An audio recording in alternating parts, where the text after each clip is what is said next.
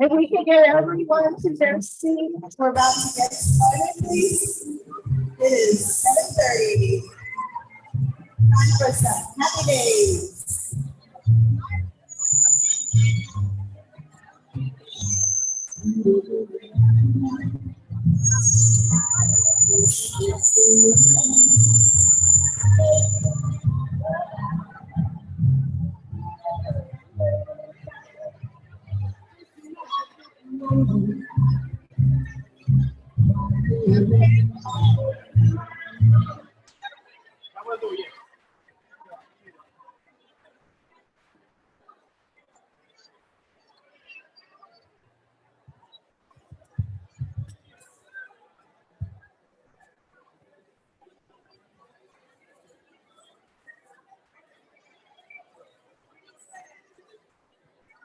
Test 1, 2.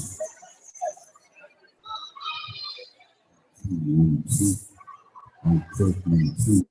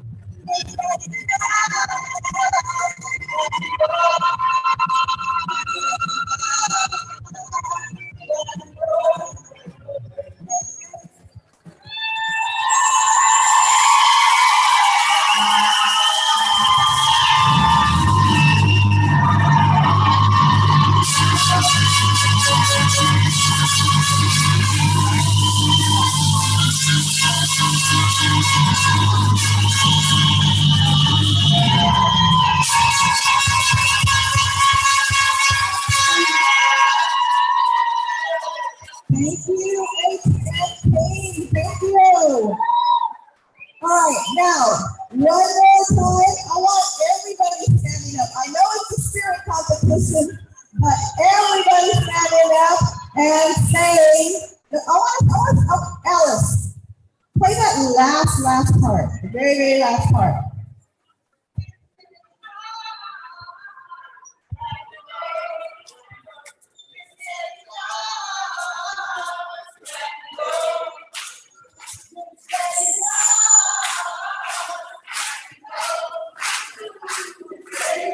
Let's see everybody. Look at everybody. All you wonderful teachers and staff. Thank you so much. Thank you so much. Thank you. Black and gold. Black and gold. Nice. Thank you.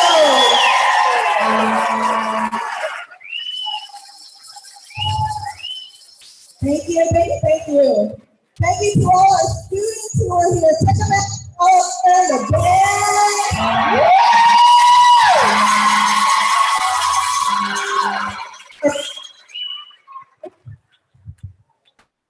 Our cheerleaders are right there. Come on in. Come on in. We want to see you all. Our football players. Where are football players? Where are football players? There they are. Come on in. Come on in. They all woke up early to come and greet you. We have some drill team, I believe, that said they were going to kill a couple of them that may be here. I'm not sure. Trying to get the word out to just bring as many kids as possible. Thank you all so much, football team, for being here so early. And check it out, we even have a female X representing.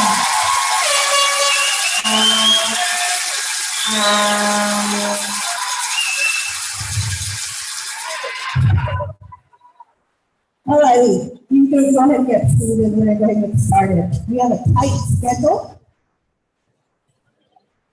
Now the students, y'all find a place to sit because you're going to be part of the judging for the spirit contest. Okay, so it's going to be real important that y'all are part of it. So just find any section where you want to sit. And we're going to go ahead and begin.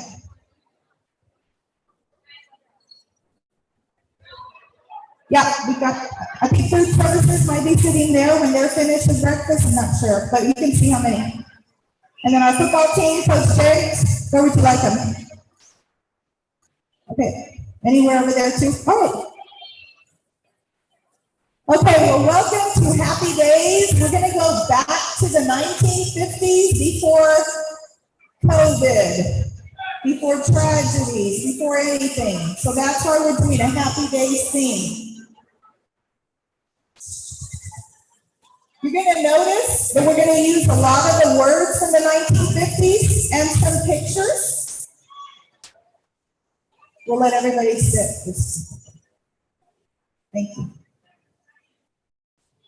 I pulled some pictures from the 1950s yearbooks of HMK High School. So if any of you all have grandparents or parents that were here in the 1950s, you may recognize some of the people.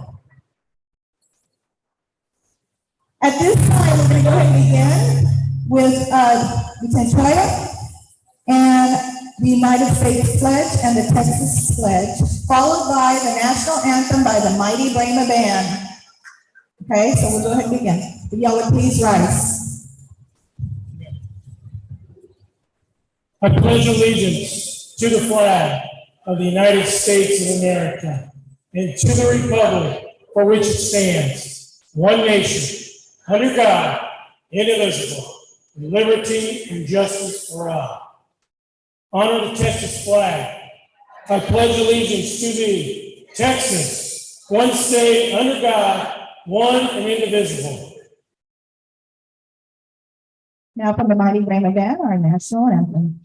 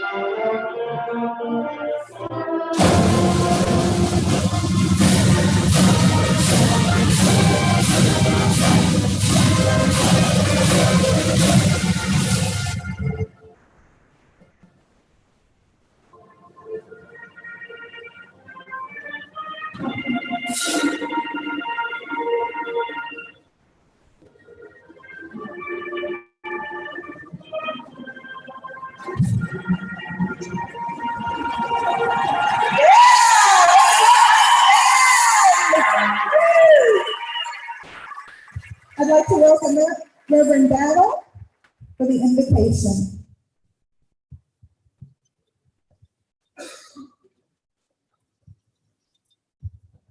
Praise the Lord, everybody. We have come to this place to celebrate. And the words say, happy days, right? And so we are having a happy day celebration. And we've gone back to 1950 when all the trouble seemed minor when we look at today. Let us bow our heads. Father, we come with a joyful spirit today. Thanking you for the opportunity to just be in life. So many people didn't make it. But God, we thank you that we are here today. And we pray for the teachers that have come, that will be doing a magnificent job. The administration that will be doing a mighty good job. The policemen that will help us. But God, we know that when you are in charge of us, everything is going to be all right. And we give you praise. We give you praise for safety. We give you praise for provision. We give you praise. And so, God, thank you that you are here, starting us off for this year. Go down the halls of every school, help every person, every student, and we say thank you in the mighty name of Jesus. Amen.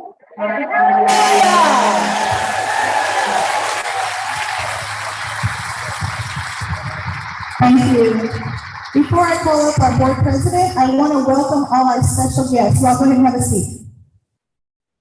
We have guests from our community, so if you're not a KISD staff member, please stand. We have Texas A&M University representatives, Dr. Silva and Dr. Bain. Thank you so much. Our partner. Go ahead and call up our board president himself, our Fonzie, Mr. Brian Kufal. Thank you, Dr. Pettis. She got it wrong. I stand before you today as Howard Cunningham from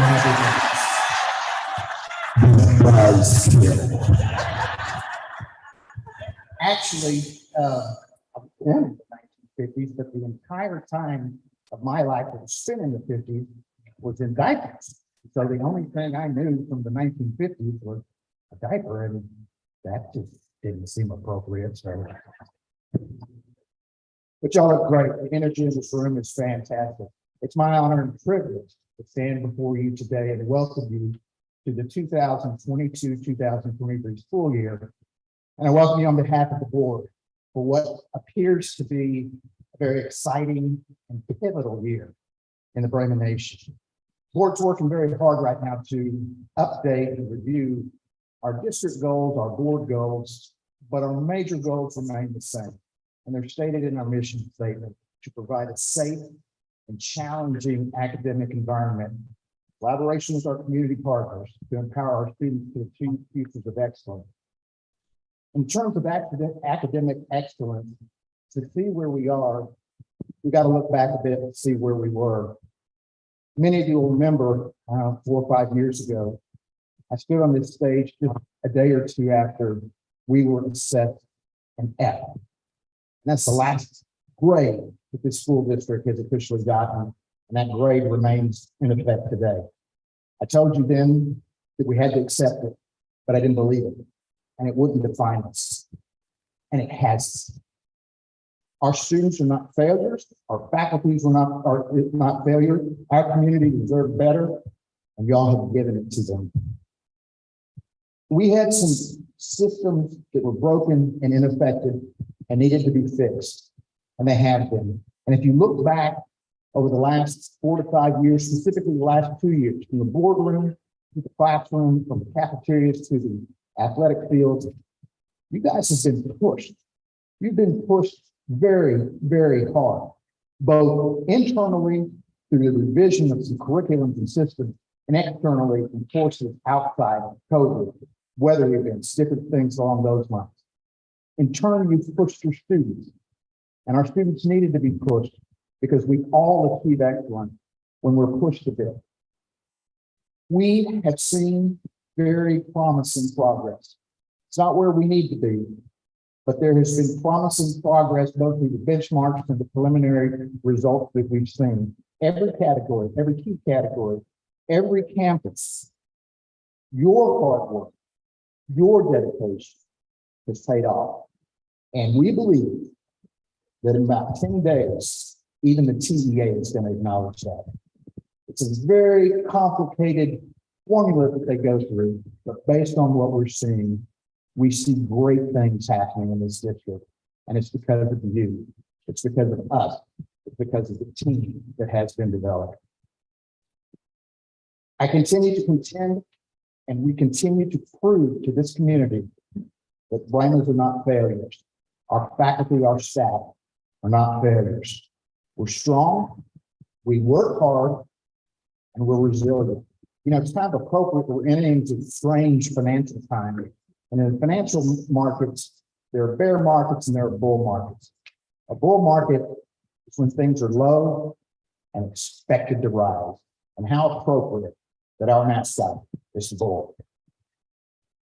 One of our other key components to provide a safe environment. We've been challenged the last couple of years. It's got to be safe both from a health standpoint, and safe from a safe standpoint. Coronavirus challenged us, and we got through it. We got through it from a performance standpoint. We have not gotten through it from a health standpoint, and it seems like it may be raising its head a little more. But we're prepared. We're ready for the next punch to be thrown at us. We've had societal pressures, evil pressures, mental challenges. Kids have been through a lot. We've seen that no community, no matter how small, no matter how rural, is exempt from some of these pressures. And a team was put together and is working very, very hard at ensuring that the safety of every student, the safety of every faculty member, the safety of our community is at the forefront of our action. Last night, there were over between 30 and 40 people, community members, faculty, staff, put together in a team led by Dr. Sandoval that is addressing the issues that need to be addressed to help provide a safe environment. Tonight and all day tomorrow, the board will be at the Education Center being addressed with safety issues. It is key, it is a component, and every person in this room plays a very vital role in that. There's some processes and some procedures that are being put in place to help provide safety and to help with protocols associated with coronavirus. Some of these may not be popular. Please understand that it's a work in progress, and that as we proceed, we will get to know what works and what doesn't work, all the while trying to be overly cautious, to protect you, to protect the students. We've hired a team of security officers that are going to become a part of the team at your campus. These guys aren't playing the gotcha role. They're part of your team. They're going to be part of your community, and they're here to help, and they're here to get to know the students, and they're going to play a vital role going forward, both the academic excellence in ensuring that our students are safe and able to come to school, and in some of the societal and social aspects in ensuring that our children are getting the help that they need. The third component is that we're continuing to be challenged from a financial standpoint. You know, we've not been allocated some money that had been promised to us. The state immediately came up and said, you got to do this and this and this in terms of safety. And they've yet to provide the dollars for that. Some of the dollars that have been provided during the pandemic came strings. And there were only certain things that could be done with this money when certainly there were other areas that could have used that. We continue to be challenged. We have a responsibility to this community to not overtax them and to spend those dollars very wisely. And we take that challenge very seriously. We have a lot of funds that are going to be going away in a couple of years because they have been provided for some key elements. Dr. Pitts and his team have worked very hard to make sure that we stand financially solid, and we do. As we move forward, we've got the known and the unknown challenges to face. Punches are coming. We know that. We just got to be prepared. And we know that we've survived some pretty strong punches, and we can continue, and we will continue. We succeeded because teamwork worked. It's a joke between Dr. Pettis and I. Yeah, I've told this story before, but one of the few, I guess, the only remaining board member that was in the room when Dr. Pettis was being interviewed, and each candidate that comes to interview for a superintendent brings a prepared presentation to us, and in her early days, and even in that interview, Dr. Pettis, and y'all know the degree of energy she has. You know, I don't have that same degree of energy, but he has it. These are hearts. And I roll my eyes a bit and all this. She's proven me wrong. She's proven, she's made a believer. And it's true. It does work. It works at the district level. It works at the campus level. It works at the department level. We're not an F because of y'all, because of us, because of who we are. And I thank you for proving them wrong, and we'll continue to prove them wrong. We got to focus on the comeback, not the setback. We've been through some things. We've been punched in the gut. We've been punched in the teeth. But we're focusing on the comeback, not the setback. This seems to, and I'm not going to get into woke politics, but this seems to be the year of pronouns. Our pronoun is we. We can make this happen. Not I, not you. We can make this happen and happen.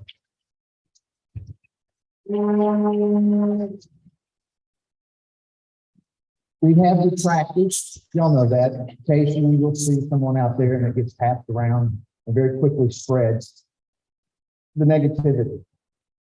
But we have so much more positive vibes coming out of this district and out in the community. My trips to the grocery store are no longer having to explain why things happen. It's excitement in people saying great things are happening. And I thank you for your contribution to that. It takes every one of us, regardless of your role. It takes every one of us to make this district great.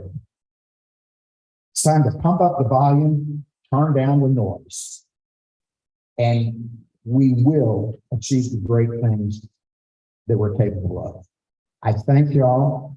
It's a great day to be a Brandon.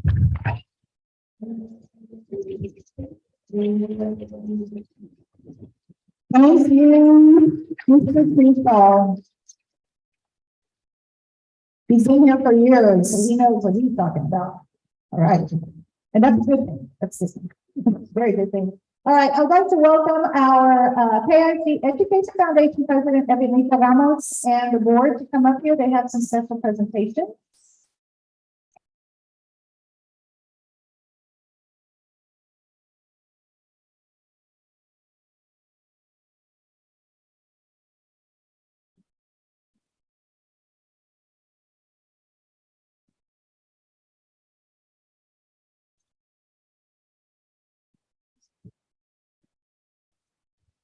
Good morning.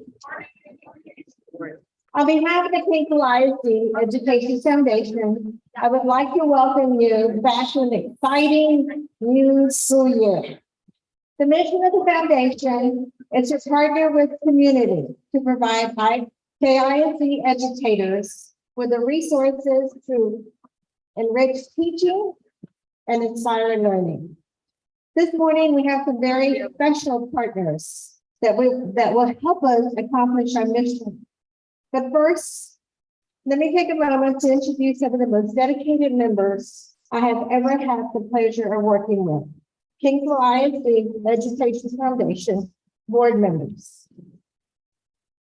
Dr. Cissy Bennett Reynolds, Reverend Battle, Belinda Delgado, Francis Garcia, Stephanie Garza, Doris Martinez, Sylvia Perez, Martin Chapa, RJ Loretta, Eloise De Leon, Dilma Salinas, Sandra Jefferson, Alice Cijarina, Dr. Sandoval, Michelle Butler, and I want to thank Jacob Perez and Dr. Diego Vasquez Cruz for his service to the foundation, and we wish them very happy days during their retirement.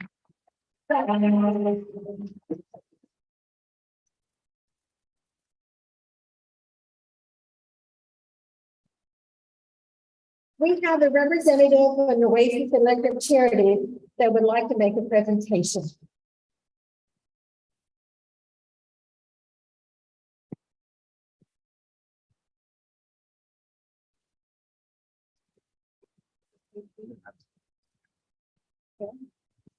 Good morning, KISD. My name is Kate Cannon, and I'm here with Oasis Electric Cooperative.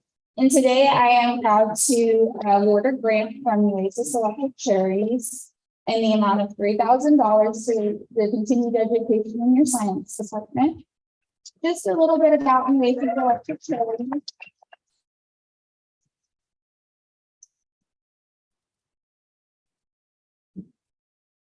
At Oasis Electric Cooperative, giving back to our community we serve is a core cooperative principle. The Operation Roundup program from Oasis Electric is a great way for the co-op and its members to give back. Operation Roundup is a simple billing program. It allows our members to round up their electric bill to the nearest dollar. This donation never exceeds 99 cents per month, but every penny counts. In 2021, NEC members made it possible to award over $144,000 to 25 local charities. This gave much needed support to our charities in doing important work in our communities. We are honored to be a partner with Kingsville KISD Education Foundation in this grant. Congratulations. Thank you so very much, Henry too. And these $3,000 have been tagged for fifth grade science equipment. So it's coming fifth grade teachers. Science equipment.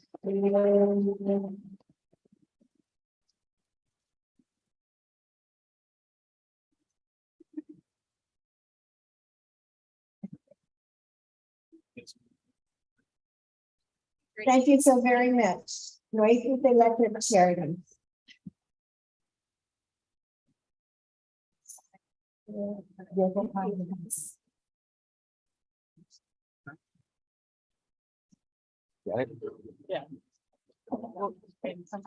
Commissioner Schultz from Clay County Commissioners Court would also like to make a presentation.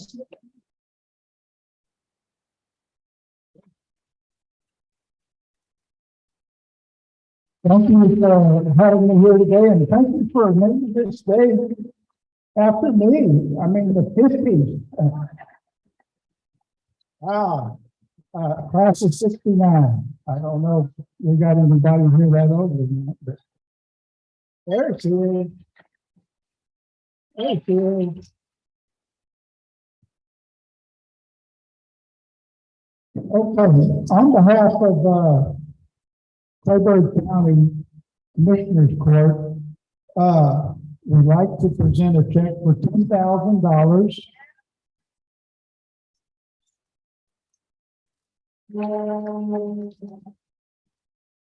And we took this to court and we voted on it with Commissioner Rossi in Precinct 1, myself, Chuck Schultz, Precinct 2, Gary Martinez in Precinct 3, which is down in the Rivera area, and Marcus Salinas, who is in Precinct 4. And our county judge also voted on this, and it's because of him mainly, because we declared Clayburgh County a disaster area in the last storm that we had. So we were able to get some extra money. We've been blessed in Clayburgh County. And this money, Brian mentioned, this is a we thing. So we're in this with 100%.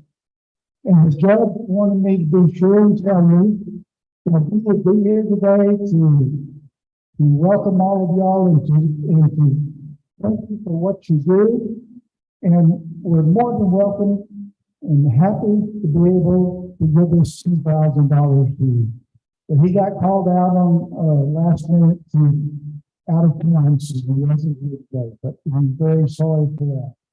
But again, it's a weekend, and we're here with you 100%. Thank you.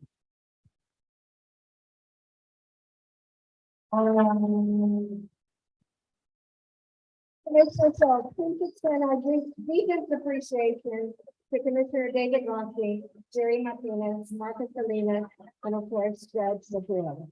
The foundation will be using these funds to support KISD students and to continue supporting our staff with resources. Again, thank you so very much.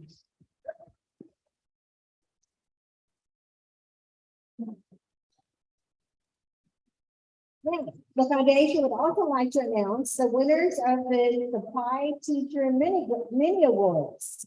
After the announcements, would you please come to the table in the entrance and pick up your $150 vouchers?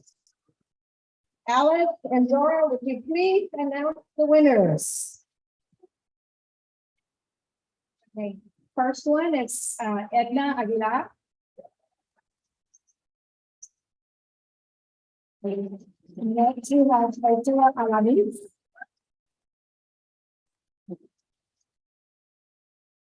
Aida Aleman.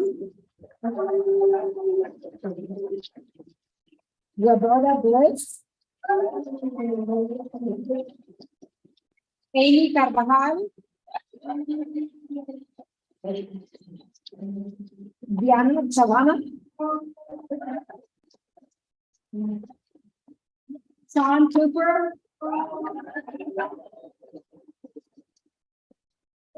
Marisa Hamilton. Nestor Hinojosa.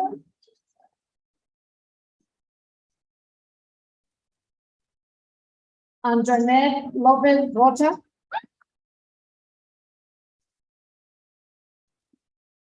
Yesenia Nieto.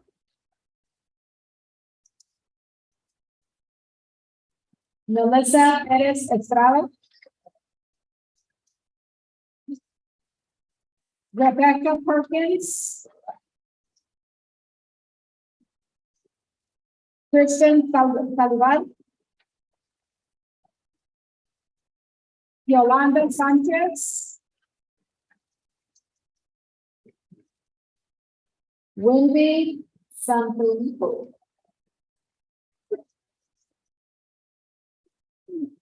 Nikki Tijerina. Maria Bella Hernandez. Texas Villanueva. Angela Villarreal. Ruby Villarreal. And Gregory Wallenstein.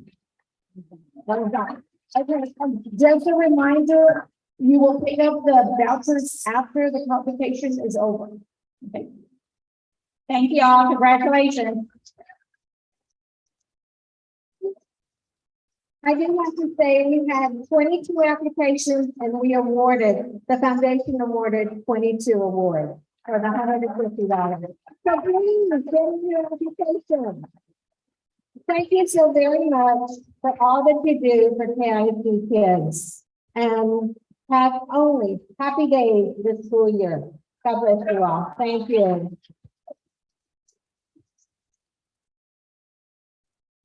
When y'all get my email saying apply for these mini grants, there's a reason for it. You get some money, okay? So thank you so much for awarding that. Ms. Anita Ramos was my homemaking teacher when I was at Gillette Middle School, okay? And so she's still rocking, all right? I'd like to recognize our Board of Trustees. You would please stand, whoever's here. I believe Joey Ellis is here. We have Elizabeth Ramos here. We have Mr. Martin Chapa here. And of course, we have our board president, Brian Cooper.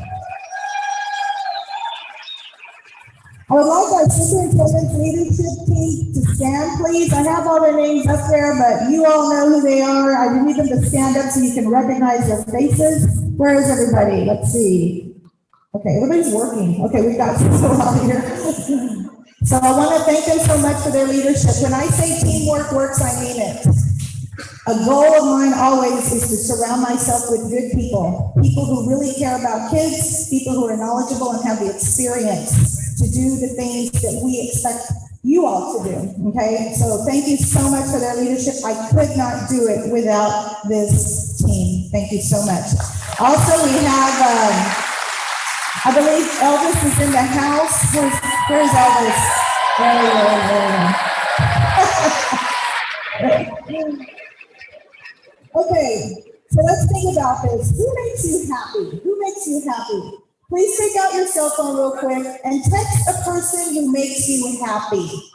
But tell them why they make you happy. Make sure you tell them why you make them why they make you happy. I hear some laughing. I wonder what that means. Too often we get too busy and we forget to thank the people who really make us happy. So I just want to give you a minute just to do that real quickly.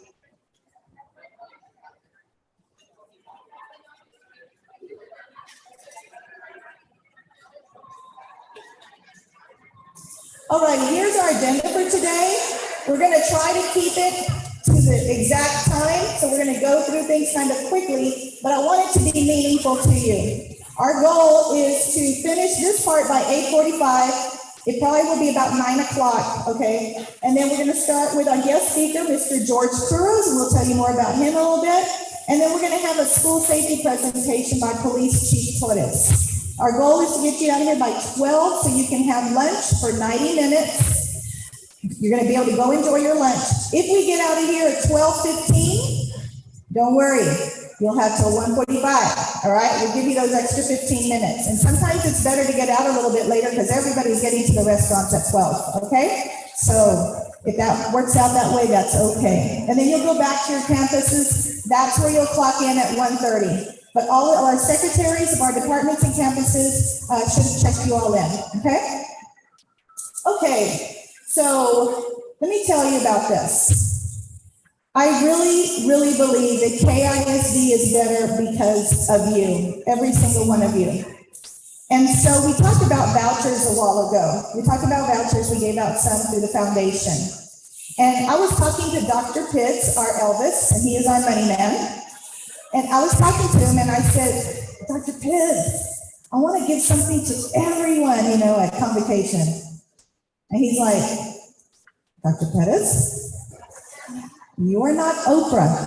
You cannot be giving something to you got this, and you got this, and you got this. And I said, Dr. Pitts, I may not be Oprah, but I'm the KISD ISD superintendent, all right? And I can give a voucher to every single person that comes in if I want to. And he's like, you got that. All right. So you have a voucher, you have a voucher, you have a voucher, everybody's gonna get a voucher. At this time, I'd like for the principals to take out the bags. We're giving you an insulated bag. It's got a little logo at the bottom that says KISD is better because of me. And it has a voucher in there for you. Teachers are gonna be able to spend $100 at Amazon or at Gateway, whatever you choose. Anyone who's not a teacher gets $50. Everybody, our custodians, everyone.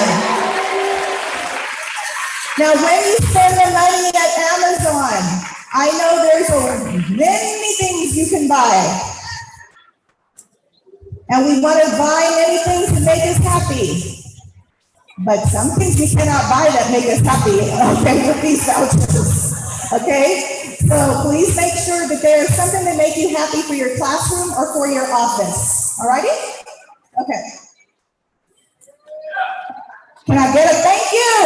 All right, here. Thank you, Elvis, all right? Because when you think about it, we have 200 teachers at $100 each. That's how much? I'm not a math person. How much is that? 20,000. $50 times 300 people is how much?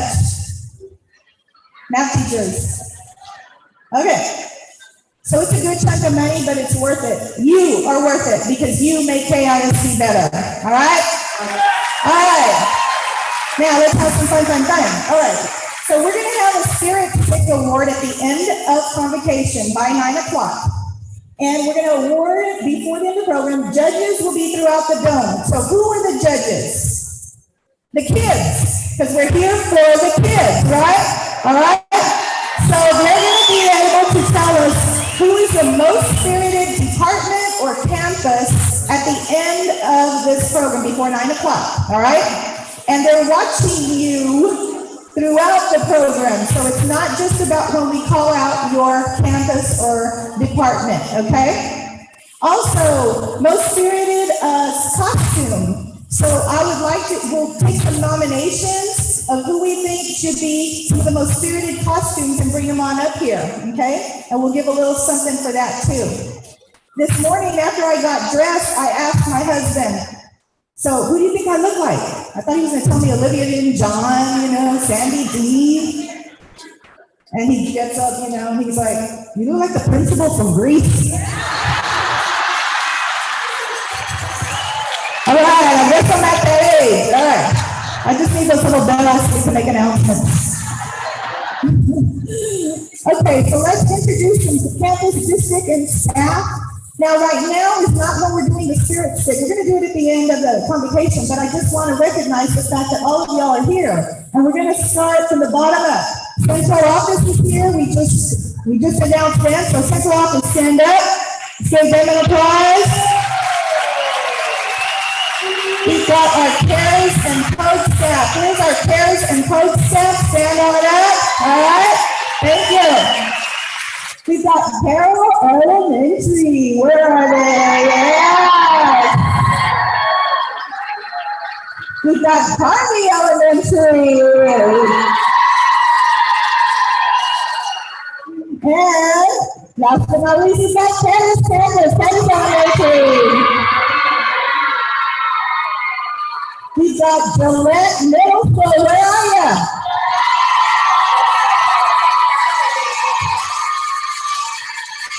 We've got H.M. King High School.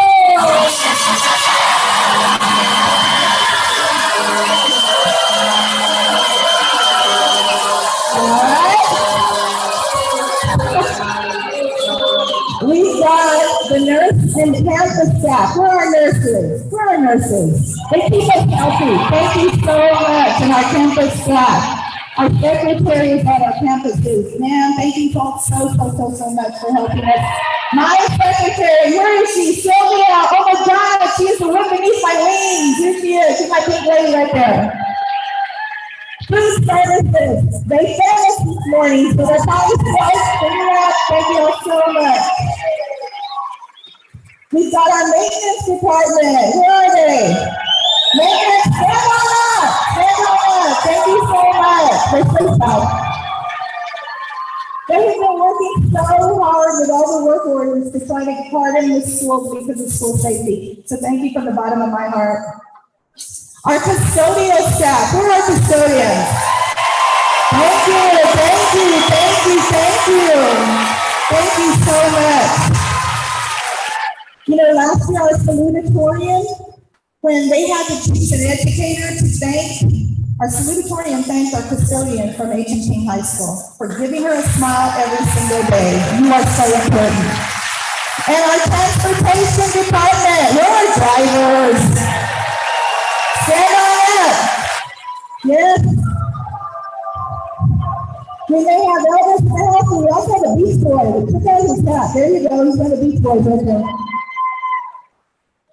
Okay, so what we're going to do is we're going to reflect back real quickly on last school year, okay? August 2020, this year, will make 2 years that I've been here. Well, I like to look back. What happened the first year, what happened the second year. So right now, we're going to look back a little bit. And this is just a quick overview of what I gave to the state of the district, when we have the state of the district. And let's remember, we have been through COVID, okay? And John Dewey is a philosopher. He's considered the father of education from decades ago. I know about him because when I had to do my dissertation, he was the one that I used his theory, okay? And he talked about you learn by doing. But he made a statement and he said, back then, that was decades ago. He said, if we teach today's students as we taught yesterday's, we rob them of tomorrow. And that is so true now. It's like before COVID, before Uvalde. Life is so much different. We've got to adapt and we've got to change. And if we look at our third graders, okay, from this past year, their last time that they were in a normal setting was when they were in kinder. So their first grade and their second grade was disrupted. It was remote. And then the second grade year, remember, it was slowly coming back in person. And we expect them to come to third grade and boom, be able to pass this with sergeant, right? Or at least that's what the state expects. Well, we know we had to work harder. So I thank all the teachers who did that and so forth. If we look at our sixth graders, the last time they were in a regular setting, they were in third grade. So they missed out pretty much. It was disrupted fourth and fifth grade. And we expect them to go to middle school and boom, you're a middle schooler now. The same for our ninth graders. Those developmental years, they didn't really have that social interaction, the traditional settings that we all did. Yet they had to come and become freshmen and act like normal freshmen. We knew this past year was different, but we adapted. But we knew that there was a lot of mental and physical trauma because of COVID, okay? There was learning loss. There was mental health problems. Kids didn't know how to cope about a lot of things, okay? Because they were just by the computer for almost 2 years. And suicide ideation, that's on the rise. So in September, we're going to have another suicide prevention symposium. We're hosting it for Kingsville, and we're going to invite districts from around the surrounding areas like we did last year, and make sure we at least open up the conversations, because kids need to be able to talk about this. The school shootings, the active shootings, look at what we have seen, what the kids have seen. They're living in a different world. But what do? We relied on our nurses and our educators who are heroes. We hired more heroes, such as our behavior specialists. Where are behavior specialists? There they are, behavior specialists. And rotate around, there they are, right there. We hired diagnosticians. Where are diagnosticians? Man, they are like in demand, they're so good. And some used to be here, and we brought you back, right? I know, Alice KISD is not happy with me. And also an LSSP, a licensed school psychologist. Where is she? There she is, right there. We opened up some new early childhood special education units. That had not been done before. So 3- and 4-year-olds had not had that service, but yet we have autistic students. We have them with special needs, and that service had not been provided. Now it is. We thought we were going to open up 1 unit. We ended up opening up 2 units, okay? School safety team, where are those gentlemen? Wait, let's go. There they are. They are protecting us. So we had gone, it was about 2 weeks before Uvalde happened. And I had asked the board, I said, we really need some more security on campuses. And they supported us in hiring them. But then I said, we really need more. We need in every campus. So they supported that. So Gillette will have 2. Okay, where's Jason? Yeah, where are you? And David Galindo, where is he? He might be out there protecting us. There he is, right here with Gillette. For the high school, we have Arnold Perez, who's the lead for the district, and we have Gaspar Ramirez. Where are you? There he is out there. For the elementaries, we have Albert Munoz. Where is he? Where's Albert Munoz? There he is. He'll be at Harvey Elementary. And then we have Mr. Lucas Garza, who we just brought in. There he is up there. And he's going to be at Harold, correct? At Harold. We've hired the one for Pettis Elementary. We're just processing. All these gentlemen have experience in law enforcement. Most of them are Brahma alumni. So pull up those horns if you're a Brahma alumni. Let's see, there you go. All right. Thank you so much for your service.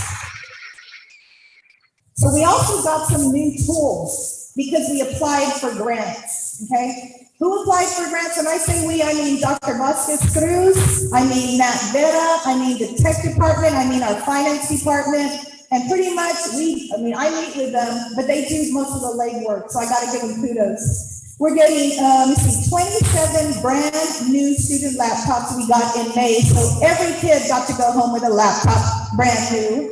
1,500 brand new hotspots for students, 225 brand new teacher Chromebooks with internet access you will be getting, all teachers, all right? 1,400 Chromebooks at Gillette and H&P are going to receive renewed internet access because that contract was already ending. We also got 18 school buses that are going to have internet access. So that is fantastic, all right? Because we'll be able to park them at places.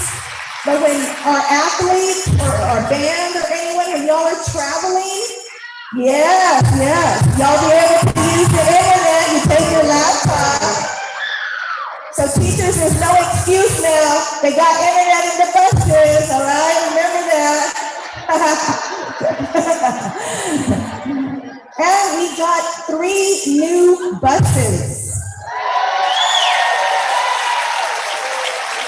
That was huge. That was over $200,000. And Matt Betta really, I mean, he took the jump on it, and I cannot thank you enough. Thank you so much.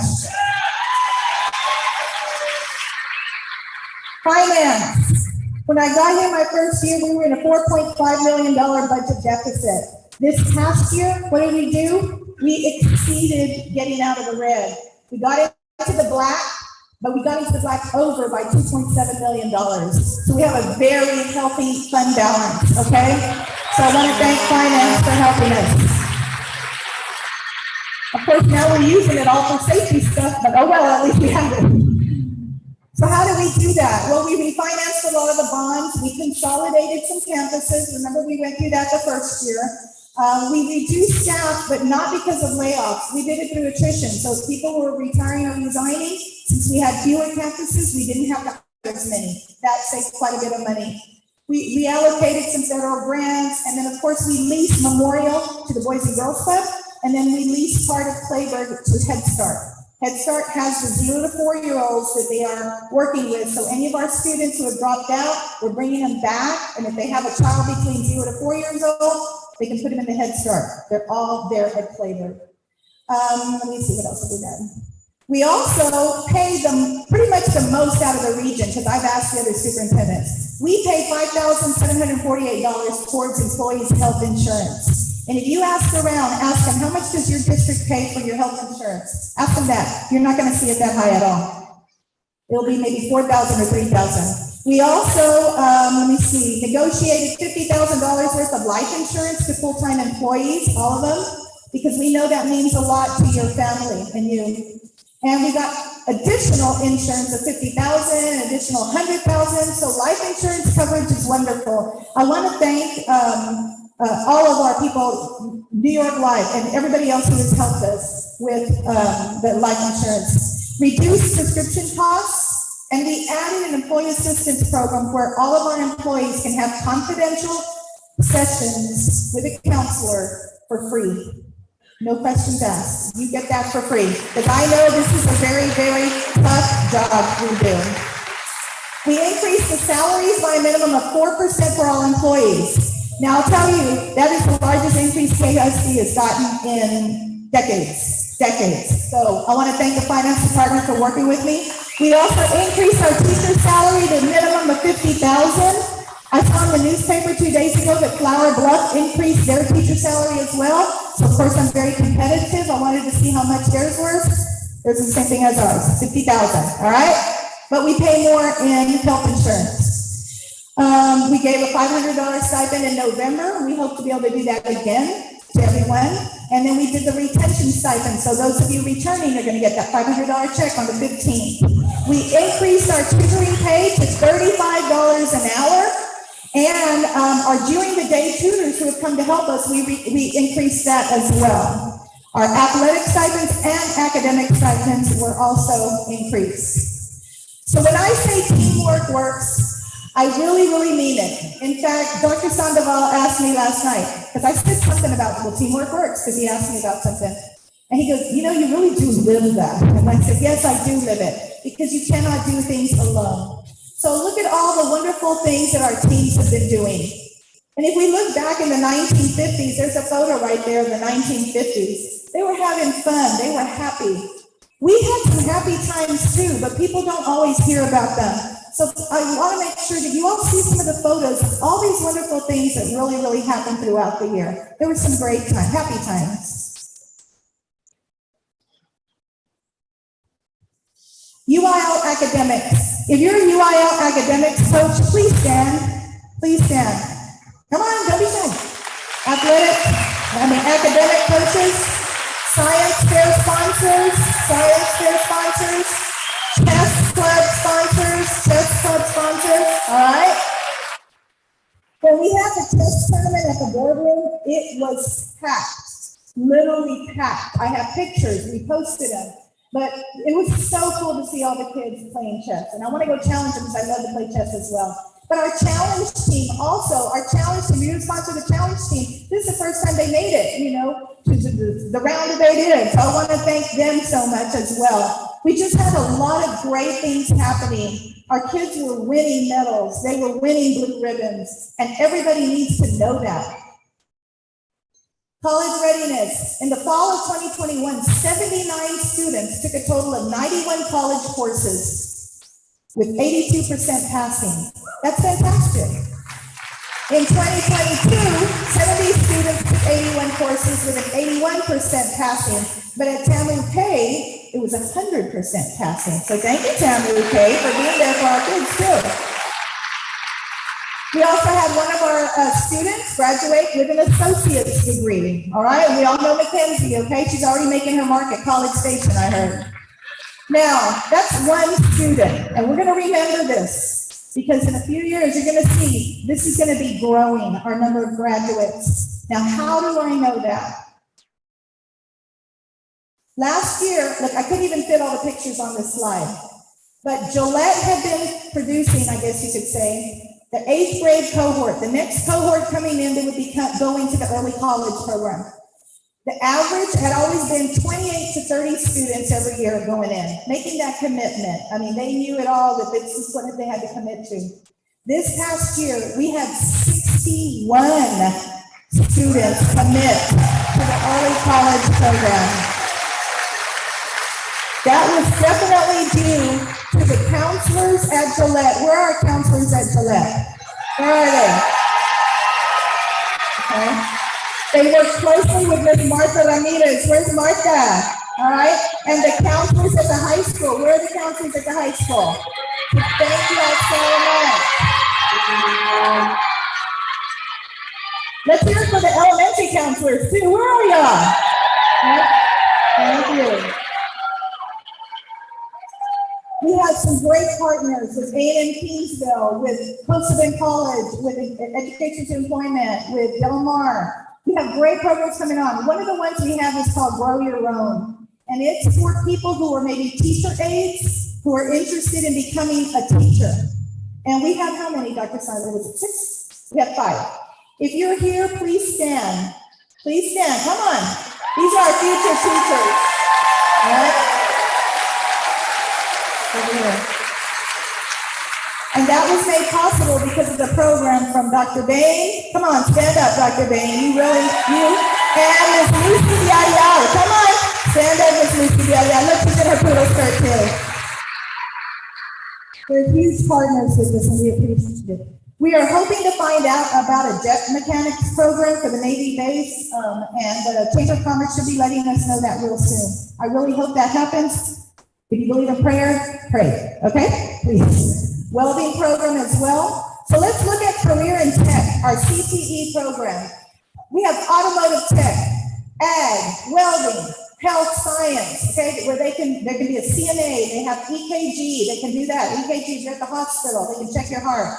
PCT, digital communications, animal science, vet techs, engineering, we've got robotics. Teaching and training, we added that this past year. Why would we add that? Because we need teachers and we want to grow our own. And if we don't pique their interest right now, and students, it is really cool to be a teacher. All right, so consider it. All right. Business management and entrepreneurship. And then we got our students that are at the Claybib Center, we got them OSHA trained and at the high school as well. So if you are a CTE teacher, stand up, please. You are preparing our kids for the workforce. Yeah. They won so many awards. They went on several trips. They won blue ribbons. They won medals, grand champions. It was awesome. Beautiful, beautiful. And even in the elementary, our students who were in FFA, so proud of them. So my first year here, we had 17 kids complete certifications. This past year, we had 102. That's incredible. The number's still at 102, right? Yes, the number's at 102. It's fantastic. All right.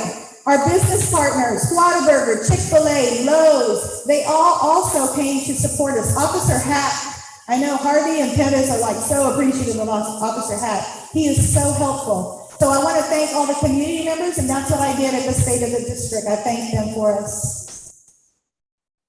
Communities and schools, where are our CIS teams? Communities and schools, the campuses, where are they? And our parent liaisons, where are parent liaisons? Come on, stand up. Y'all are so tired, okay. Communities and schools help feed our children and families. They also help get them clothing, hygiene items, things like that. And then during the fires, they also help make, over there near Ricardo, they help make sure that they got some Gatorade and things like that to the first responders. So I thank them for their service. Now, we hosted the Special Olympics. That was so much fun. We had districts from all around that came. It was beautiful to see all the different districts, Robstown and who was it, Taft and Port Lavaca. There were so many, so many. I want to thank Miss Michelle. Where are you, Michelle Gallo? There she is. Coach Davila helped there as well because of the domes and everything. And then we even took the plunge.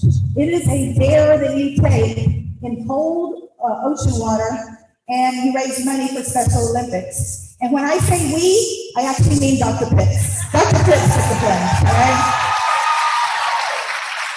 Way to represent. Now let's talk about athletics. Oh my gosh, our golf team. Where's our golf coach? Golf coach. Coach Richards. Domain, he's in Domain. Back to back, going to state. That is so, so cool. And most of them did not graduate. We still have the team here. So we're excited to see what they do this year. But let's hear it for the girls also. Look at those power lifters. They went to state. Where's our powerlifting coaches? Stand up, powerlifting coaches. Come on, don't be shy. Yes. Yes. Way to represent. And then our basketball team. Not only did the boys do well, but so did the girls. They went even farther. The boys went even farther. So we're our basketball coaches. Thank you all so much for everything. Stand on up. Thank you. Yeah. And how about our other coaches? Look at how well all the other teams did as well. We had MVPs, for all districts. We had our athletic trainers, we had track, soccer. So if you're an athletic coach, please stand. Gillette and the high school.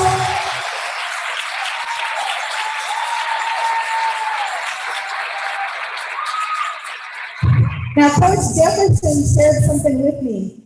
He sent me a picture of a bunch of, what are they called, shoulder pads that had been stored somewhere and gotten old, moldy, not moldy, but mildewy or whatever, the safe one.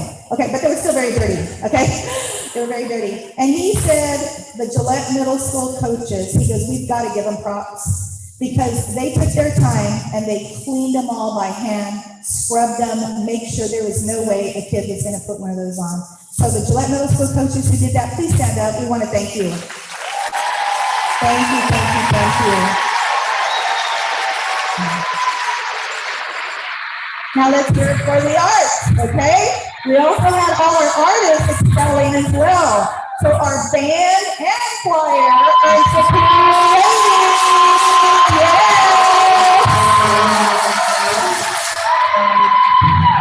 Our one-act play with the young team, we were so excited with our one-act play, and band directors and choir directors, please stand as well.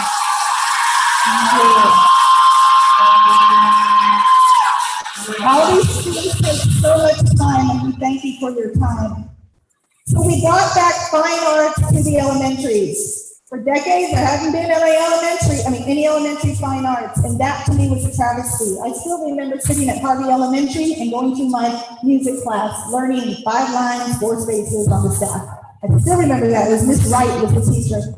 And my heart broke when I found out that elementaries did not have fine arts. So that was one of our goals, and we got it in this past year. So if you're a fine arts teacher in elementary, come on, stand up. Thank you so much for taking on the challenge. Really appreciate it.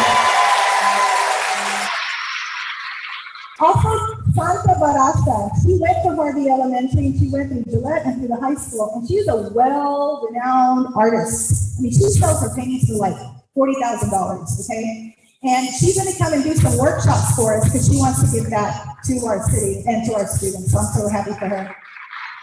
Now let's hear for the ROTC, okay? Let's see, where's our ROTC commanders? All right, there you go. There you go, there you go.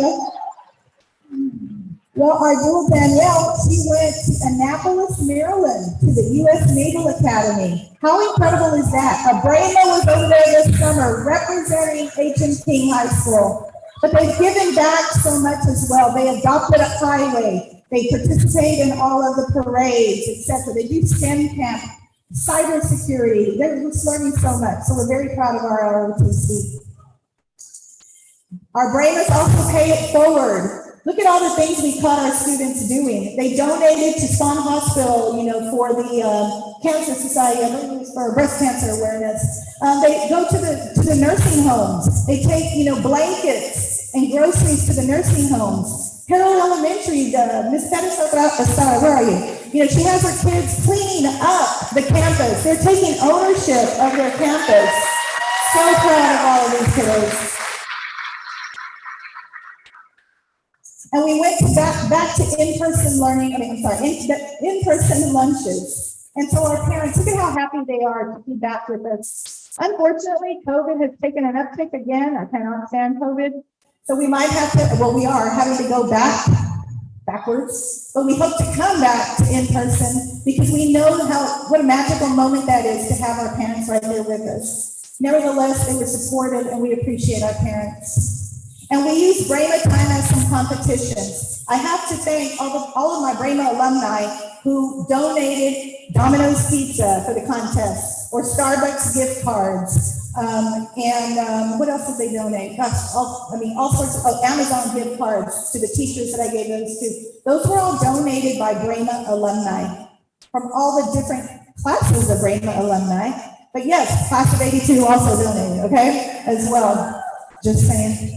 All right, so let's talk about the history of academics. Mr. Kupal talked about that a little bit, and he said where the academics have been, okay?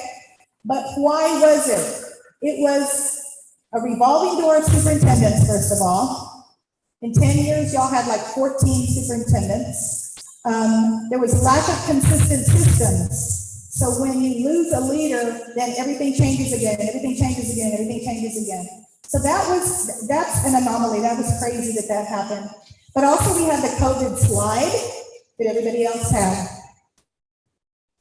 But our board has some goals. So they're saying like the third graders, hopefully by 2025, and also of course our fifth graders and our ninth grade, etc. In 2025, we hope that they reach the goals that we've set for them, but we're going to be measuring continuously. How have we been doing some of this improvement? Well, we definitely had to get consistent. We had to make sure our elementaries are consistent because sometimes kids move from one school to another and you don't want them to go and start all over again or go backwards. You want them to make sure that they're receiving some consistent instruction. We focused on data, consistent lesson plans. If you worked in the summer as a summer curriculum writer, please stand. If you worked in the summer and attended any summer professional development, please stand. You have laid the foundation of instruction for this year, and we cannot thank you enough. So let's talk about our scores this past year. We focused on growth, okay? In English 1, we stayed the same, pretty much, okay? In English 2, we had a 5% gain. In Algebra 1, we had an 18% gain. Algebra 1 teachers. At Gillette, in Algebra 1 at Gillette, we had a 47% gain. 100% of those students passed their Algebra 1. In U.S. history, they had the highest, 82%, in the highest school. So They had a 5% gain, so US history as well. Biology had a little bit of a drop. We are working on it, but we gotta be transparent. We're not gonna just share where the gains were. We have to know where we are, but we're gonna work on it, and they're already working on it, okay? I'm very excited that they decided to take ownership and said, you know what? We're gonna be in the green next year, you just watch. I love it.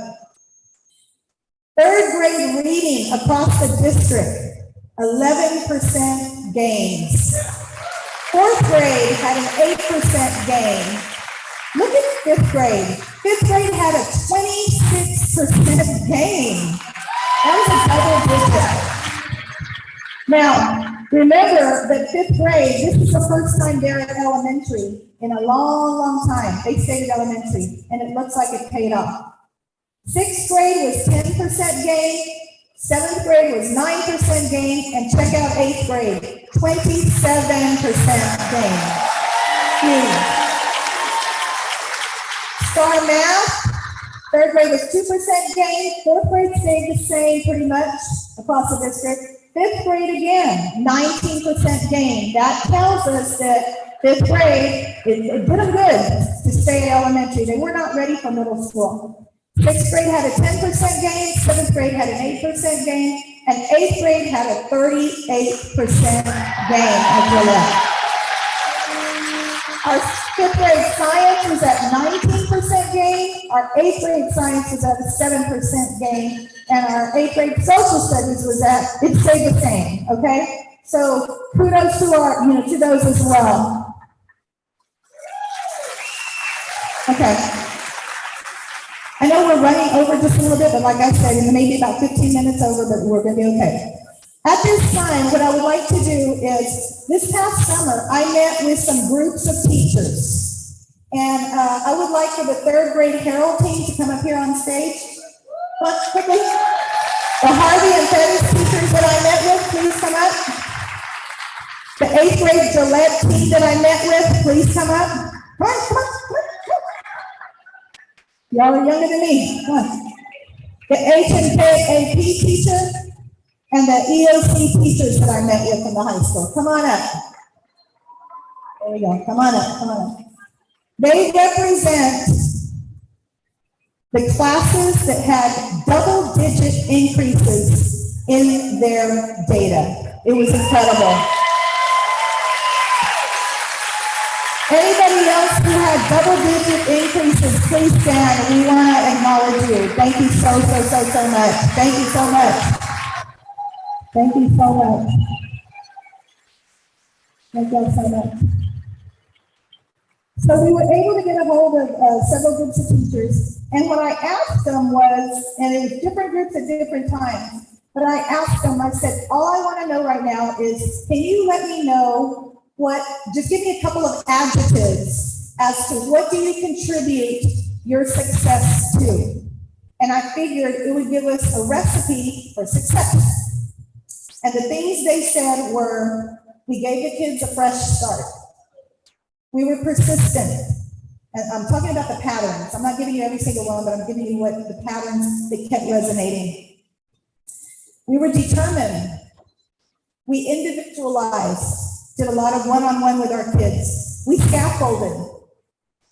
We knew it was too hard to take a big old chunk, so we chunked it. We used analogies.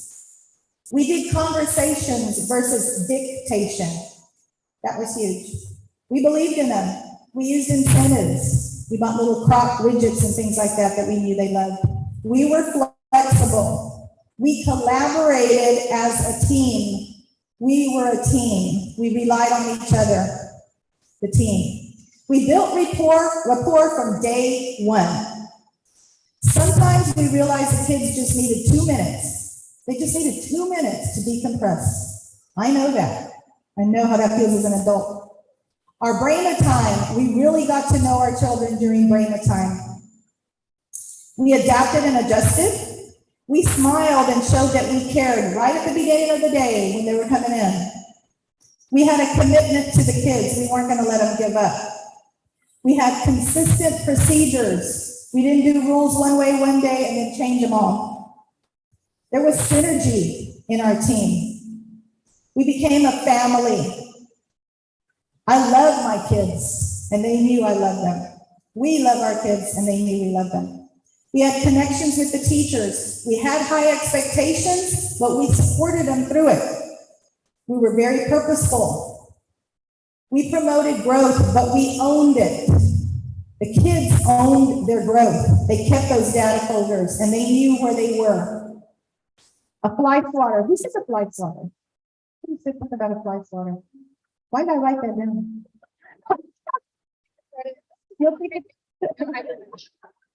Maybe it's on my like grocery list and I wrote that down. I don't know why I that. Anyway, we talked about advantage versus disadvantage. That's weird. Okay. We made learning fun. We persevered. We connected with our parents very, very closely. We contacted them through Zooms or we called them. We made them realize that teachers are humans, so they were allowed to challenge us. They were allowed to be the teacher sometimes to see if they could do it better, and they loved it, they owned it. They were firm but fair. They helped each other. Yes. You're close. Oh, so when a student wasn't doing well, they'd say, you're getting close. And they'd have a peer help them, right? He's getting close, show him how he's getting close. Third and fourth grade teachers,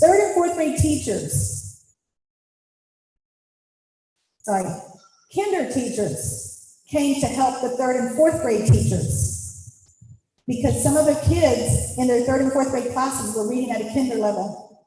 So the kinder teachers came and helped the kids with decodables. So let's hear it for those kinder teachers who did that.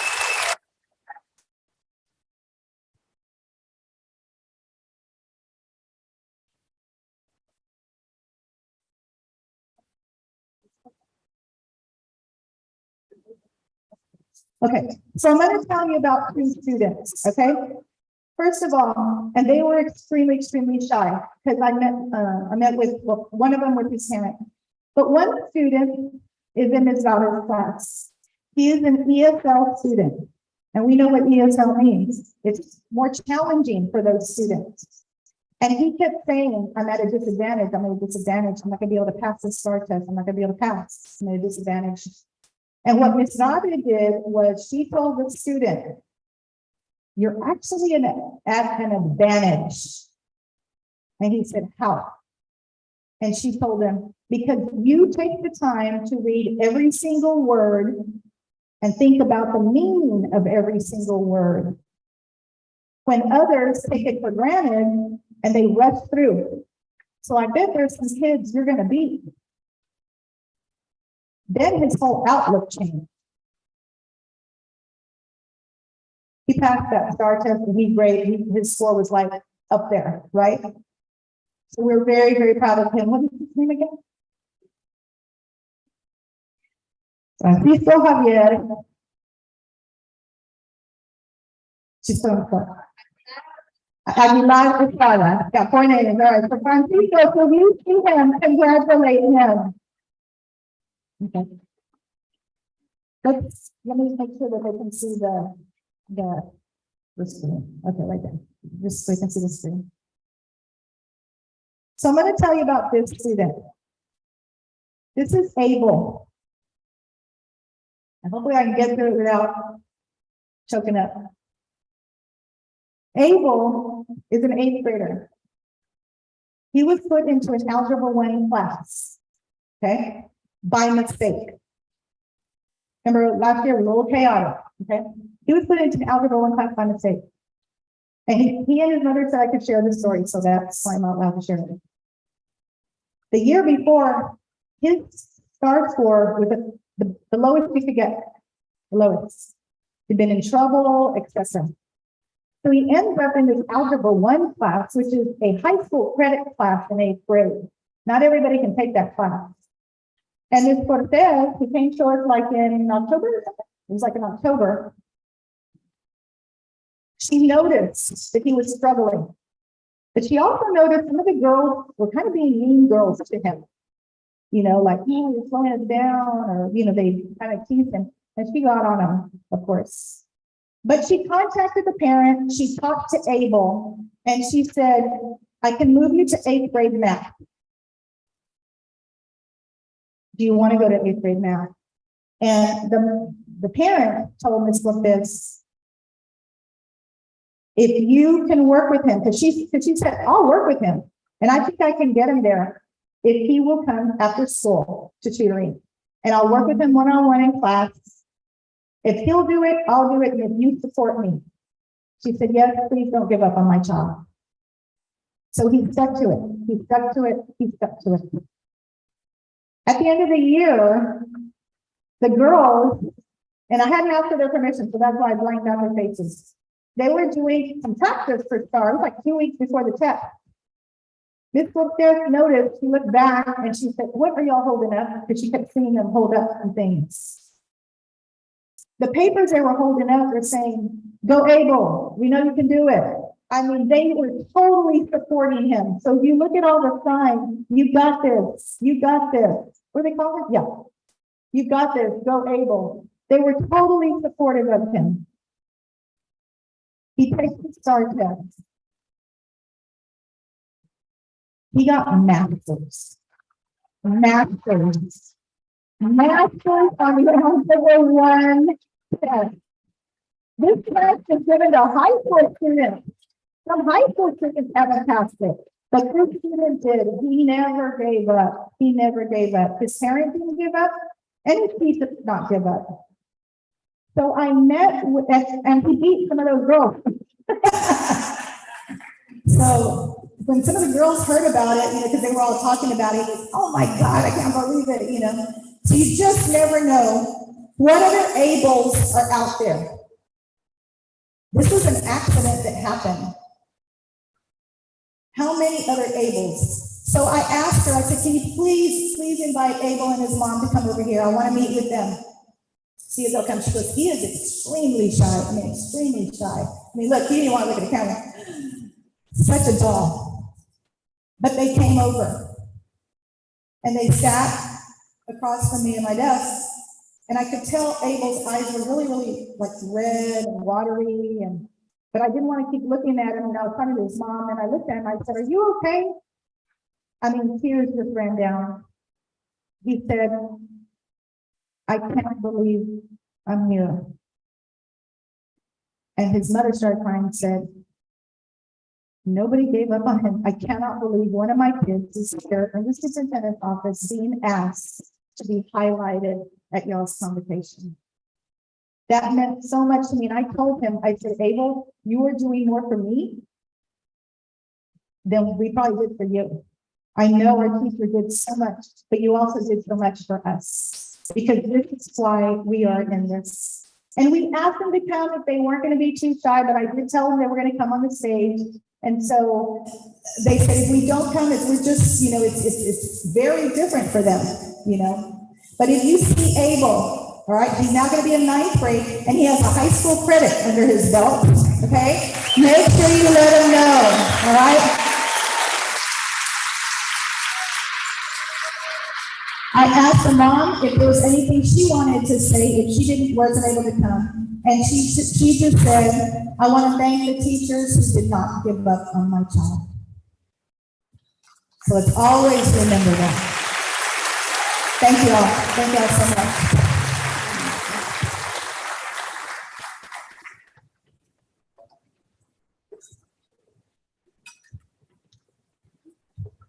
So we're going to end by looking at our seniors and everything that they did. There's so many of them that are already going off to college. I know Coach Davila, you just had yours at College Station, and Miss Ida Aleman, I know, where is she? She has her daughter as well. So this is a time where our kids are going off, but this is why we do what we do. We want to honor them for all their accomplishments, and we're going to keep on doing that. Clayburgh Center, we opened it up this past year. We've had several students complete their diploma, but we need to boost those numbers. And so we're being very strategic. We had a meeting, Dr. Williams, Dr. Ceballos, Dr. Sandoval, Ms. Odi Moreno, and we met very, very continuously this summer to make sure that program is set up for success. We are going to definitely acknowledge the students who get their diplomas while they're at the Clayburgh Center. And we have a head start there as well. So thank you, Ms. Oni Morena, for helping us make sure that she takes care of those kiddos. The whole reason we do all this is for that magic moment. It is for them to graduate. I was so proud of our seniors, and let me tell you why. Because every single one of them clapped or applauded for every single senior who crossed the stage.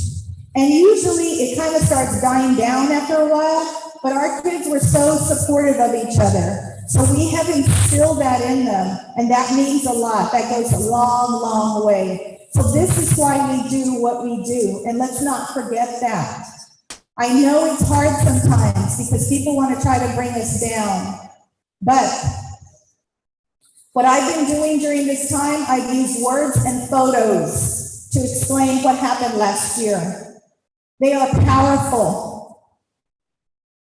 Promote the positive about KISD and about our profession.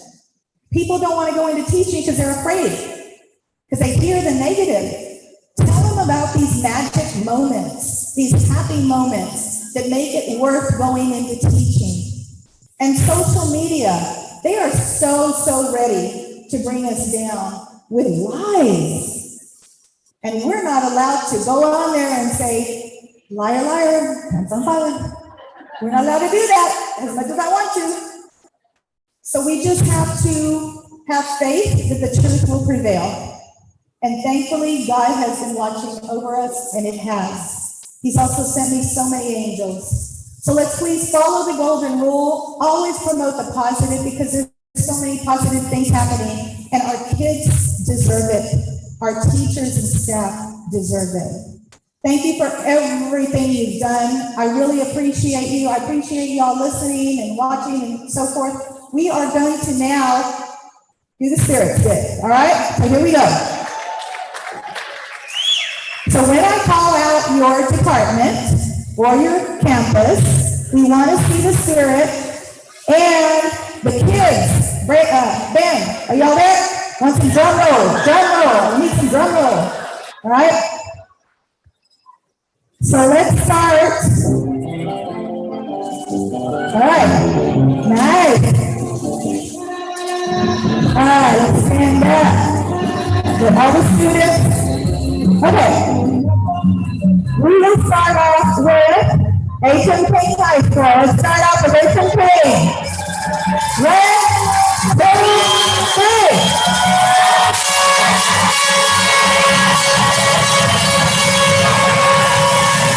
All right.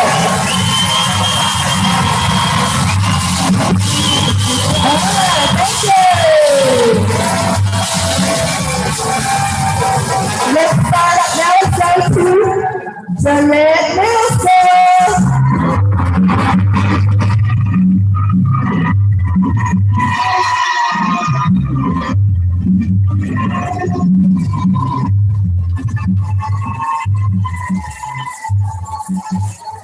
Thank you. All right, let's do some elementaries. Let's go to Pettis Elementary.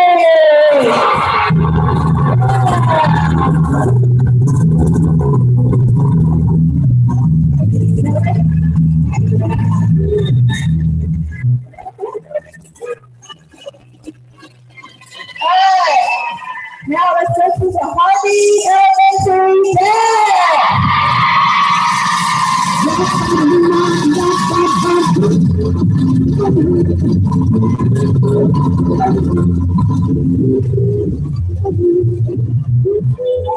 Okay, and now it's time for Hell Elementary.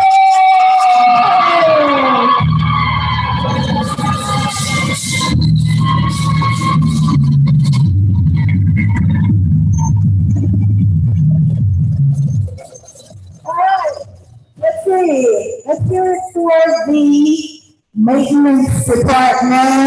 We're going to go down the crowd.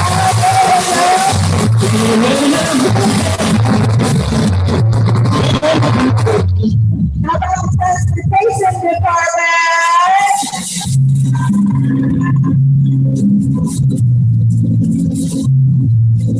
Let's see. Our finance department. Who's our finance department?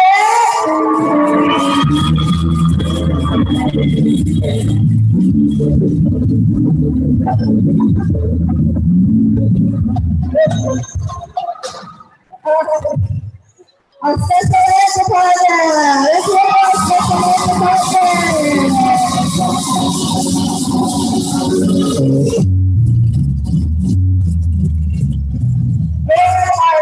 This very central office, I mean, we didn't need to qualify because it's not like fair, but anyway, central office, here we go.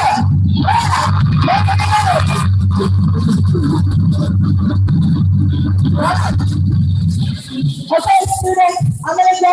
Oh, wait, did I miss anybody? Miss anyone? Where is our food services? Oh, yes, okay. Oh, you're with the campuses. All right, food services are with the campus, so we want to acknowledge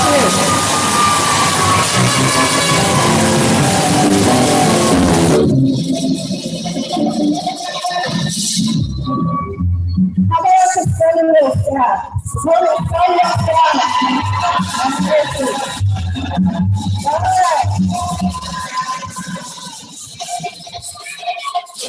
All right, I need the cheerleaders to pick one. I need the football players to pick one. Both, whoever the spokesperson is for each one, come on down. I need the band to pick one. Y'all come over here.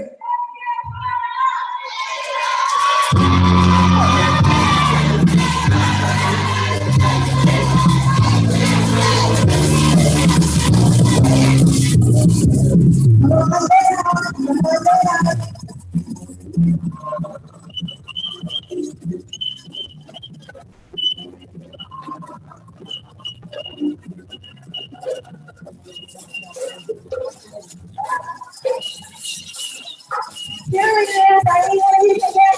Football players, I need one of you to come down. Band, who's the band rep? Come on up.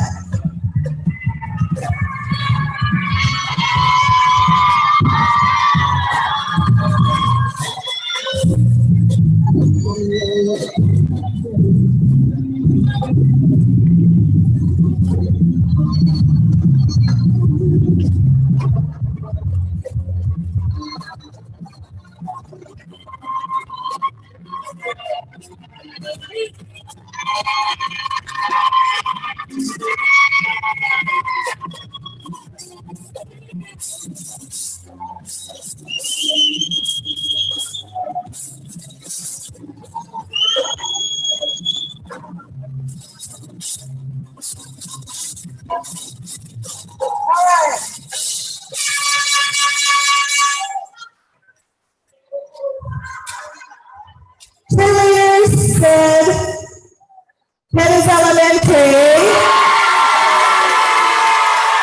Football players, we're going to be good sports. Football players said, Harvey Elementary. And the band said, H.M. King.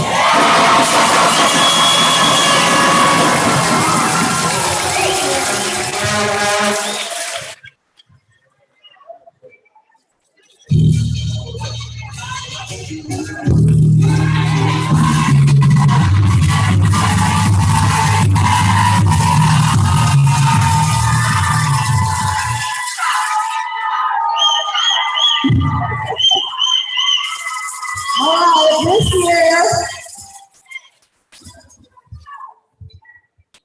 we'll give out this big spirit stick, but then we're going to give two smaller ones probably because we want to show the love. All right, the big spirit stick goes to H.M.P. High School.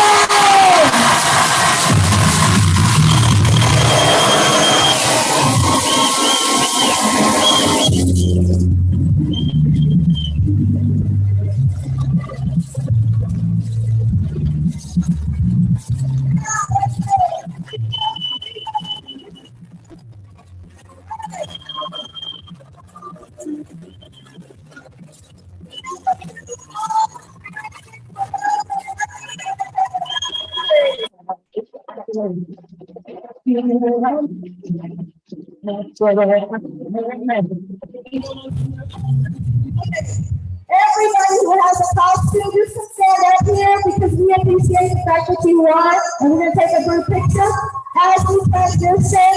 Let's see. to our guest speakers. So if everybody is wearing a little something, come over here, we're gonna take a group picture, and to meet all of you are winners. You get a prize, you get a prize, I'll say that. Y'all can go ahead and take a quick 10-minute restroom break. They're all right there, the restrooms, before we get on to our guest speaker, all right? Thank you.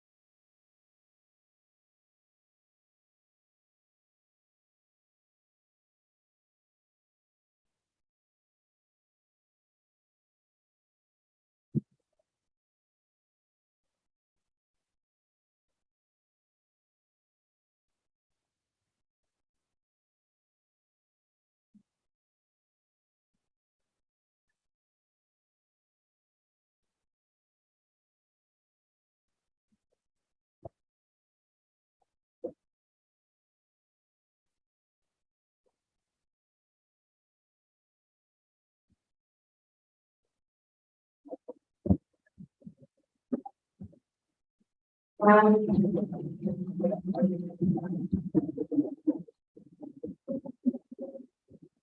let's start rounding up all the rainbows. Let's get all the rainbows down there. So rounding up all the rainbows.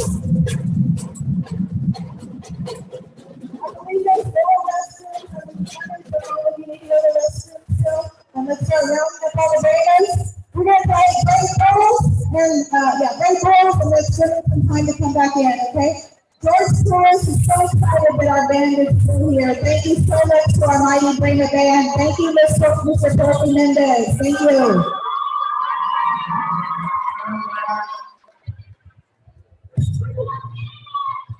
So rounding up all the rainbows. It's like hurting in all the balls.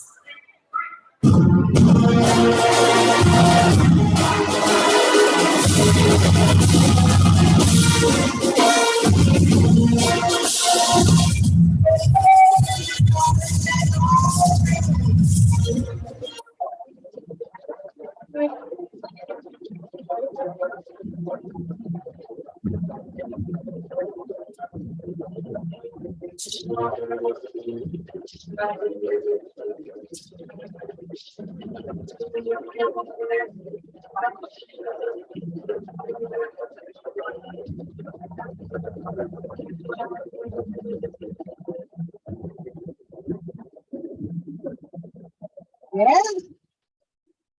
All right. Principals, you can start rounding up all the rainbows, please. And our department leaders.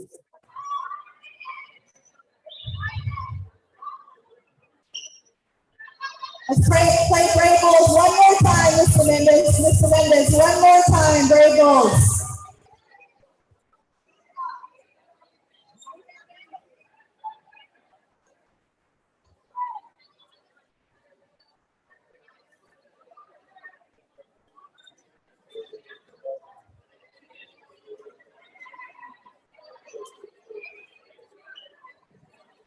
Yeah, one more time. One more time, Brave Bulls.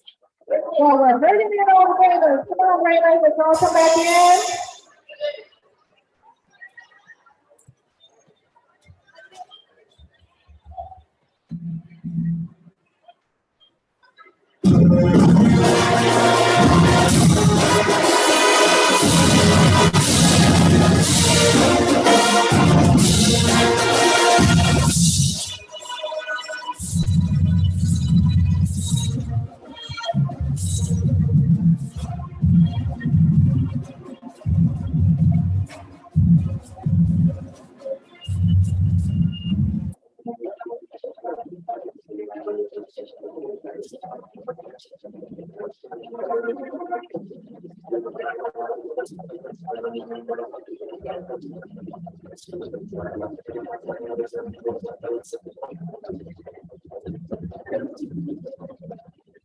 All right, thank you, Ben.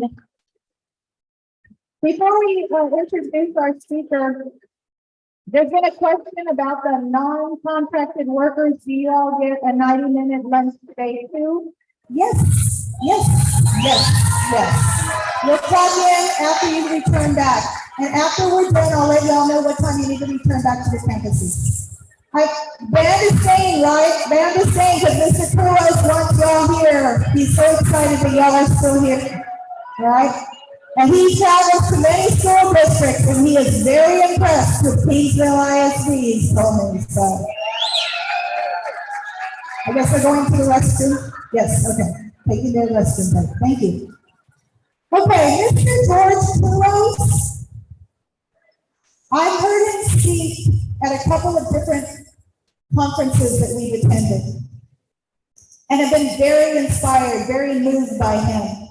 And the last time when we were at the Texas Association of Supervisors, the TASA one, there were several superintendents who got together and we said, we got to get this guy.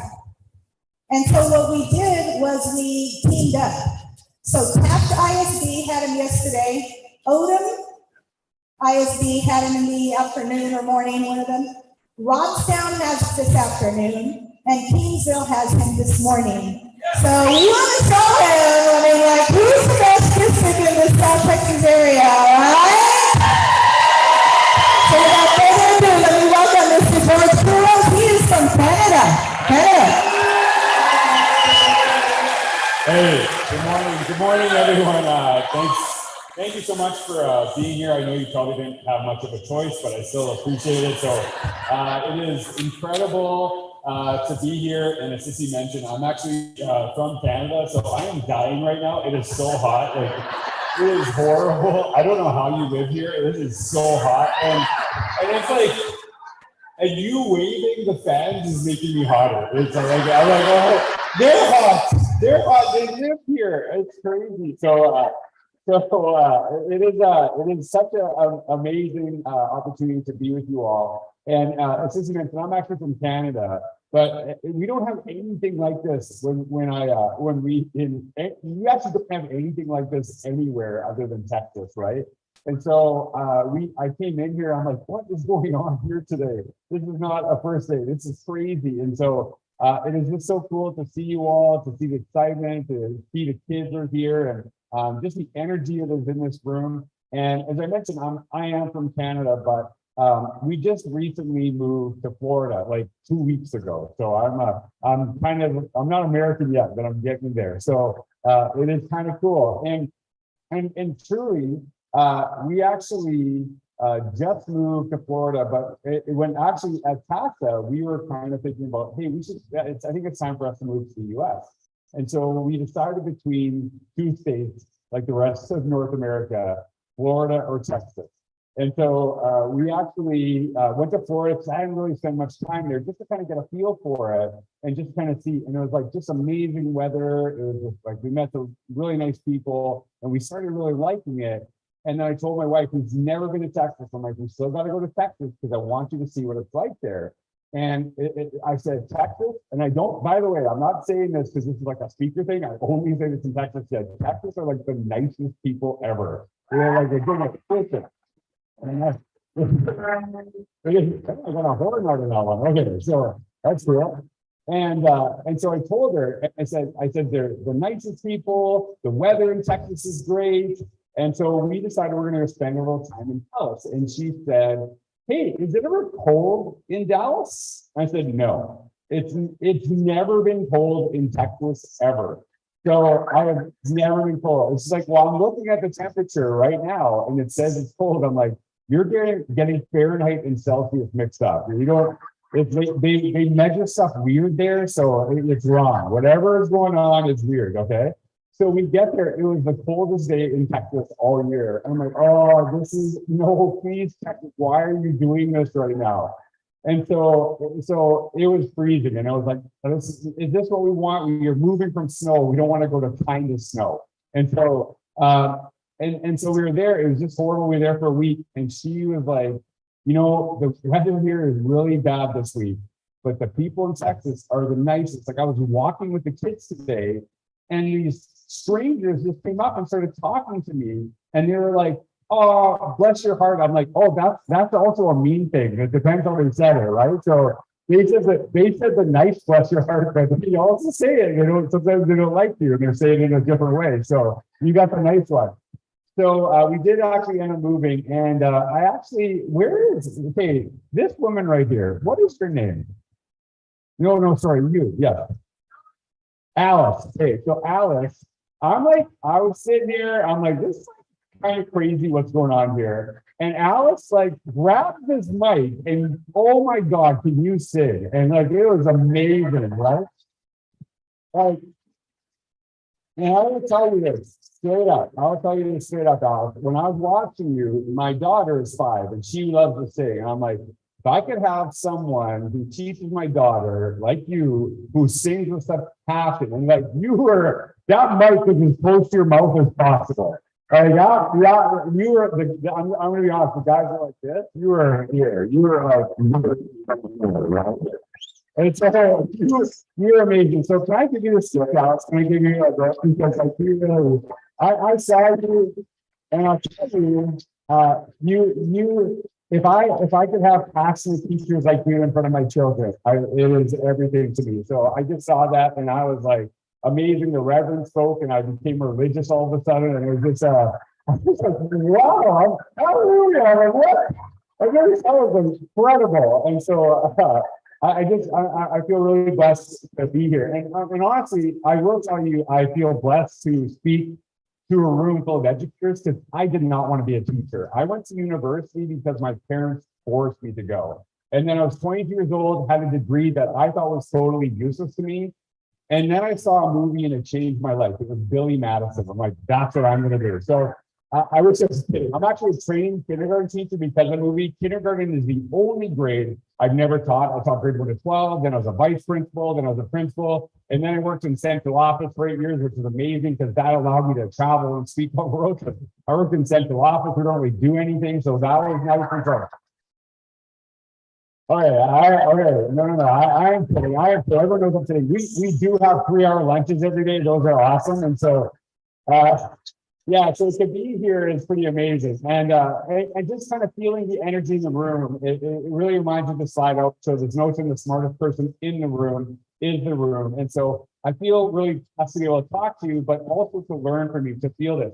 Trust me, I am watching everything you're doing and I'm stealing stuff nonstop. I'm like going to be working with other districts. I'm like, you should be doing this stuff. You should have motorcycles in your, right? Because that's the thing now. Like, if you don't have a motorcycle, right? And so, or like, you know, and to learn from that. So I'm actually weirdly enough encouraging you to get out your devices. You can share it with hashtag Kingsville IFC. You can connect to me at Chief Perot, and I'll be actually like looking at what you're sharing during my presentation. So you'll see me kind of on my phone and connecting. And so you're more than welcome to have your phones out and share and connect with me on Instagram. Now, if you follow me on Instagram, you're not going to become a better teacher. But if you like puppies and babies, I'm your guy. So you'll see a lot of that stuff. And so what I'm going to talk about this morning is really kind of summarizing this quote from my friend Sinead Bell. She says, students should have rich, relevant, and authentic experiences at school across the board. And I really want you to think about this term authentic. And when we talk about authenticity in education, who is it authentic to? The kid or the adult? And I'll give you an example of this. Who in this room read The Great Gatsby in high school? Did anyone read this, right? So I already know what half of you immediately, every time I ask that question. So I got to ask you this question. Why? Why did we read The Great Gatsby? I'm not saying don't read it. I'm not saying it's not an important book or anything like that. But was it in the curriculum, all children in Texas must read The Great Gatsby to be successful in our world? Or do we read it because the high school already owned 100 copies and the teacher knew the book inside out? And that's why we taught it, right? Now, I've written several books. I think you all got one of them too. And if you said to me, when I graduated high school, do you ever see yourself becoming an author? I would have said to you, you'll be lucky if I read a book after this experience, because I hated reading as a kid because I was continuously forced to read books I despised, right? And if you know anything about me, I am obsessed with basketball. I'm wearing my Air Jordans right now. I love basketball. When I was in high school, if you had said to me, hey, there's a book by Michael Jordan called The Jordan Rules, you want to read this? I would have read it 100 times over, covered your curriculum, and probably fell in love with reading. And it wasn't that I couldn't read, it's that I didn't want to. And I think a lot of times when we look at our kids, we teach them stuff, they learn stuff, but they don't want to learn after our experience. So how do we actually change that mentality? And that passion that I saw in Alice is really kind of connected to that. But it's been really hard. And if you look at this last year, I saw a video. I thought this is basically last school year. And you kind of feel, you know, things we're okay. We're finally over COVID and then Omicron, right? And oh God, Omicron or Delta. Right? Okay, now we're good. Now things are better. We're finally getting to the end of the school year. And then just like, it's basically last year, right? That was like exactly last year. And I think a lot of people had it way harder last year because we had an expectation of normalcy, right? Of how this. And here's something I want to remind you. Don't think in 2019, because we've really focused on these last couple of years. In 2019, teaching was super hard still, right? And even with one kid, it's so hard. You can see with his dad, you know, he's working with his son, trying to teach him to play baseball, give him some tips, ideas, kind of going through the process. And then he actually says to his son, keep your eye on the ball, and you can see what the son actually does in that process, right? But what I want you to do is don't watch the kid this time, watch the dad, because in about 1 second in the dad, you will see every emotion you go through in a day as a teacher. Oh, I still love you. I still love you. Bless your heart. And so, it's against the wall. And so I just want to say, as more importantly, a dad, thank you for being here. And I mean, thanks for coming back. Thanks for being in this space today, because I know how incredibly hard it is. And what I'm going to do this morning, and listening to Brian and Sissy and, talk about these stories, I'm going to share a ton of stories to really kind of connect you to this idea of the innovator's mindset and why it is so crucial. And the thing with stories is that in a time we are inundated with information, how do things connect? How do we actually get things to sit? And so more importantly to me is not that you hear my story, but you think about the stories from your school district, from Kingsville ISD, that the stuff that I saw today is not actually contained only within this room. How do you ensure that you tell that story of your district as you move out? Because it is so empowering, it is so powerful, but a lot of people will never hear from it only because we choose not to share. So I'm going to tell the story of the innovator's mindset. And the thing with innovation, you hear about it in education all the time. And a lot of people say, oh, we got to be innovative because change is happening. Yeah, change has always happened. It's the rate of change, how quickly things are happening. And this tweet sums up beautifully. Carol Nichols tweeted out 1998, don't get in strangers' cars, don't meet people from the internet. 2016, literally something strangers from the internet to get in their car, right? And so you see this huge shift in thinking. Like, who in this room has taken an Uber or Lyft in their lifetime, right? Pretty much everybody. And you probably were terrified when you first did it. And I actually remember one of my first times, Uber was very new, hardly anybody knew about it. It was probably about my third or fourth time. I'm speaking at a conference in Roanoke, Virginia. And so I landed at the airport. I said, you know what? I'm not going to rent a car. I'm going to take an Uber this time. So I hit up Uber. And by the time I walked out of the airport, there's already a gentleman outside. He pops his trunk. He grabs my stuff. He puts me back. He opens the back door for me. There's like bottled water. It's a Prius. I can barely fit, but whatever. I was like, wow, this is the best car service I've ever had. So we start driving away, and I said, sir, can you take me to the hotel? Totally ignores me. I'm like, that's weird. And so I say it again. He ignores me again. I'm getting a little freaked out. So I actually tap him on the shoulder, and he turned around and he said, I'm deaf. And I was just mortified. I had no clue. And then I realized it says right on the phone where we're going. He knows. So we get to the hotel, and he drops me off. I am so embarrassed. I'm sheepish about this whole thing. So I speak at the conference the next day, cannot stop thinking about this guy. So I finish up, have to go back to the airport, hit up Uber. The same guy picked me up. There's one Uber driver in Virginia, and it was just amazing to see. And just as serendipity, I actually saw a picture on a site a couple weeks earlier. Someone actually had a deaf Uber driver, and they went online and they learned to sign thank you. I'm like, oh, I'm so doing that. So I'm actually in the car on my phone on YouTube. I learned to sign thank you. So we get to the airport. He dropped me off, puts my stuff on the curb. I said, sir, thank you. He started tearing up. I started bawling and hugged the guy for some reason. And so I think I got like a 1-star rating because of, but if you think of all those things in that story that didn't exist 10, 15 years ago that are here today, do we embrace these things or we push them away?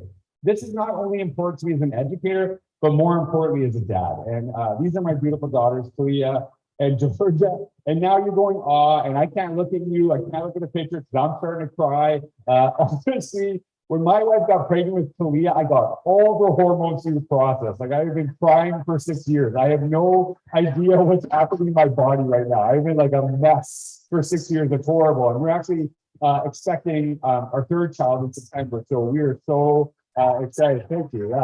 Oh, stop. Oh, it's hot here. My eyes are sweating.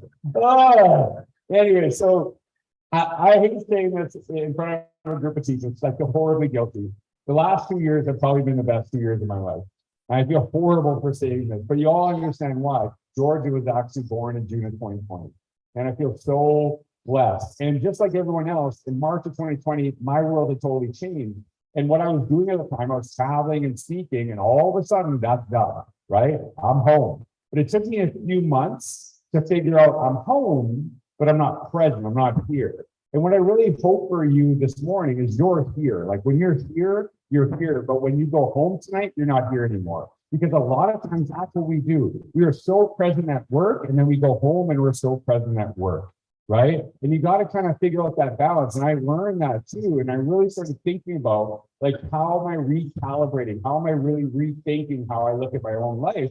And you see this ridiculous TikTok from my daughter, Kalia, her 15 seconds dancing around to music and stuff like this too. But it's everything to me, because what you don't see is her and I picking out songs, we like practicing dances together, watching a bunch of videos and deciding what we're going to actually do together. And so you don't see that connection. And these little moments with Georgia that I was captured and I was really present for, I was really, really there for. I regret in many ways that I wasn't the same, I didn't have the same feeling when Kalia was at same age, but now I'm glad I fixed it too early rather than too late, and how important that is to me.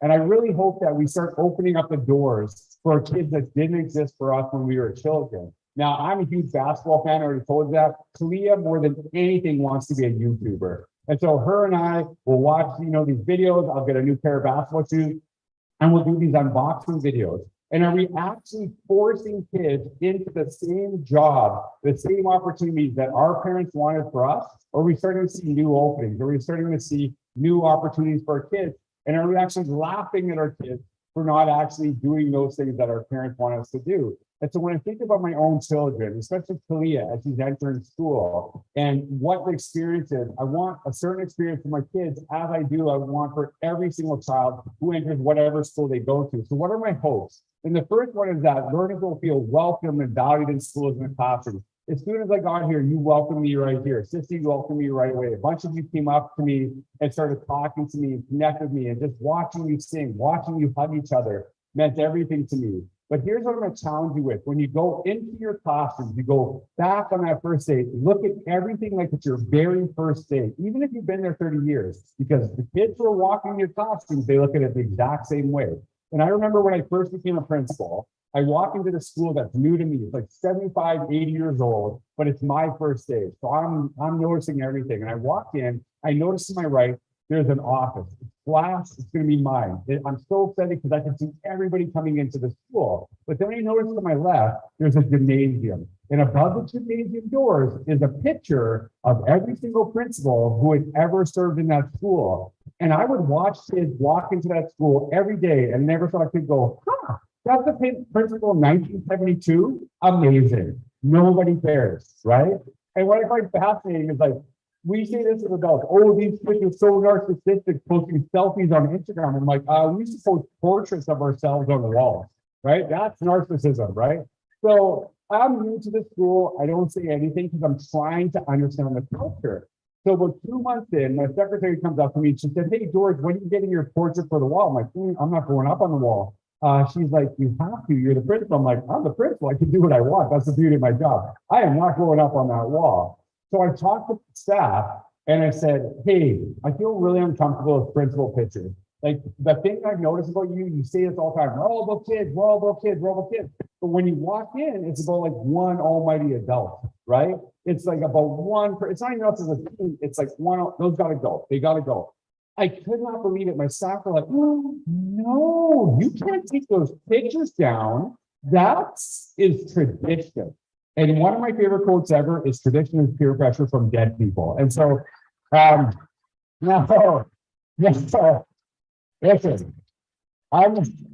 now a lot of people when I say that, they're like, oh, it's against traditions. No, I'm not against tradition. What I am against is doing things just because we've always done them. That's where I have an issue. If you do something you did 100 years ago, you do it today, it works for kids, keep doing it.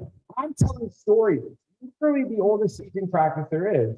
And I'm still using it to this day. But we got to question these things. And this actually leads to the next one, that we start by focusing on the strengths and passions of each learner. This is going to shock all of you. I used to get in trouble for talking all the time. Nobody would ever believe that. And the reality of it is, the classrooms I thrived in knew this about me, tapped into it. The classrooms I struggled in tried to make me into something that I would never become.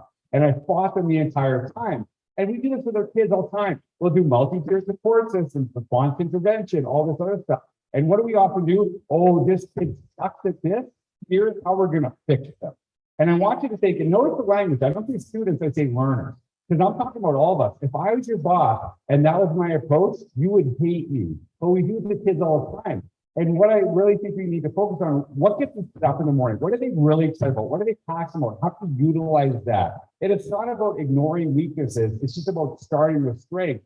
And that leads to the next one, that we feel that learners feel their contributions are necessary to the success in the class of the school as a whole. You know, as Sissy is talking about, you know, that teamwork and how important that actually is. But then I'm seeing how all of you are contributing to the space, how you're all connected to one another and how much more powerful it becomes. That's something that really matters to me. You watch like kids go to remote learning spaces and the classrooms that thrive where kids wanted to show up. They actually felt if I don't show up, the whole class loses out on what I have to provide. And that was what was really important. And we all went through the same experience, by the way. When you went to college, how many of you would skip your education classes if you knew you'd get the PowerPoint just at home and they would never know you were gone? How many did that? Okay, well, okay, so like 7 of you put up your hands, right? Now I'm an educator, 95% of you are alive right now. You already got your jobs. Nobody cares now, okay? You're already in, you're fine, right? And so we did the exact same thing. And so these things I want for my own children as I do want for every kid, but also we're taking advantage of the opportunities in front of us. And I grew up with an Apple IIc. We thought this was the greatest computer of all time. This is what my kids are born into. This is a totally fake commercial. Kid is born. You know what? I can actually tell my own umbilical cord, thank you. If you just let me Google that, I'm telling you, provided to me, I can snip this off myself. I don't need you for this, right? Now, we know this is fake. This is never going to happen. This is a little bit closer though, because you know it is a very big day. You might want to capture the moment. You can even grab a phone, take a selfie. The doctor change the filter if you need to do whatever you need to do.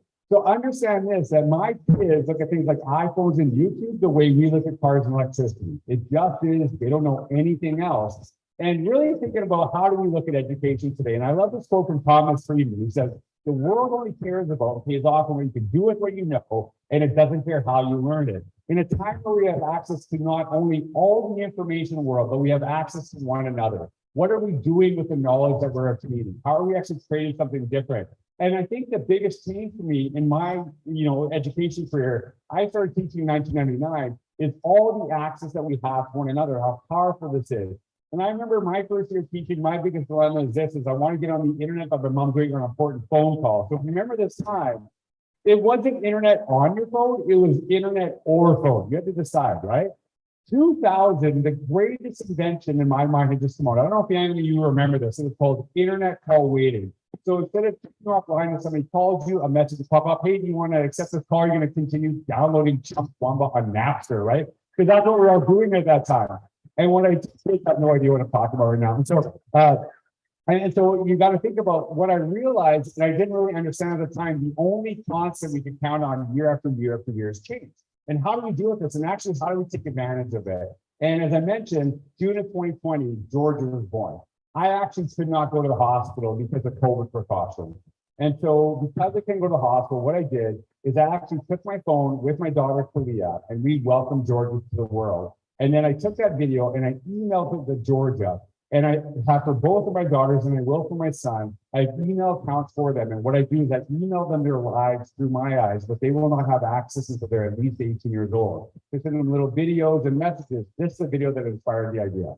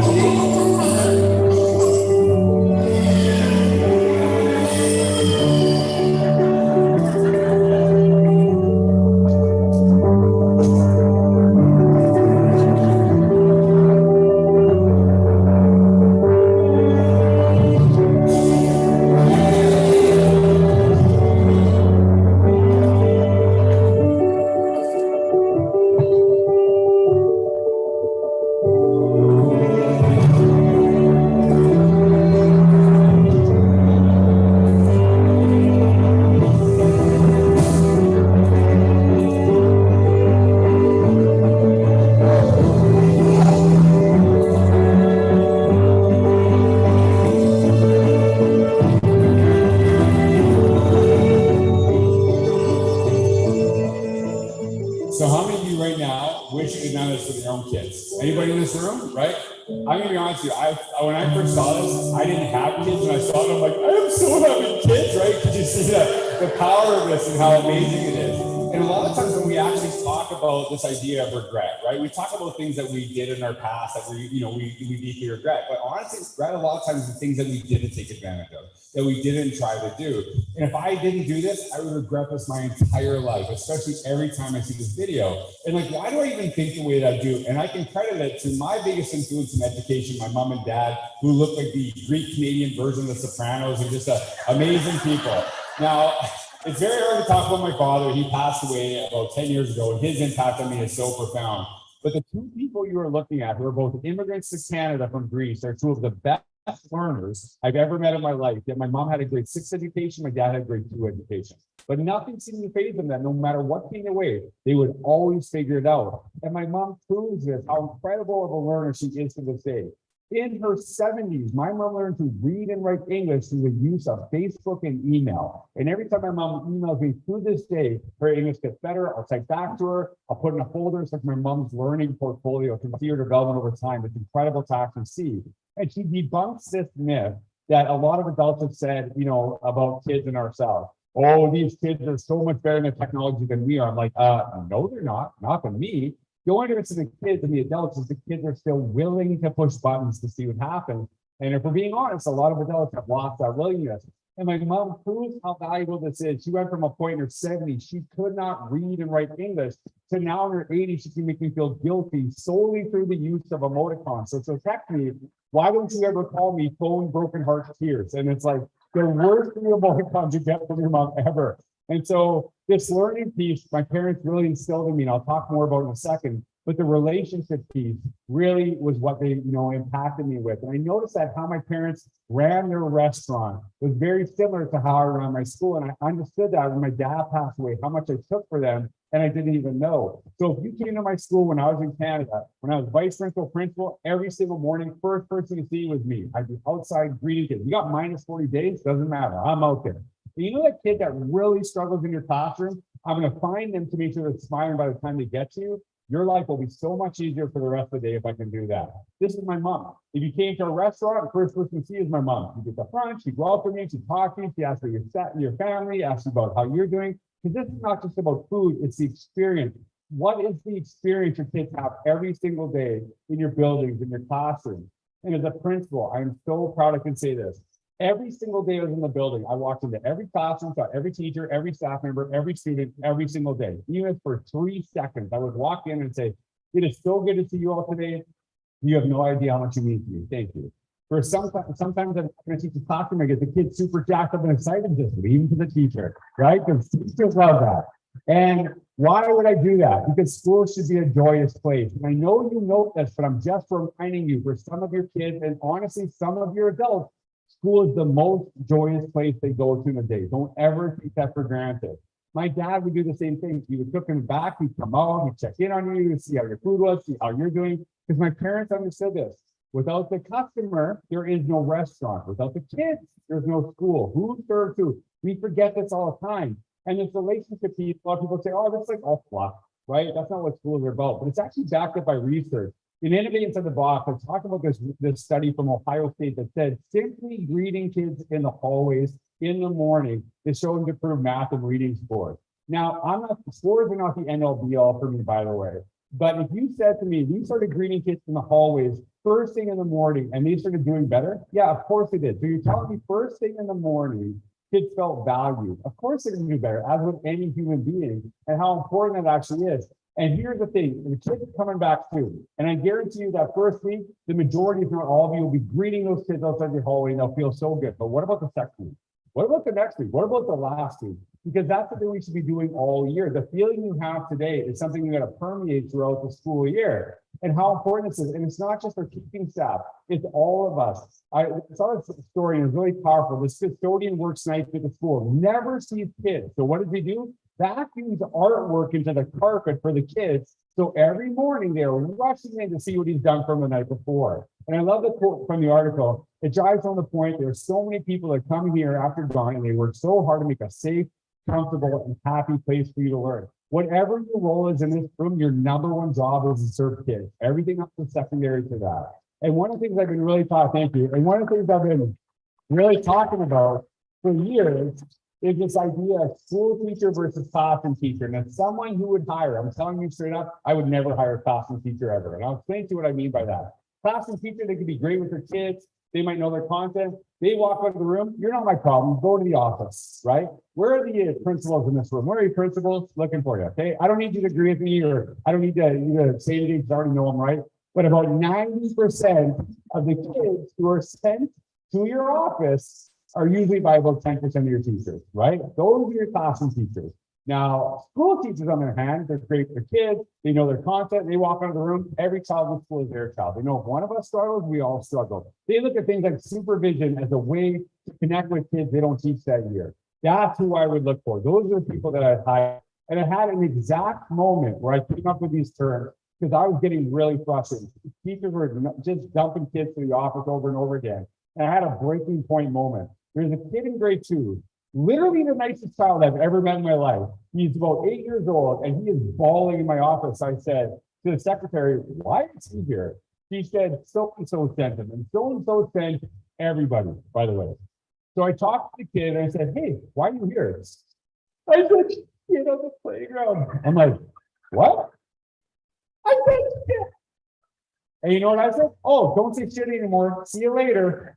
Because that's all you have to do, right? And honestly, if you're offended right now, you're the teacher. You're the issue, okay? Oh, but he said shit. But he said shit. You just said him. Oh, he said shit. You know what? I love saying shit. That's like my favorite story to tell. The more I can say shit, the better, okay? That kid is 26 years old. I don't think they've said shit since. This is the nicest kid ever. You know who actually missed out on that connection? The teacher. The kid wanted nothing to do with the teacher ever again. And if you want to really know how to solve it, don't say shit. There you go. Fixed. Okay? That's all you can do, right? And so my parents instilled this into me, this importance of relationships. But as I also said, they taught me how to learn, how to navigate change. And this is actually the picture of the boat that my father came to Canada on. You can see him closer here. And it's pretty powerful. People do not know this about my father. He was actually the inspiration for the new Top Gun movie. And so, you know, it's actually kind of cool. I kind of want to grow a mustache now. So it is kind of cool. And so I look at how my parents dealt with change and how we in education in the past have dealt with it and the comparison. So my dad has a grade 2 education, has to drop out of school to fight in the Greek Civil War at 8 years old. He ends up losing his brother, who I'm named after, in his 20s, the economy in Greece is decimated. So he goes from this beautiful, beautiful seaside village called Astros, Greece. It's perpetually 80 degrees. He moves to humble Saskatchewan, Canada, where it's minus 40 at the time. He comes over, he cannot read or write any language. He cannot speak English or French. He has less than $20 in his pocket, becomes a dishwasher, a salad chef, a chef. He ends up owning a restaurant with my mom for 30 plus years.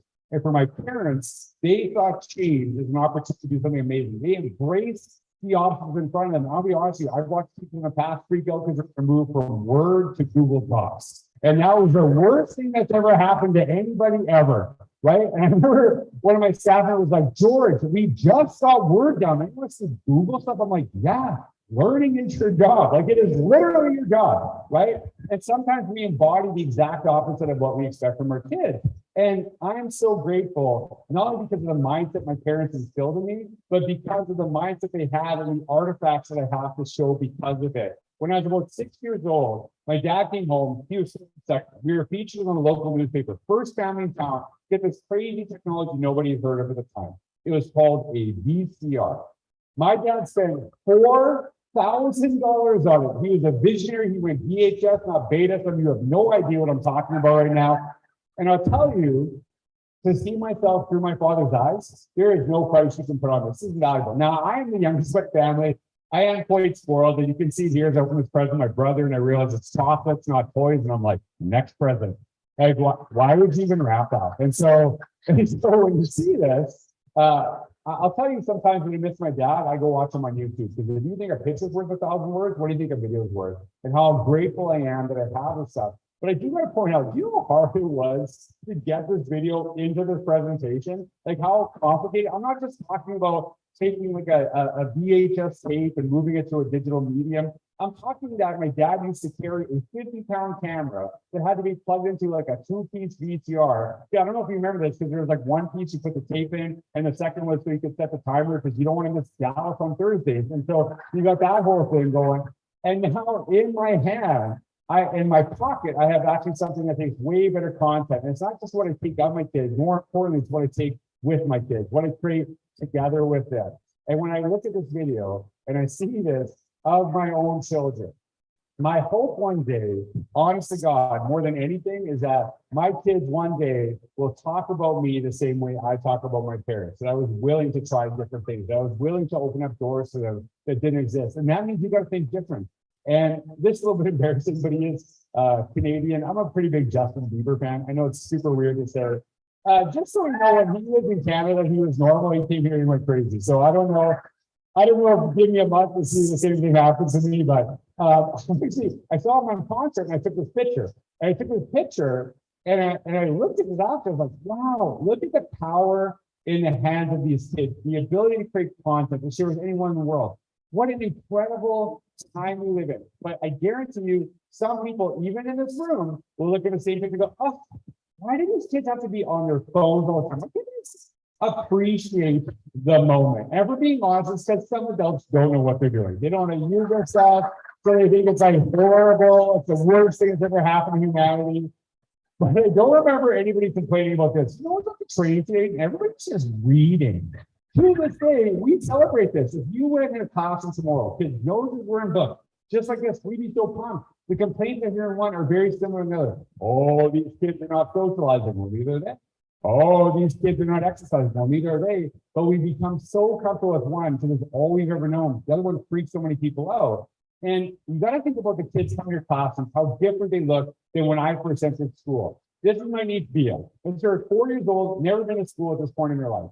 My brother sees this out as I'm walking out of my house. I have no idea what's happening. So what's happening here, Bia was watching her mom watch a makeup tutorial. She said, hey, do you want to, like, oh, you want to watch a makeup tutorial? No. So what's happening right now is Bia is teaching you all how to apply your own makeup. Now, honestly, I don't wear makeup. I don't think you're supposed to jab your eyelids hard. And this eyelid tug is actually terrifying. I had no idea how painful makeup application was. This is horrible. I can't believe people go through this every day. But here's the deal with Bia, is she believes this. When I go to school, not only can I learn, I can teach. And one of my favorite quotes ever since Joseph Dubarry says, to teach is to learn twice. What is your depth of understanding the concept when you get to teach the entire world? And technology, when I say little things like this, oh, it's just a tool. No, it's not. I actually was in Florida like 24 hours ago, and now I'm here because of a plane. That's crazy. But if you really think about it, I wouldn't exist if my parents didn't get onto that boat. It is transformational as long as we're willing to take advantage of it. And something I've always believed is that technology will never replace great teachers, but technology in the hands of a great teacher can be transformational. The opportunities that lie in front of you right now are absolutely mind-blowing. Do we embrace them or do we push them away? And part of my job is to debunk some of these myths of technology. Like the idea, if you're on your phone, you're not truly living in the moment. Not always true. This dad shaves his beard. Daughter has no idea who he is now. So what she does is she will look at him and she'll go in and she'll smell him. Look at his eyes. He's bawling. His wife on her phone taking the video is now just bawling as well. This is not just that they're not in the moment. They also get to relive the moment over and over and over again. And sometimes I'm on the road. My wife can tell I'm having a rough day. She'll send me stuff like this. And I'll tell you, you all seem like wonderful people. I get one of these. I can care less about any of you, right? The phone becomes everything. Bless your heart. And so you think about this, right? How powerful this is. And how do we use this stuff, even in the most subtle of ways, to make the world a better place? And I saw this fascinating Biden video series, Biden, the predecessor to TikTok. This guy went through all this Ryan Gosling movie footage. What he does create a series called Ryan Gosling Won't Eat His Cereal. So no matter what, Ryan Gosling will deny this. He wants nothing to do with the cereal. So that's just like, I'm going to continue making these videos until I see Ryan Gosling eat cereal. Now, if you like Ryan Gosling and you watch his movies, I have just wrecked every single one of them for you for the rest of your life. All you will do is look for these cereal moments because he has so many different reactions. If you push this on him too much, you could snap on you, not hurt your hands, right? But what I found fascinating is less the videos and more the guy making them. This is a guy who's dealing with cancer and chemotherapy. At the same time, he's just trying to make you smile. And the only reason I know about it is because he died. And how I found out about this, I was on Vine one day and I saw a video of some dude pouring a bowl of cereal, and then making a tribute. And I'm like, seriously, Ryan Gosling, you have to be gorgeous and sweet, really? And obviously, all the stations are this way, but you know, you have to look at how small the world is if you choose it to be that way. He reached out to the family, how connected we are. And I want you to really think, why are you here today? Like, not why are you at PD? Why are you in education? Why are you involved with this? I don't think any of you, when you were growing up, if I asked you, what do you want to do to get older? I can't wait to get older and test kids. Nobody would say that. And honestly, if you do, there's something wrong with you. There's something messed up. No individual would want to say that. But somewhere along the way, we have lost our way. We have lost our way as a system. And when I say the system, understand the system is made up of people. We always say the system like it's the Wizard of Oz, like someone else controls stuff, right? But it's people that decide this together, right? I'm going to say something could get me in a little trouble. Do you know the church is data-driven? Okay. Data-driven is the stupidest term in education. This is beyond stupid, okay? Now, I can tell who the principals are because they're not popping and they're looking bad at me right now. I can tell right away. And I'm not saying don't use data. I'm not saying it at all. But why are you here? You are here to serve those kids. That you are the children in front of you. We have taken the most human profession in the world and we're starting to reduce it to letters and numbers. There's something really inherently wrong with this, right? And I look at these pictures of these kids, right? I see the students that are here today and how much that, you know, really truly warms my heart. And that's why we do this. When I watch Alice singing, I think, this is what I want my kids to be around. That's what I want my children to be around. And think about this. So I've always encouraged people that we need to be learner-driven, evidence-informed. And look at evidence as a much more holistic thing. That, yeah, it can be tests, it can be scores, but it's also the interactions we have with our seeing the band being amazing here today, watching your kids come up and take a space, because we are here to change trajectories. That when the kids walk into your spaces, they don't just leave as better learners, but they're better people. And you can see with this teacher, how he has an impact on this kid. This kid has a stammer. So the teacher watched a movie called The King's Speech. In it, the king listens to music, helps him with stammer. So I'm gonna give this kid an iPod, let's see what happens. Because of the teacher's willingness to do something different, you can see the impact on the kid. Now watch the kid go out, have an impact on the rest of the world. Come on. I want to thank you today for letting me speak in front of all of you. I want to especially thank Mr. Burton for helping me overcome my summer. The school has helped me improve so much that I do not have enough words to tell you all how. I really am going to miss the school, the teachers, the students, and just the whole high school environment. It's good. I don't have a dream to work at a call center, or else I would be tired same day. I really want to thank you all for listening, and I hope the best for all of you, for all my fellow students and teachers. Isn't that why we became teachers? To have that impact? That kid got his own TV show because of that teacher's willingness to do something different. I love this little reminder that no school teacher has ever had a former return, say, a standardized test change his or her life, right? But here's reality. You still got to do the test. Nobody in this room is saying, don't worry about the test, because that would be super easy to say, walk out, you all lose your jobs. I'm not saying that at all. But I want you to focus on this. If you develop these kids as amazing test takers, that doesn't mean they'll be great learners. But if you develop these kids as great learners, they'll be fine on the test. That won't even be an issue. And so how do we look at learning in a different way? And that's why I developed the idea of the innovator's mindset. And this is based on Carol Dweck's work. I'm sure most of you are familiar. She talks about fixing growth mindset. And what I realized is growth mindset is so crucial to the work we do in education, but it's also not enough. How do we go beyond this in a time where of all the information world, what do we actually do with it? So I developed this idea of the innovator's mindset. It's simply the belief that abilities, intelligence, and talent are developed so they lead to the creation of new and better ideas. I don't want kids simply to be good at math. I want kids to do something with the math they've learned, which will make them phenomenal with math. And if you take these three mindsets in the context of playing the piano, fixed mindset, I will never learn to play. Growth mindset, hard work, effort, time, I can learn. The innovator's mindset, I will not only learn to play, I will compose, I will create music. Where's that artistry? And we can't just ask our kids to embody this if we don't ourselves. And this speaker said it, such a good example. April 2020, he tweets out, today my students list about 20 things they actually like about remote learning. And we quickly turn to list the changes I need to make to my classroom next year. Here's the thing, many of our kids, for the very first time when they went to remote learning, they started doing well. And my belief on that is because for the first time, they were encouraged to use devices they weren't allowed to have in their classrooms literally weeks earlier by some educators, that they were not allowed to have this. And I've been saying this probably 15, 20 years.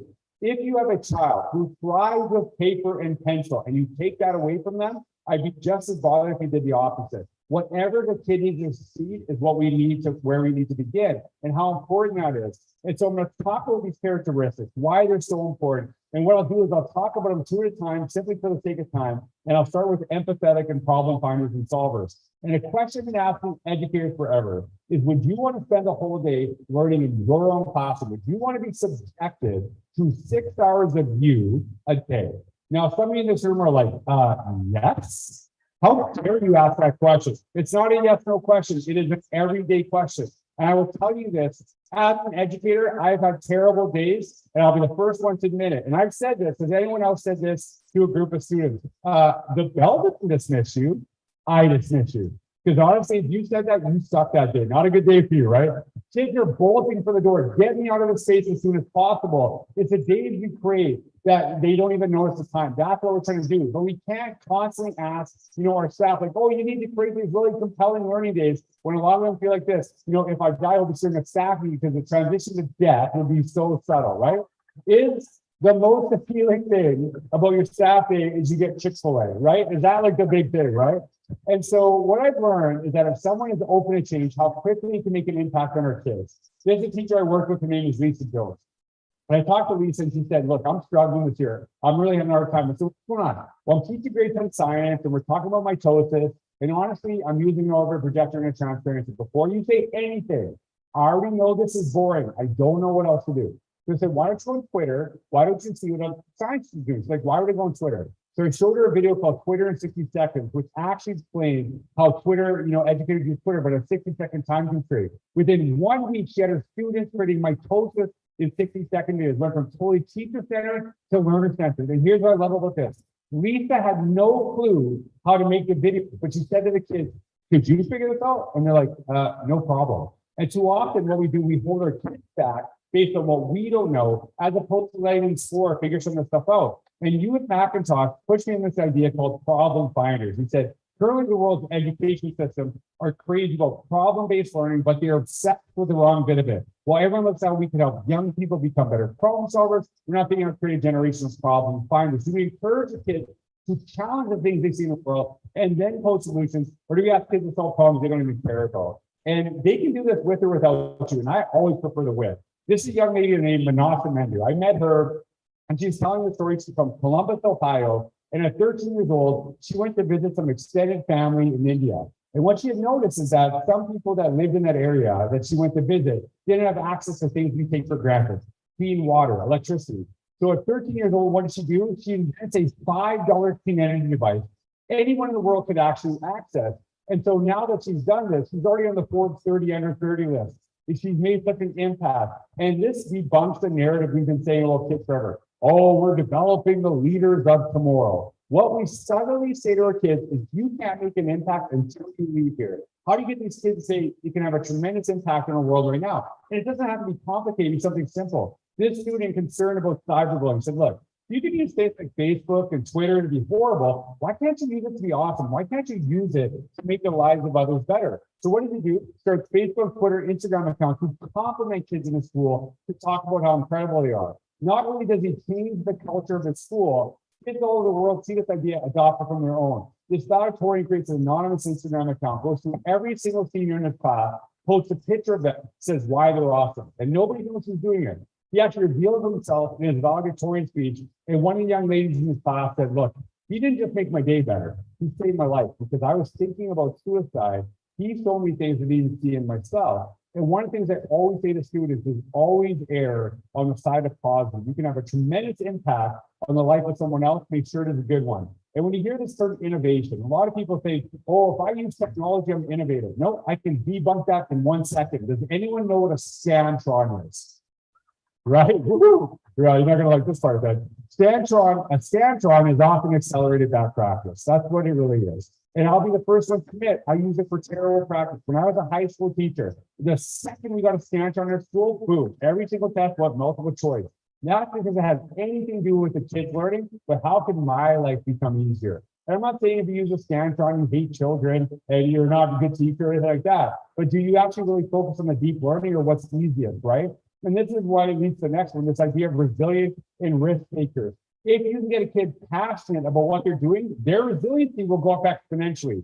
This kid loves Beyonce. So over a 6-month period, what did he do? Recreate Beyonce's entire countdown video, does it frame by frame, but often he does it wearing a Snuggie. So here's the side by side of the two.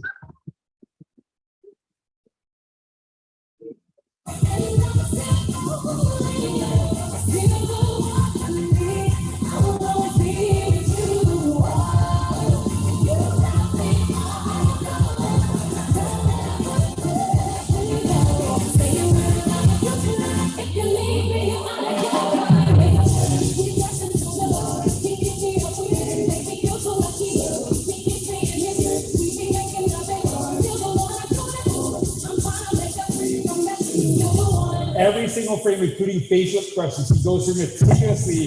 Beyonce sees this video, says it's better than hers. I'm stuck on, why is this kid wearing a Snuggie? It is the only thing I can think. This took me 3 months of watching go, kids wearing a Snuggie, that's how he does a blue screen. And when I see this, I always ask, do kids do this because of or in spite of school? Like, are we the reason kids do these incredible things? Or is this something they have to figure out on their own time? And Dimitri Martin is a comedian. He shared this image as a joke, but it's so accurate, talking about what success actually looks like. He talks about the messiness of the process, the ups and downs. This reminds me of a quote, it takes years and years of hard work to become an overnight success. We often celebrate the product, but we don't identify the process. All you do is replace the word success with learning, and that's what learning looks like. It is messy, it is all over the place. Do we embrace the messiness, or do we try to put everything into a really nice, neat package for our kids? And when we embrace messiness, the opportunities are absolutely amazing.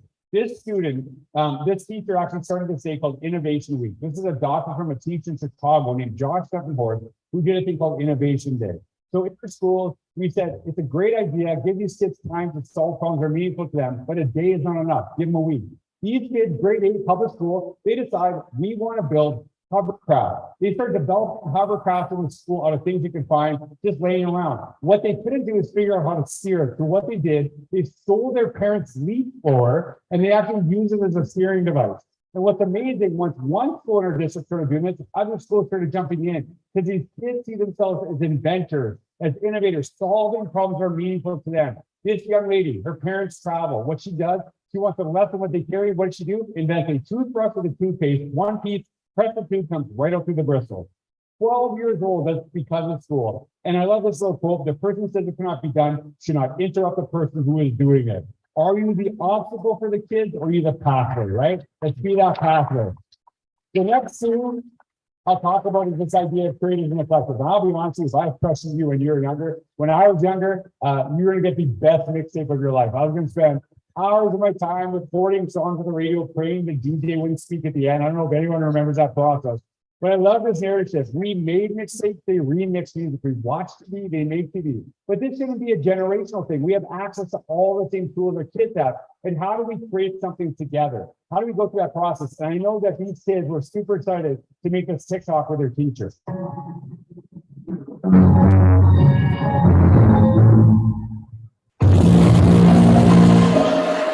You think about how like just pumped they are, the principals involved and all that other stuff. And so do we see ourselves as learners first and then we do the teaching, or are we just trying to jump straight to the teaching? So years ago, I started my own digital portfolio. And the reason I started it wasn't because I want to write or anything like that.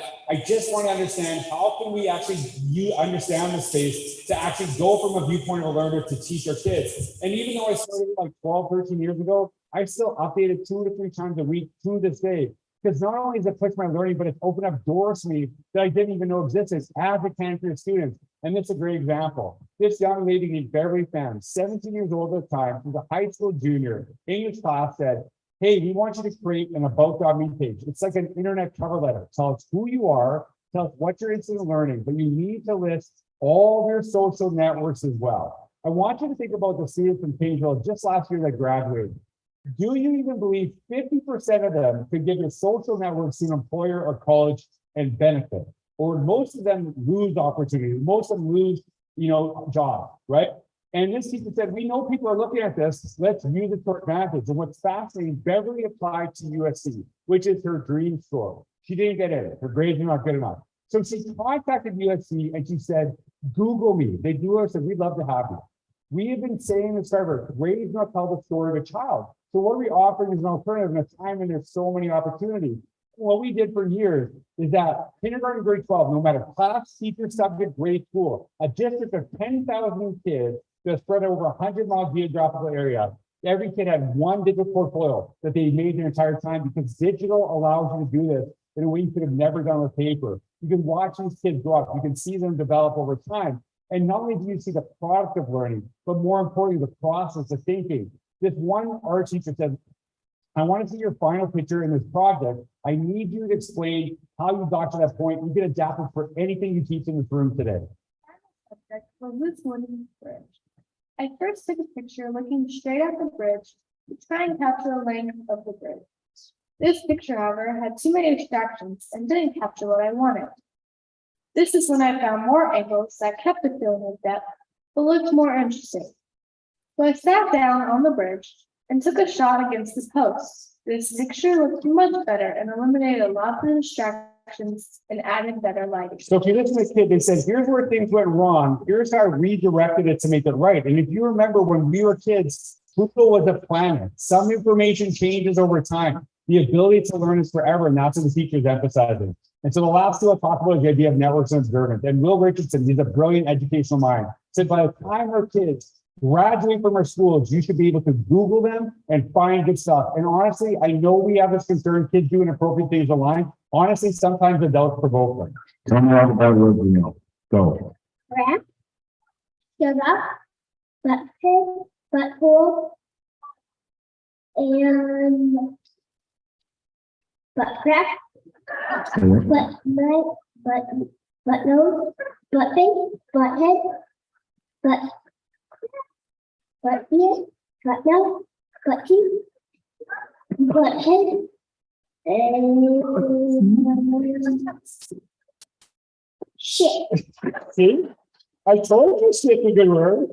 So I love that kid. Okay, we're gonna talk about the learning aspect. We'll talk about the social aspect in a second. But there's incredible learning opportunities here today, right? I truly believe this, that isolation is a choice you made. The things that you're sharing in the space, how many teachers around the world would benefit if they saw what was happening in this room today and how powerful this absolutely is.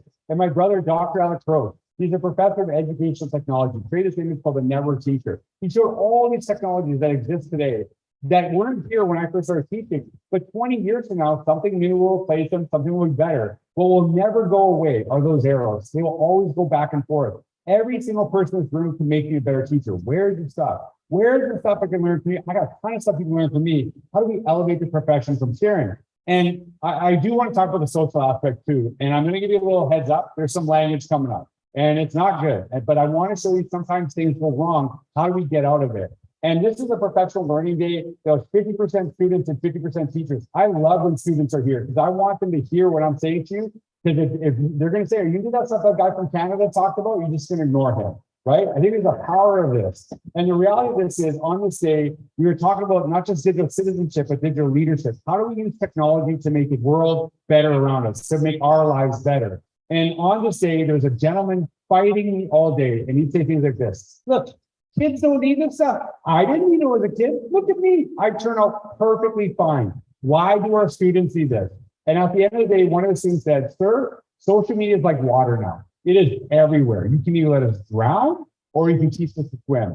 And kudos to the teacher. He changed the mind of one thing the kid said. I worked on the guy for 6 hours. He would not budge. Whatever gets him going, that made me happy. So I thought about this quite a bit. And I was actually in Indiana, and similar to today, I said, here's the hashtag, here's the Twitter handle. I'm talking to 2,000 high school students. And when you're speaking, like I can see Kingsville IC, it's Michaela, actually is adding shit to her ward wall at the beginning of the year. Good for you. Don't put my rework out right over the top. So I see people tweeting. So similar today, with these high school kids, they said share away. So here's the first tweet I get from a student, right? Now, I'll be honest with you, I hate saying this, it didn't even faze me.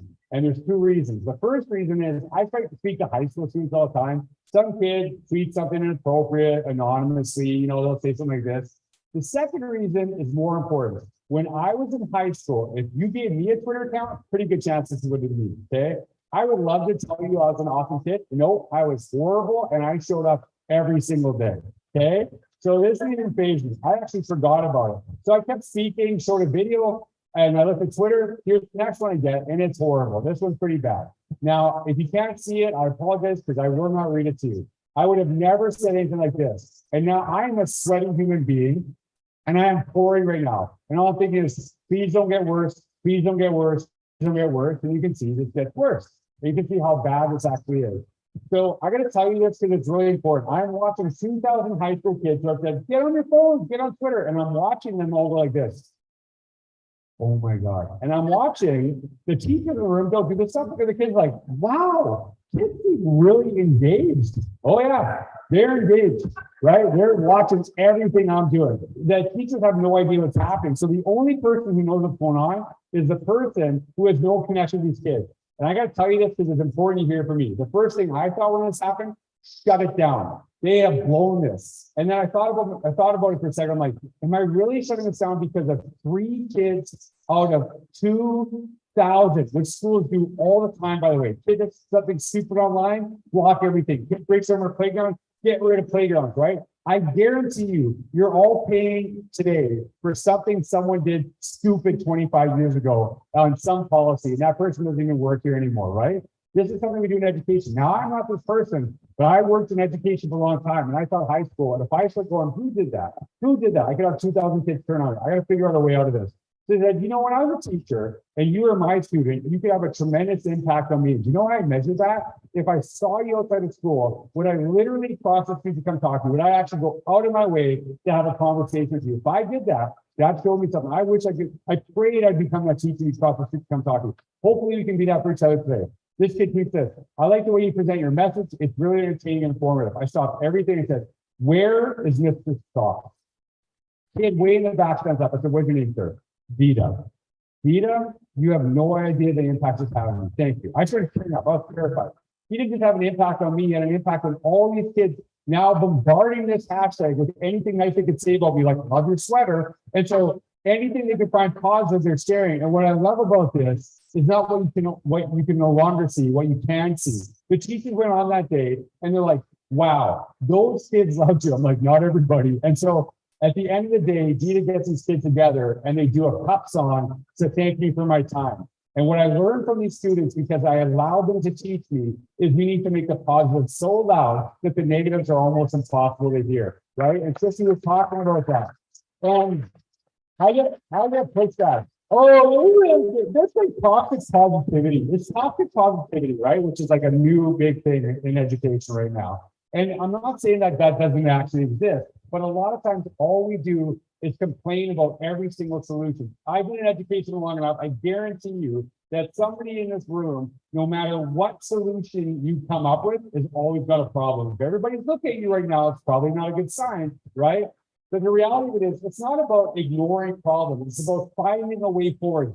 Look, this is not the way we are. I'm going to show you a better way, and you saw all the people follow. You think of all the stories from this school today, but who tells the narrative in our school? And this is such a simple idea to have such a profound impact. If you all committed to tweeting to that hashtag, sharing the stuff you do in your classrooms, and you all looked at what each other's stuff is doing, what impact would that have on learning in your schools, and what impact would that have on the culture? What you would realize right now, I'm not the expert talking to you right now. The expert is sitting all beside you in the space. We often celebrate people across the world, but we don't appreciate people across the hall. Do we tap into this? Because we need to empower our kids and how powerful this is. Do we see this type of work? Marie Company, if you know about the Flint water crisis, she's one of the reasons you know, because at 8 years old, she started talking about what's happening in the community, because when kids talk, adults tend to listen. But she's not just tweeting, she's sharing stories, she's actually connecting, finding solutions. You see, every year she raises enough money for 1,000 backpacks full of supplies to help kids in the community. This is what empowerment looks like. Empowerment should be the bar of what we do in education. And a lot of people say to me, well, why don't you talk about engagement? And this is the easy way to explain this. If you're engaged, it doesn't mean you're empowered. But if you're empowered, I guarantee you're engaged because it takes it to a whole different level. If our students need us to find a way to figure out their pathway forward, we have not done our job. How do you get them to figure that stuff out on their own? And just some final thoughts as we go into the rest of the day and the rest of the year. This is something I truly believe. A change and opportunity to do something amazing. My parents instilled this into me, but they never said it to me once my entire life. They just modeled it to me over and over and over again. I'm telling you straight up, I don't think I could have done what my parents did in the way that they did it. Yeah, they moved to the different countries just like I did, but when they came over, they did not actually know the language. They had no money. They did so little with so much, or they did so much with so little. For us to do so much with so much is it's mind-blowing to me. And they taught me so much. I think of the impact they had on me, and it's a very personal picture. This is literally my first memory as a human being. My first day of kindergarten. I can still feel the excitement of taking that Muppets lunchbox to school. I love that thing. I think it had lead in it, but I still loved it, right? And how amazing that was. But then I also think of the sacrifices my parents have made for me to be here today. But I also think about the amazing educators who have had a tremendous impact. Every single morning I tie my shoes, I tie them in bunny ears. And the reason I tell you that is because on my first day of kindergarten, my kindergarten teacher, Mrs. Stock, taught me how to tie my shoes in bunny ears. The second day, she said, here's the advanced method. I said, no, I like bunny ears. She's like, if you like bunny ears, George, keep doing bunny ears. And I've done bunny ears ever since. But you know who else does bunny ears when they tie their shoes? My daughter, Kalia. And you see your impact is passed down generation after generation, how powerful that actually is. I also think about my custodian from kindergarten, grade 8, Mr. Rourke.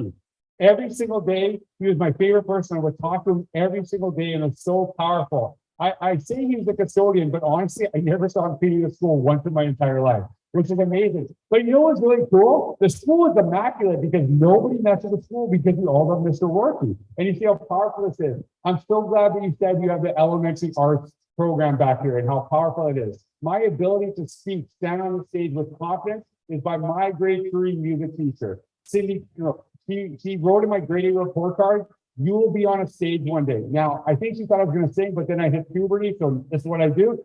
And so you think about how powerful you are in this room. You literally can say one thing to a child and it will stick with them until the day they die. Don't ever take that for granted. And I was reminded of this, I'm teaching grade 9 math one year, talking to a group of my students. And one of my students over to my right, his name's Kyle. I'm talking to this group and he goes, whatever, George. I'm like, excuse me, I'll talk to you outside. So I'm very forward thinking, but I'm also very old school. So when I talk, I'm like, Kyle, I don't know what's going on with you today, but the day you graduate high school, you turn 18, you can call me George all you like. But until that day, I expect you to call me Mr. Crow. I have always treated you with respect. I expect the same thing. He's like, Mr. Crow, I'm really sorry, I'm just having a bad day. I said, hey, if you need anything, let me know, no problem. He said, short, conversation's done. So I left that school at the end of the year and I went to another school district. 4 years later, I'm out one night, it's like a Friday night, about 11:30, I start playing the computer. I will never forget the time. 12:03 a.m., a message popped up. Hey, George. I'm like, who is this?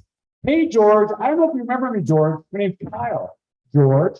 And I want to let you know, George, I had graduated high school in June, and today is my 18th birthday. He turned 18 3 minutes earlier. He waited 4 years for this moment. So I'm like dying laughing because there's like 100 words, but 50 of them are George. You keep saying it over and over again. So I'm in tears, and I write back within seconds. I have no idea how you remember this. This is the best message I got from a student. I'm going to cherish it forever. He writes back, see you, George, never heard from him again. So because I want to have George in there, right? And you think about that impact that you have, the things that resonate with kids forever. And this is why I told you how important your stories are. And I truly believe this. If you want to inspire meaningful change, you have to make a connection to the heart before you make a connection in mind. Nobody changes their practice because it's all like a really compelling pie chart. Nobody cares, right? It is a human connection that matters. And why I'm showing this last video as a reminder.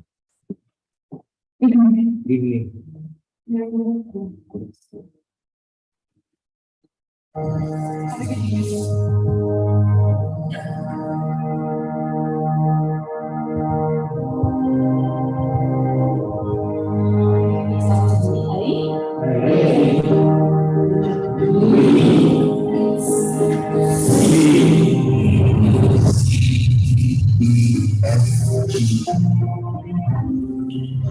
My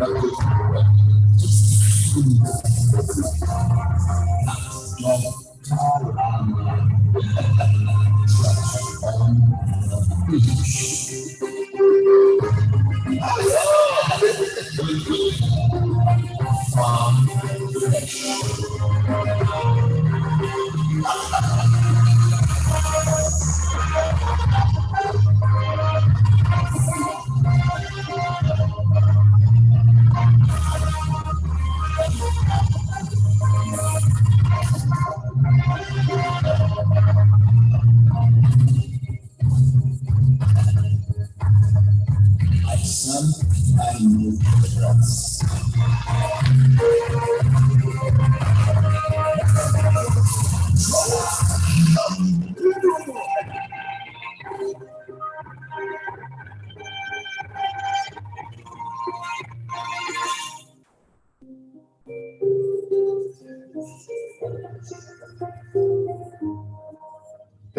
Here it comes. I read your book.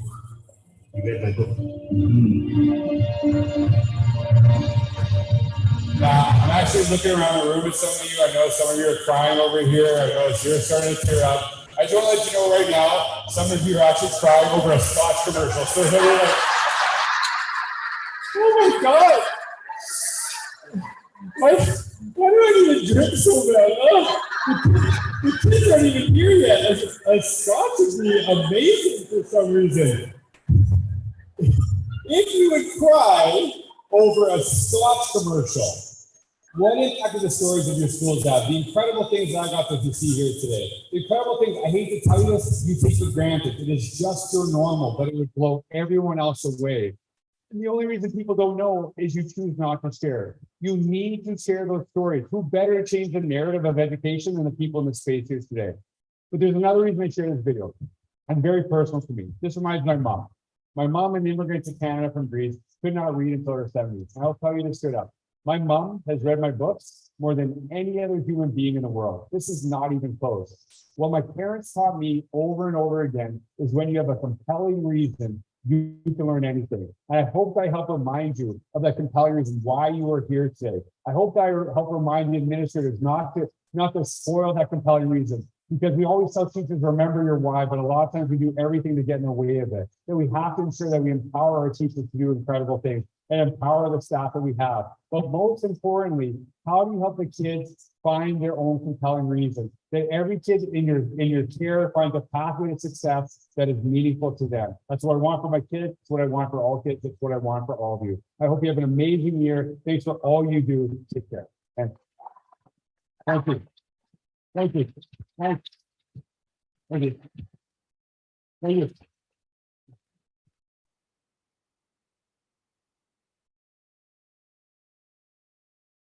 Definitely deserves that standing ovation. Definitely. Did you notice, and we hadn't even met before, but did you notice a lot of the things he was talking about connected with what the teachers that were brought up here? All the successes that you had were the same ingredients for success. It's happening here in Kingsville ISD. We gotta spread the word. I thank you so much, George Kuros, for teaching us, that saying, SH blank P is a word. Thank you so much for opening up our eyes to innovation. We did buy books for Free Campus, so they're gonna have a set at every campus, but he will be selling some too, and y'all can go buy some, as you're leaving after the next segment. We still have one more segment. I would also, before we take it to a serious mode about school safety, okay? Dr. Vasquez Cruz, come over here. Come over here. He's going to be leaving us August 15th. I know. And we completely support him. Everybody has family. Everybody has personal reasons for doing things. He's having a very hard time because he loves us so much, he told us. But I did not want him to leave. When we're getting a good guy to come in for him, we are, definitely. He's wonderful. He's a director from Falferius. However, we know every person is special, has their special traits. and we know how special you are. And we're still gonna communicate. He cannot delete my phone number because I'll be texting him all the time, so we can't, disconnect from us. But at this time, I think he deserves a huge round of applause for everything he has done for us. Thank you, thank you, thank you. Here's to you. Gonna miss you. These productions could not happen without him and the tech department, our custodial staff, the ladies who come over here and help decorate. Please stand if you came and were here till late last night decorating, and come on, stand up. Thank you so much. Thank you so much for setting up the fans, lingo, making sure that everything was set up as well. I mean, the department and facilities, everybody who helped. All the kinder, pre-K, first grade, sixth grade teachers. I know we don't have STAR, but you build that foundation, and you need to know how important you are. And the fact that you all even help our third and fourth graders learn to read is beyond, and you need to know that. I thank you so much for everything that you're doing. Unfortunately, we are in Texas, and Texas is a state about accountability, and it does resort to grades, but the grade did not define us, okay, a few years ago. But I do know that despite COVID, you're gonna see every district in the state of Texas is gonna get a grade August 15th. And many stayed the same or they dropped because of the COVID loss. I know, I believe, I have faith that on August 15th, there is no way that H.M. King High School or KISD or any of the schools are gonna get an F. And you watch, all right? And celebrate, because when that happens, you gotta spread the good word, okay? Because nobody's gonna care unless we care, and we gotta spread that good word because of all the hard work you've done. Thank you so much for everything. We really don't have time. If I wanna let y'all out and in a good time for a lunch, we've gotta get going with our police chief, and where is he? Is he here?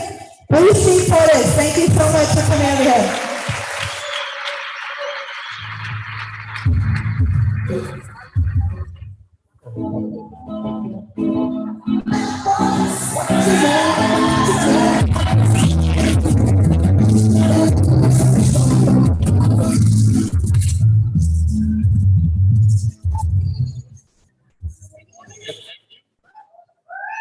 So really good.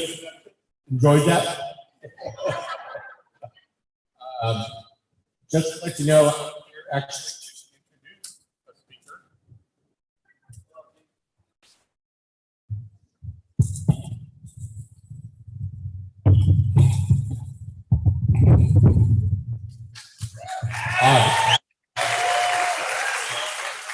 As you know, with teams, if you have somebody that does a better job of teaching something, you get that individual to teach it for you. So I have Lieutenant Daniel Gonzalez, who will be a captain next week. He's going to get promoted. He's actually our instructor. But I did want to come by and let you know that every law enforcement entity in Clayburgh County and this region, we're dedicated to our students, to our staffs, to our administrators, teachers, all our workers, and making sure that we have a safe environment. So we continue to work with that. We're partnering with each other. We're having meetings, and we're redoing things constantly to make sure that we're at the top of being able to respond in this area. I think everybody reached out and thinks, I hope what happened in Uvalde doesn't happen here. And last time I was with you, I guaranteed that our officers would respond. Every one of our officers will respond and do what they need to do. We are working also with your security teams. We had them up here last week doing some active shooter training with them. Remarkably, everything's working out well. With that though, because we're doing some of that training with different law enforcement entities, we see where we need to fix a couple of things. So we're working on that as usual. And obviously, one of the things we need to familiarize ourselves with is y'all are going to start the SRP process and SRM. Our officers also need to know the terminology for that, so understand what's happening at their particular school. So we're training our officers as well to ensure that they back you up and do what you need to do. I would caution you, don't have that in a folder somewhere and don't follow it. That needs to be prominently displayed. You need to practice it every day. We don't want that to occur. So prevention is our best ally.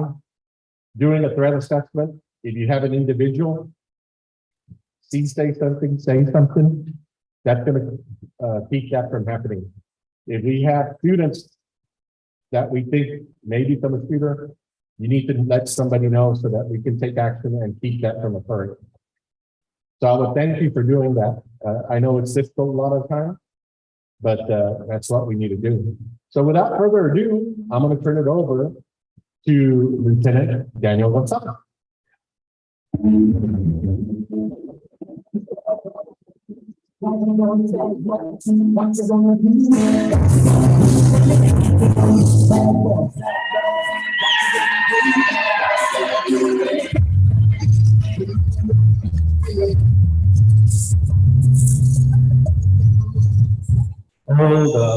Hold up. Ladies and gentlemen, that was the wrong soundtrack. We need some Vicente Fernandez when I come up on stage, please.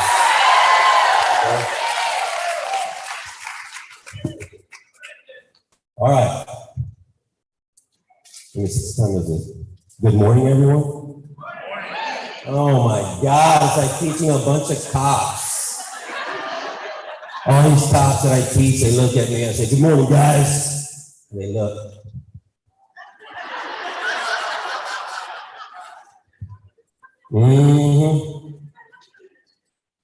How's everyone doing today? Good? All right. Ladies and gentlemen, thank you so much for being here. Thank you so much for having me. I am Lieutenant, soon to be Captain Gonzalez. All right. We're good. Thank you. Just a little bit about myself. Been with the department about 15 years. Have about 20, a little bit over 20 under my belt in law enforcement. And my entire time here in law enforcement has always been a part of the tactical team. Today I serve as a supervisor for our narcotics unit, and I'm also the SWAT team leader. Yes, Eagle has a SWAT team. Welcome. Why do I say this? Because I'm really proud of our guys, but it's also important that you all, as our community, understand our resource, our capabilities. And I'm going to drive a point home real quick. Chief mentioned it slightly, but I want you to know this in your heart, because I know it in mine. We will not repeat Uvalde. We won't. We won't do it. Ladies and gentlemen, when I took my oath and I put that badge on my chest and I wear a bulletproof vest to work every single day, I know what I signed up for. And what I signed up for is this, is that you guys come before my life does. You're first. My job is to put myself between the evil and the good, to make sure that we all make it home at the end of every day. That's it. That's the good. All right. So, ladies and gentlemen, in our recent history, there's been one active shooter event in our history that changed the way we view active shooter events. What event was that? Come on. Columbine. Yes. Yes, Columbine. Why Columbine? Well, what? One more time. It wasn't going to be a Saul anymore. We're not going to wait. Well, yes. But the reason Columbine stands out is because that was the longest active shooter event that had occurred. The longest, 44 minutes. 44 minutes. And guess what? Where were the police? Where in the world were the police? They were there.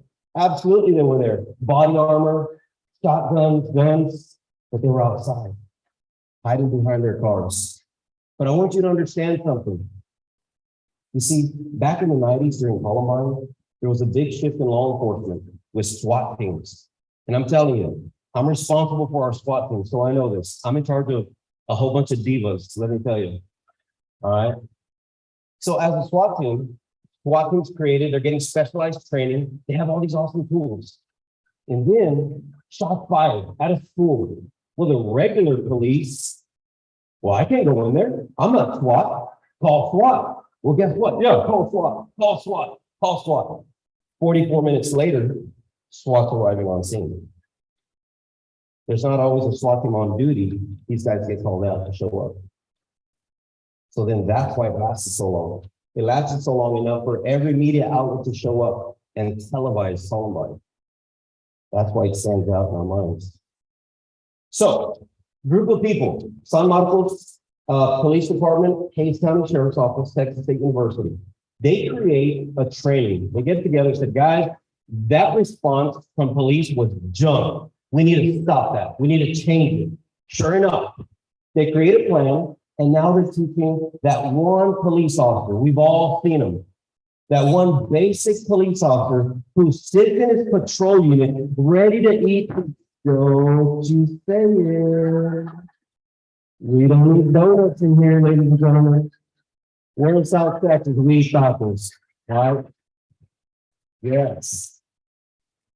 But this training is geared towards that police officer we've all seen. He doesn't want to be on SWAT. He doesn't want to do anything extra. He wants to sit in his car to wait for dispatch to tell him where to go. Hey, it's the truth. I've seen it. Okay. So this training is working. It's working. It's awesome. And active shooter events are happening. And these officers are no longer allowed to wait for backup. I don't care if your backup is right around that corner. You don't face. And it works. But wait a minute. As this group is high-fiving, there's somebody in the background waving their arms. Law enforcement. I know you guys are the first responders, but are police really the true first responders? In an active shooter event, police are not the first responders. You are the civilian. So then they're like, what do we do? You guys know what to do. Law enforcement has training, but how about us civilians? What am I supposed to do until you get there? Oh my goodness, eye open. So they went to the drawing board, and sure enough, the civilian response to active shooter events was created specifically for the civilian on what to do, how to survive. More importantly, I want you to listen to this. More importantly, not just to survive, but to win. But to win. Surviving is one thing, but we're going to win. So this morning, I'm going to tell you this. I'm going to play with your emotions a little bit. Here today, you're going to feel angry. You're going to feel sad. You're going to get a twist in your gut. But as an instructor, as one responsible for teaching this type of response, stress-induced training has proven to be the best type of training. So usually what I do for my SWAT guys, gear up, full gear, run around the building, 50 jumping jacks, 50 push-ups, whatever. Then let's train. No, we're not going to run around the building, okay? But I am going to elevate your heart rate. This next audio clip, I want you to put yourself in this situation. It's an audio. This audio is from teacher Patty Nielsen. The first 911 call, Columbine, from the library. 11 of the 12 children that were killed in that library. I want you to listen to this audio, but I want you to make it personal. Because for me to teach this topic, golly, it's personal. I'm married to a school teacher. I have kids in school. I'm going to be responding to these types of events. So for you all, make it personal.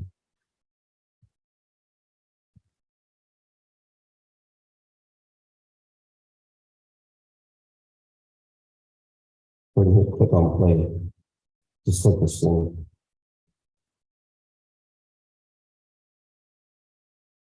There it is.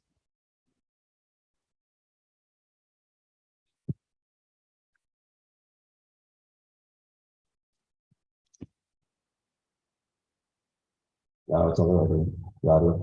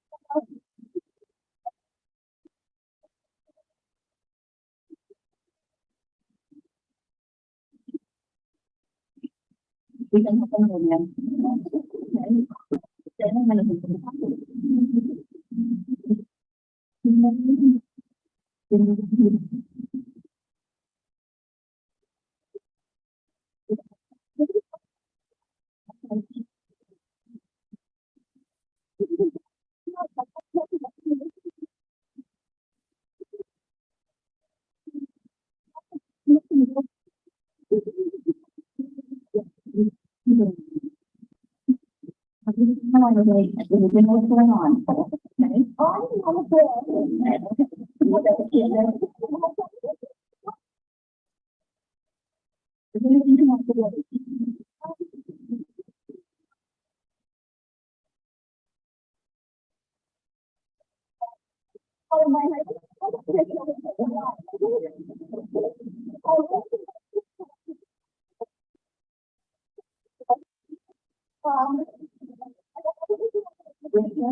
Getting fired and what's going on around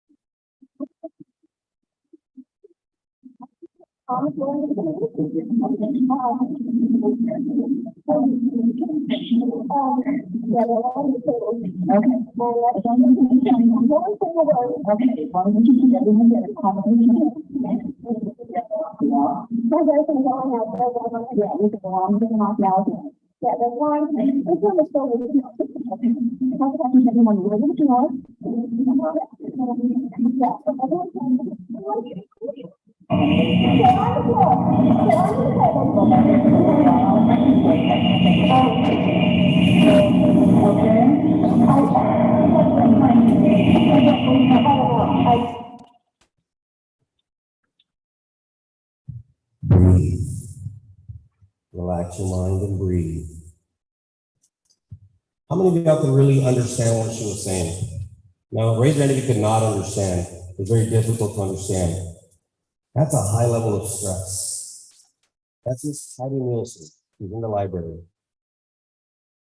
Do you think for a second that Miss Patty Nielsen had ever had to think about what she would do, how she would act if two punk murderers entered her school, tried killing all of her students? You ever think she thought about that? She didn't have to. She was a teacher. All she had to think about was her day, about what she was going to teach. And that day, these two monsters disrupted so many lives.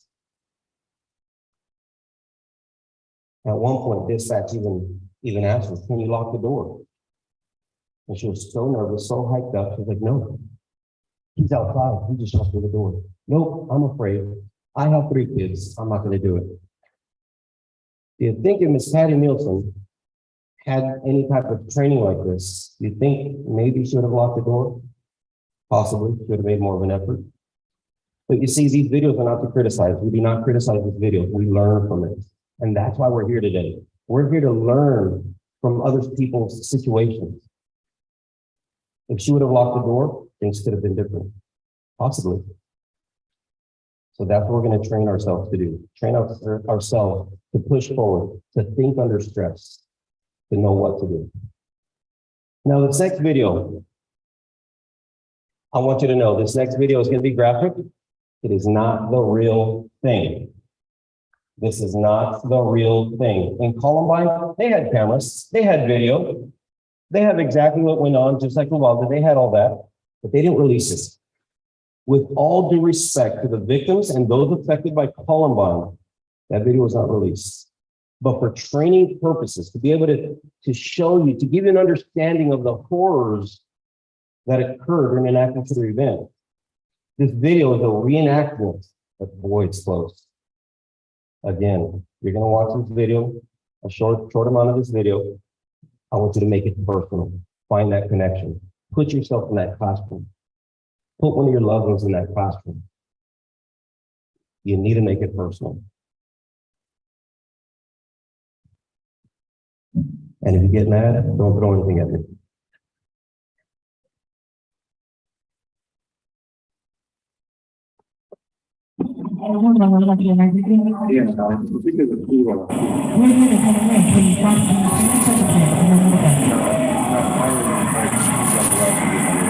Can you tell me where you are? How many people? Can you see the perpetrator? Can you see the guy with the gun? Are you inside or outside?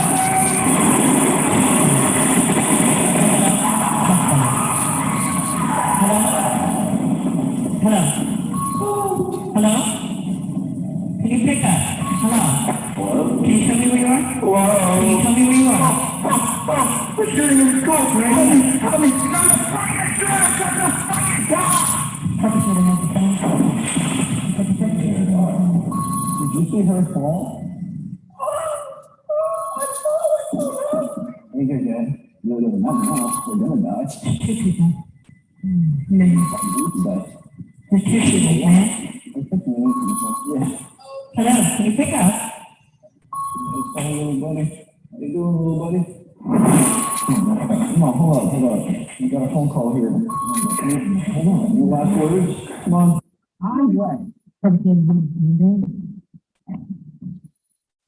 Andre? Andre? Can you pick up? Hey?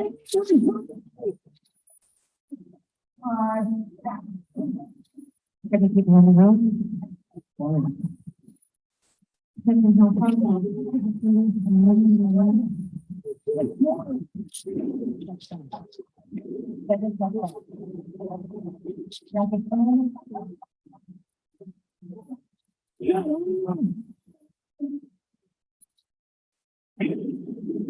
That's fine. That's fine.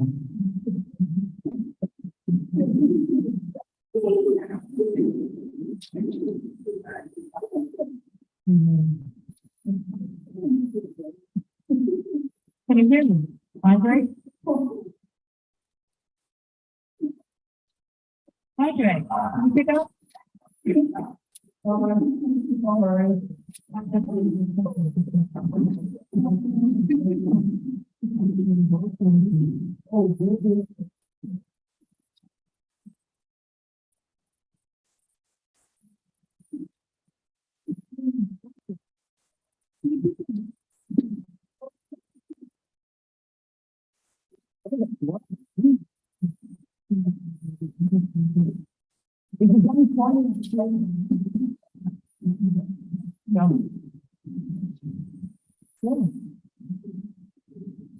One.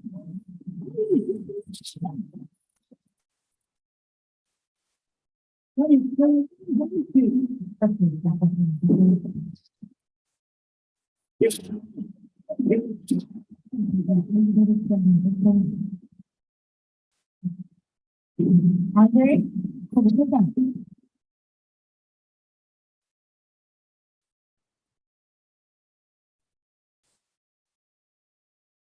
All the victims talking to the secretary.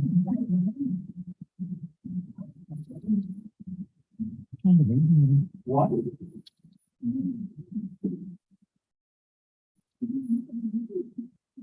You're still alive. There's a victim talking to the victim.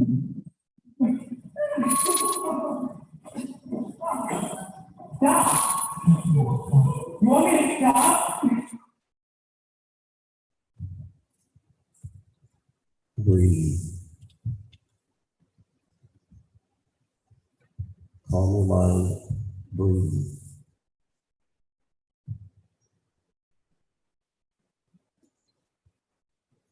Relax your mind and breathe. Ladies and gentlemen, I know it's extremely difficult to watch, even knowing it's a reenactment. See, I'm paying attention. I'm watching every single one of you and your reactions. And I know it's difficult. I've been teaching this for years, and I still get the goosebumps. I still get that feeling. That same feeling that you're feeling, I've got it. How to win during this situation. How to win, how to survive, how to defeat this is why we're here today. So who would have ever thought that teachers would have to go through this type of training? You see, I don't like to do what is our world coming to today? Forget that, that's over with. Where we're at now, where we are at now, and the mindset that we need to have, that mindset to survive and to win this situation. And it's avoid, deny, and defend. Avoid, deny, and defend. ADD, just like me, right? So avoid, deny, and defend. Where's my nice clicker? Can you click next one, please? Avoid, deny, and defend are the actions that we're going to be learning. All right. Now, before we get into those actions, we're going to talk about the disaster response. Disaster response is the background science of how people behave during high stress events. Notice how I didn't say active shooter events, high stress events. All right. So under disaster response, your mind and your body will go through 3 different stages. The first one being denial. Denial followed by deliberation, then decisive moments. Denial, deliberation, decisive moments. Next. So denial, let me explain denial. We are all human. We're all human. It's human nature that we are all on a schedule. Well, Officer Daniel has to wake up early in the morning. I've got to get ready. I've got to shower, I've got to shave, I've got to get my uniform on. I've got a training today. So I've got to make sure that I get up early so I can go get my passports, right? I got to make sure that I get other stuff done. Then I'm going to go to this presentation. I'm going to teach. After teaching, I'm going to eat some lunch because this guy's got to eat. All right. And then after that, well, I've got other work to do. So I don't want my schedule to be interrupted. And I'm sure you guys don't either. Lesson plans, meetings, trainings, who wants to be interrupted? So let me share this story. I'm teaching this class one time, a few years ago, and I pay attention to everyone. I know you're going to see me looking at you. I'm paying attention to demeanors and all that good stuff. I'm watching if you're on that TikTok while I'm talking. You know what I mean? Swiping that phone. Well, this lady, I'm talking about denial. And I'm talking about, all right, guys, denial. Nobody wants to be interrupted. All of a sudden, you're in your classroom. You're in your classroom and you just hear it. Oh my goodness. Did the principal just get mad and slam the door? What was that noise? And then you hear it again. And the reality sets in. That was not a door slam. That was a gunshot. But it's so common for you to go into that denial. You want to make up an excuse just so your schedule won't be interrupted. It's human nature. So this lady in my class a few years ago, she's sitting there and she's kind of in the middle of the class towards the back, because the back row usually fills up first. And she starts rolling her eyes. Denial. I know what a gunshot is. And she's rolling her eyes and she's there. Hey, no problem, cool. Hey, thank you, everyone. So I continue my class is over. Boom, she gets up, beeline to the door. She's the first one out. But then I'm teaching the same class again, same venue. And then all of a sudden, guess who's in my class, right? But this time she's a little bit closer. She's closer, and now I get the denial. Oh yeah, gunshot. Don't deny the gunshot. push through, know what it is. And now she's like, yeah. Oh, yeah, that's true. And I'm looking, I was like, oh, that's different demeanor. All right. So then class is over, she gets up, comes straight to Officer Daniel. Officer Daniel, let me tell you a story. Do you remember me? Yes, ma'am, I do. Then all of a sudden she's like, well, let me tell you. Shortly after the class, I was thinking to myself, denial. I don't have to be a cop to know what a gunshot sounds like. I know what a gunshot is, and I'll do what I have to do. Hey, no problem. She goes, but then I'm driving home. As I'm driving home in my neighborhood, I see my neighbor is barbecuing. And I go, Mira, I tell my husband, Mira, the neighbor's barbecuing during the week. And all of a sudden they get closer. Wait a minute. Maybe he's not barbecuing. What's he burning in the backyard? Why is he burning stuff right now? She gets a little bit closer and she can't go any closer. There's a big old fire engine trying to put out her neighbor's house, which is fully engulfed. These flames, this smoke is not a barbecue, guys. You can see this house fire from Bishop. And her mind, what's he barbecuing? What's he burning? That was the denial portion of it. So she became a big believer in the denial. Hey, you see it, you know what it is, and you push through. So once you push through, you know that what it is, then you go on to your next stage, which is deliberation. Under deliberation, that, my friends, happens to be one of the most important phases. Why? Because you know that there's danger. You know that something is going on. And now you're standing here. You're in the fork in the middle of the road. What do I do now? Deliberation is what next? Now it's time to make a decision. Do I go right? Do I go left? Do I fall where I'm at? What do I do? So under deliberation, for you to make a good, sound decision, it's not as easy as it sounds. You have obstacles. There's a major obstacle that's gonna take part in your decision making. The stress response. The stress response is what's going to be in your way. You see, when you guys came in here, you guys sat down, no stress. You guys are hanging out. Your heart rate is approximately 60 beats per minute. A good, normal standing heart rate. At 60 beats per minute, you can think clear. If I gave every single one of you guys a plan, all right, we're going to divide the room. Team A, Team B, there's an active shooter that's going to come into those doors in 2 minutes. I need all of y'all to come up with a plan. Awesome. 10 of you are going to stand up. I got a plan. All right, you guys get those chairs. You get those big old bags that I see over there. I see those Michael Kors bags over there. Yeah? You're going to, and we're going to do this. Great. There's no stress. There's no stress. But then I played the audio for you. And when I played the audio and you heard Miss Patty Nielsen's voice and the nervousness, and you started making a connection, your heart rate elevated. I'm walking around the room and I'm watching all of your reactions and I see how you become uneasy. So then you elevate to about 90 beats per minute. And you start moving, you start feeling anxious. And then I played the video. And when I played the video, I got some major reactions. Flinching, putting your heads down, shaking your heads, locking yourselves down. Some stay present. That means that your heart rate elevated a little bit higher to possibly 120. You see, working out, you always hear, warm up, guys. Make sure you get a good warm up. Make sure that you don't go straight into your workout. Warm up, get the blood flowing, right? Or when your kids are falling asleep, y'all are falling asleep over there. Stand up. Everybody move around. Shake your arms, move your legs. That's for the blood flow. Let's get it moving. Let's get it flowing. And that's okay. You're strong at 120. You bleed less.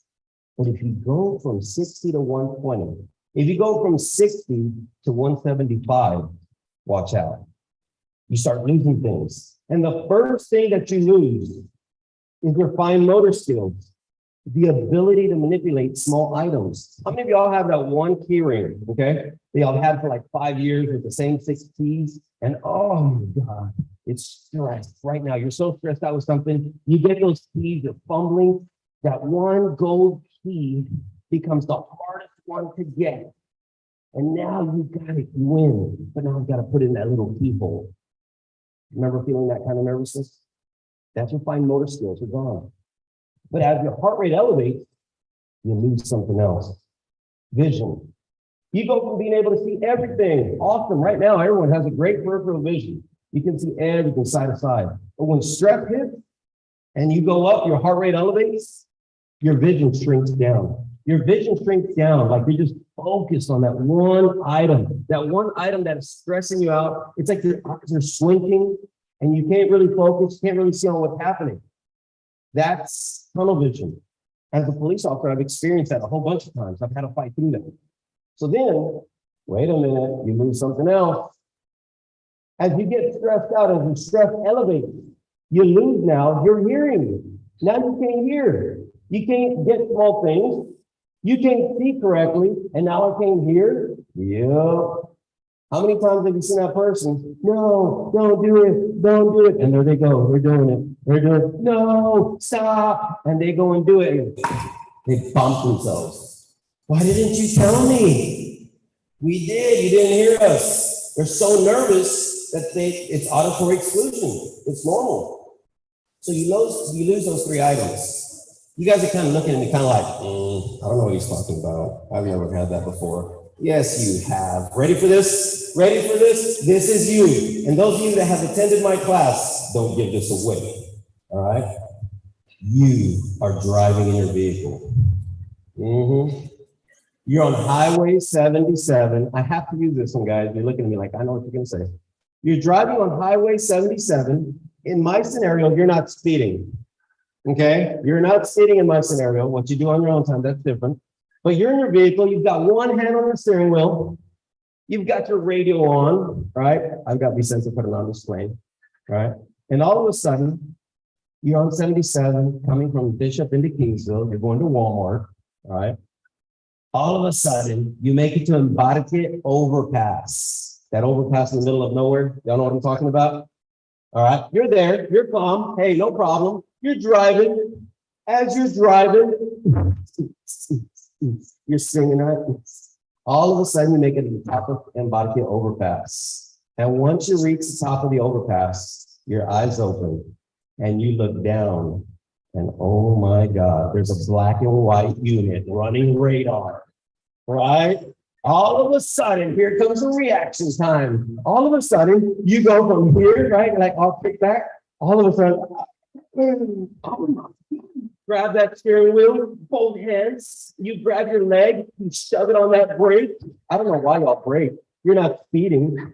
All of a sudden, now you're 22. It's proper. Right? And now the unit's right here. You don't even want to look at me. You're just driving. Don't look at me. Don't look at me after this speeding. Don't look. Boy, and you even make the lane change. You make it, I don't know why y'all lane change. All of a sudden I'm in my unit running radar. I'm scratching my head. What are they doing? But wait a minute, I'm not done yet. Oh no, your reaction's just getting started. You're 10 feet, right? You're almost mad that I was there running radar. Why did he have to be there? They're so sneaky. But wait a minute. You get your phone, you can't even dial the numbers, right? Thank God for Bluetooth. Oh, babe. Oh, babe. You're like just going to Walmart, right? Babe, I almost got pulled over. No, you didn't. You weren't even speeding. But guess what? It doesn't matter. You make it to Walmart. You're still tending to all that Shakira music that you had going on that you're dancing to. You just shut it off, right? I don't want to hear it anymore. I don't like that song. You shut it off and you get mad and you're going to Walmart and you finally get to Walmart and you park.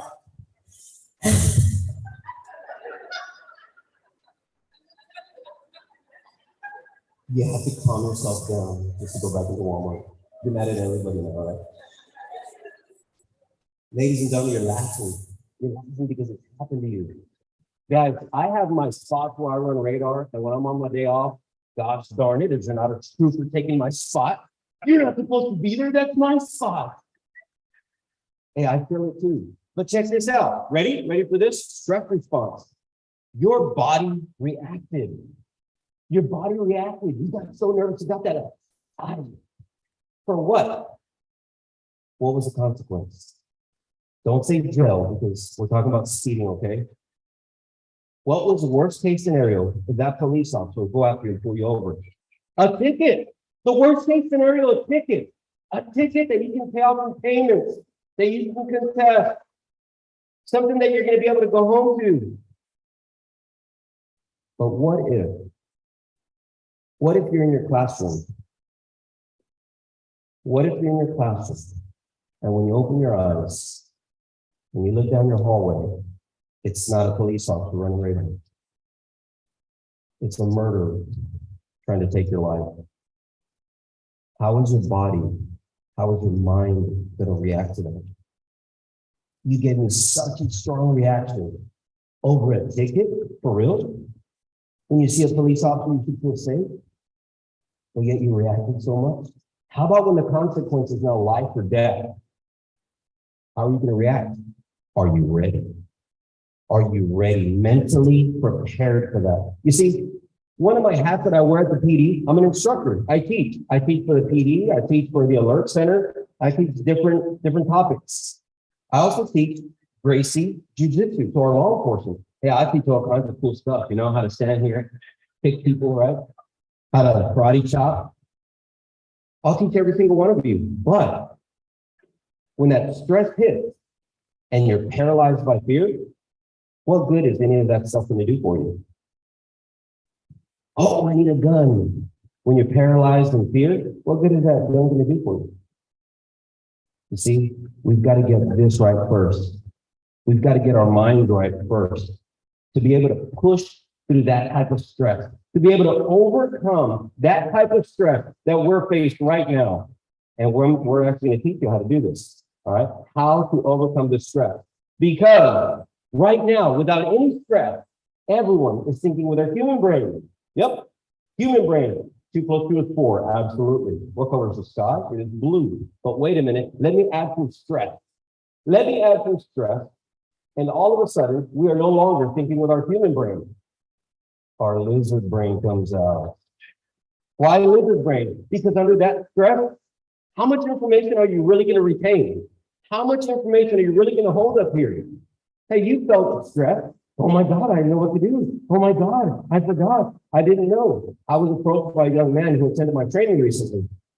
And he was telling me, after the training, I was pretty stressed out. I was asked a simple question. I knew what the answer was, but I just couldn't answer it.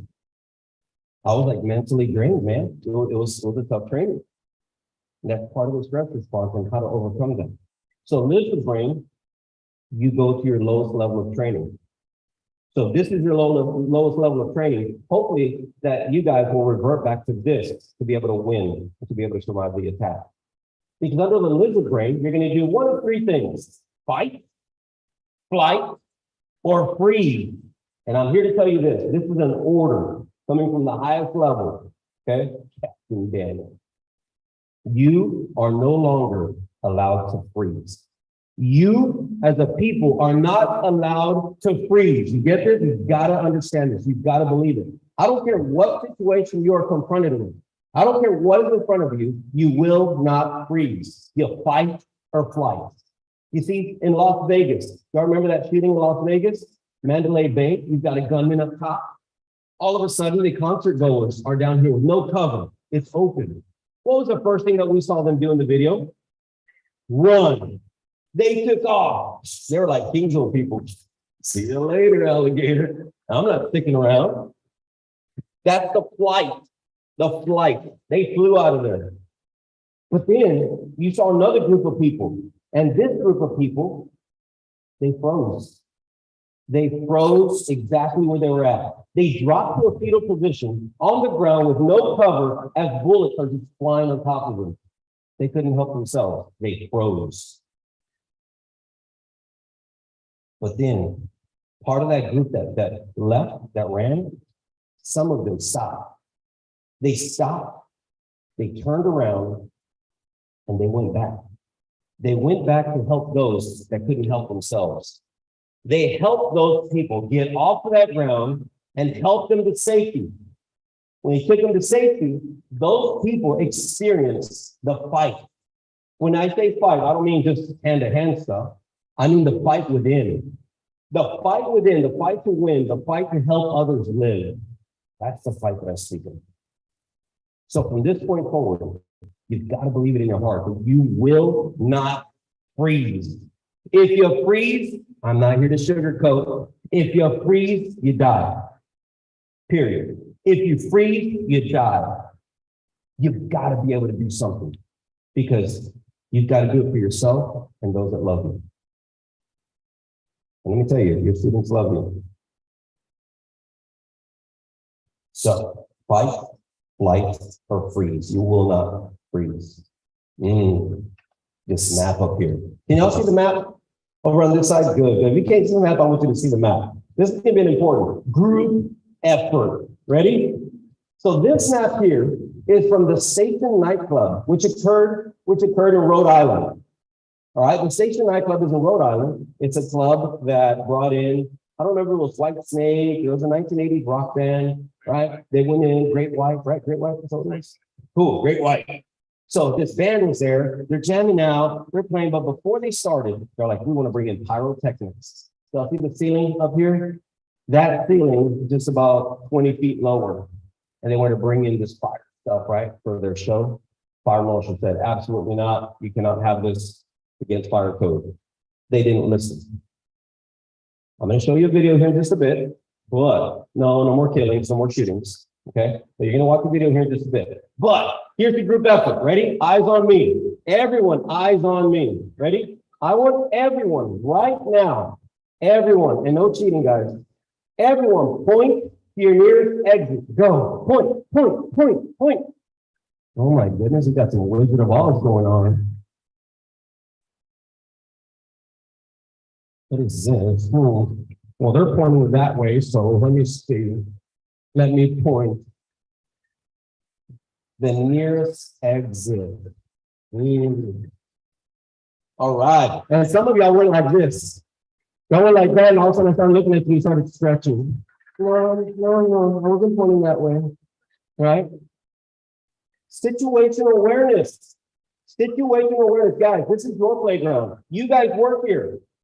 You guys work here. How many exits in this one building alone? How many? Quick. 4, 6, 2, 4, 6. We're counting. Uh-oh. I see administrators counting too. Wait a minute. Wait. I see. 2, 3, 4. Hey guys, look at me. Stop counting. Stop counting. Ready? How important is it to know your exit? Here's a trivial question. We all go to Walmart, all of us. If you say no, we'll talk about it later. I learned this from the store manager himself, right? I'm teaching Walmart, and then I asked Walmart, all right, guys, how many exits at Walmart? And of course, I've got people counting. 12, 7. How many exits at Walmart? Go. 7, 6, 25. 1. Yeah, 1. The grocery side, the only one you go in. Right? Ladies and gentlemen, I learned from the store manager. The store manager himself told me that there are about 50 exits at Walmart. Situational awareness, right? Let me ask you, when you go into Walmart, you go into the grocery side. I already know. Don't even tell me automotive. Yeah, right. You go into the grocery side, you go all the way down by where the milk is at. Everybody tracking with me? Where the milk is at? All right, cool. The restrooms. And there's a door back there. How many of you have ever exited that door? How many? Oh, I got one. She used to work there, I bet. I got another one. Okay, but 1 or 2 out of the many. Why not? I had a guy tell me, sir, if I exit that door, it's called theft. Okay, I get it. But seriously, why don't you exit?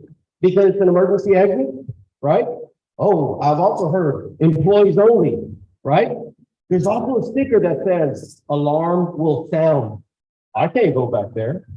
You see, here's what's happening is that under no stress, you're calm. No stress. You're teaching yourself that you are not allowed to go through that door. So if an El Paso Walmart event happens and there's an active shooter, more than likely, your mind is going to want to go through the door you came in from. You're not going to think about that emergency exit because you have taught yourself that you're not allowed to go through there. So you have homework. Next time you go to Walmart, you're only gonna look weird for about 2 seconds, okay? You're gonna get to the carrito as you're going to Walmart, and all of a sudden you're gonna stop at that door over there by the milk, by the restrooms, and I want you to look at that door. And I want you to tell yourself out loud, if something were to happen right now, I would go through that door. Start training your mind right now to think outside of the box. Don't be stuck in your habit. Don't be stuck in your habit, because the video that I'm about to play is going to demonstrate what happens when you're stuck in a habit. Because practice makes wrong. Practice makes habits. Habit makes permanent. Break your habits. Don't go into the same door if you can help it. Let's see, can we hit play on this one? There are those pyrotechnics. I'm going to narrate a little bit.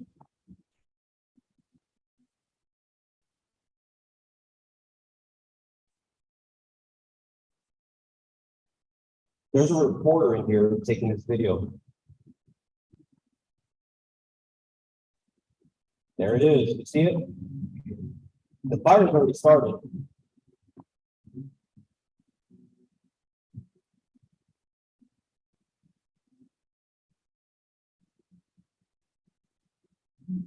Finally, the music stops.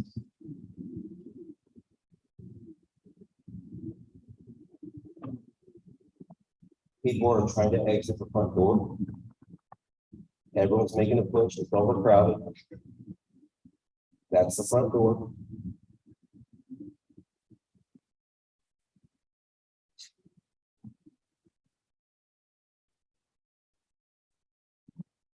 Everyone's coming out, but look at that smoke. Look at the smoke already. It's 1 minute in. Those are windows. Someone's going to break those in a bit.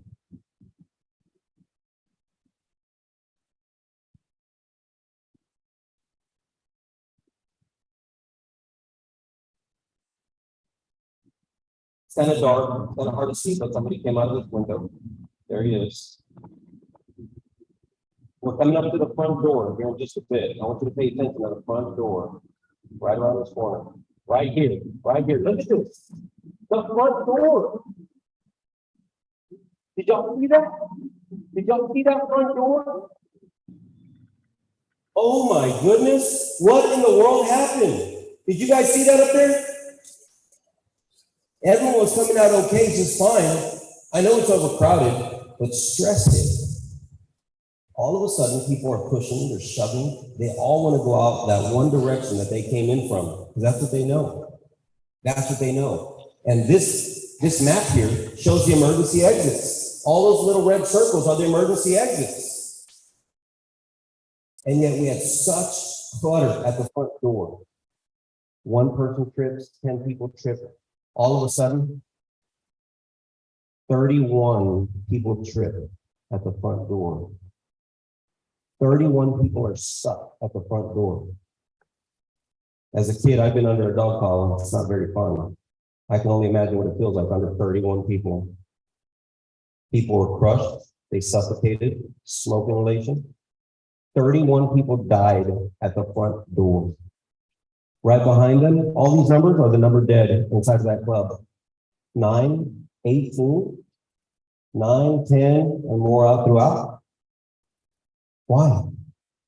Why just the front door? They weren't aware of their surroundings. I encourage you, pay attention to your surroundings. Break your habit. For example, parking. Don't fight for that close parking spot. Park somewhere different. Next time you go to Walmart, I encourage you, park somewhere different. Don't park by the grocery site. But that's too far.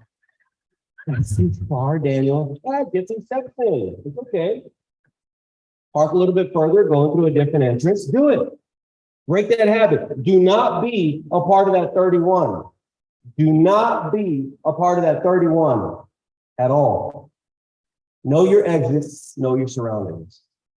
Here's a good one. How many exits did Tapatio? Go. 1, right? 2. Let me ask you a different question. Ready? How many windows are there, faculty? Ooh. But it's not normal. We don't go through windows. Yes, we do. If you're in a situation like this, you will.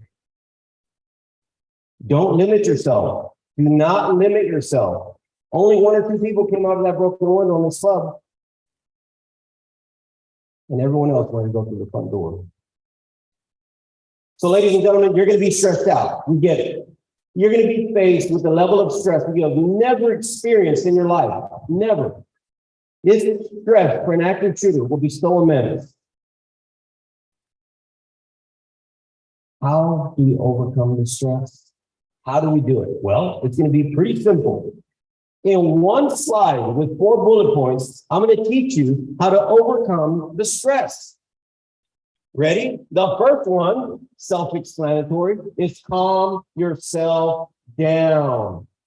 Calm down. You see, I teach jiu-jitsu. I teach young officers how to defend themselves. And guess what? I don't know what is more stressful than a fight with a police officer. Every time a police officer is involved in a fight, there's always a gun involved. It's ours. That's pretty stressful.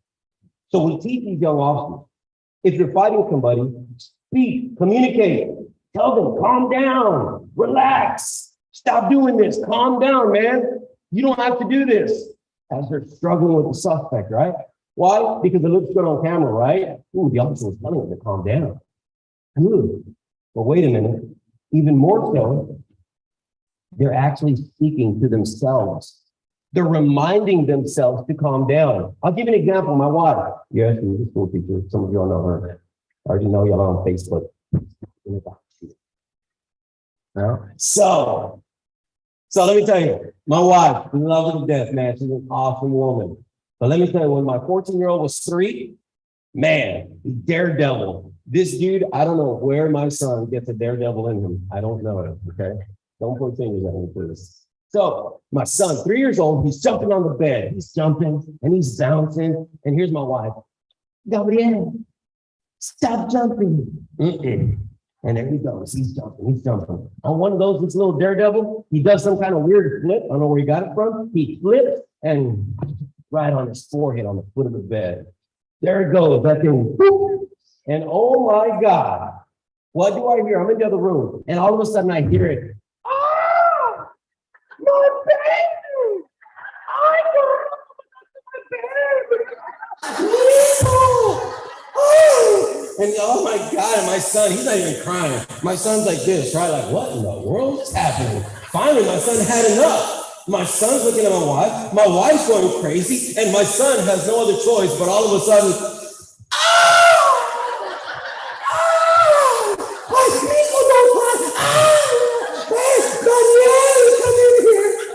so oh my God, I go running into the room. What's the matter? What's the matter? All of a sudden they're freaking out, both of them right here. Oh my God, woman, calm down. Calm down, go to there. No, I'm not that aggressive husband, right? But in this case, I'm like, hey, calm down, calm yourself down. Come here, son. What's hurting? I know it's hurting, it's right there, it's looking at me, right? But I calm everybody down, and finally I have a talk with my wife. Hey, you've got to be able to calm yourself down. What good are you going to be to our kids if you can't even keep yourself calm? And with boys, the boys that we have, I don't think I've ever been to the ER for an illness. Dad, my fingers hurt. What'd you do? I was playing baseball. Dad, I can't walk. It's always for an injury, man. It's always for an injury. So my wife has had a lot of practice. And she's had to learn how to calm herself down. Take that half second to remind yourself to calm down and breathe. Did you hear me tell you that earlier? With the video, with the audio, breathe, relax your mind and breathe. It's proven when you combat breathe in through your nose. Pause at the top for a half second. Don't stay there. We pass out. Force it out through your mouth. Force it out. And repeat. Don't do it for 30 minutes. The Daniel said to breathe. Yes, breathe for just a few times. And it's proven to reduce your heart rate about 20 to 30 beats per minute less.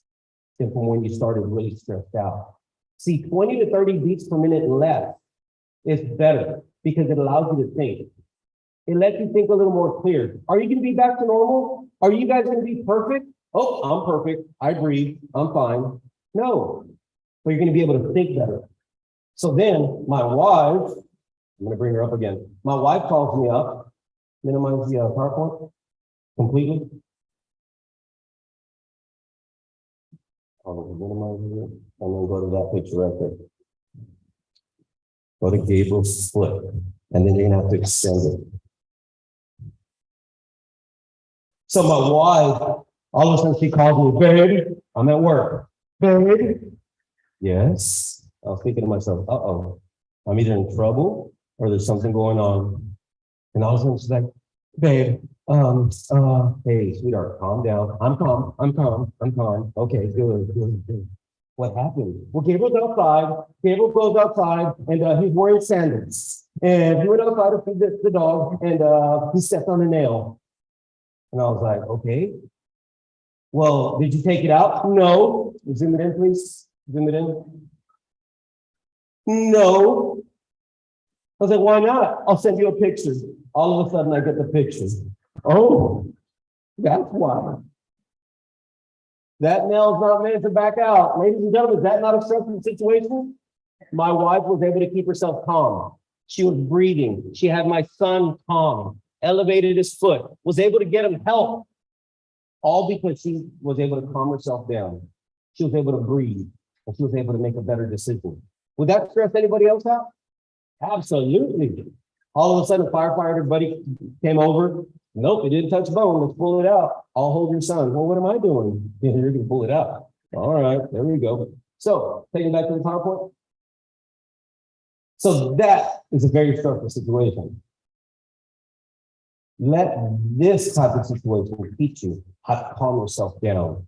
Let this type of situation force you to breathe, force you to make the right decision. Right now,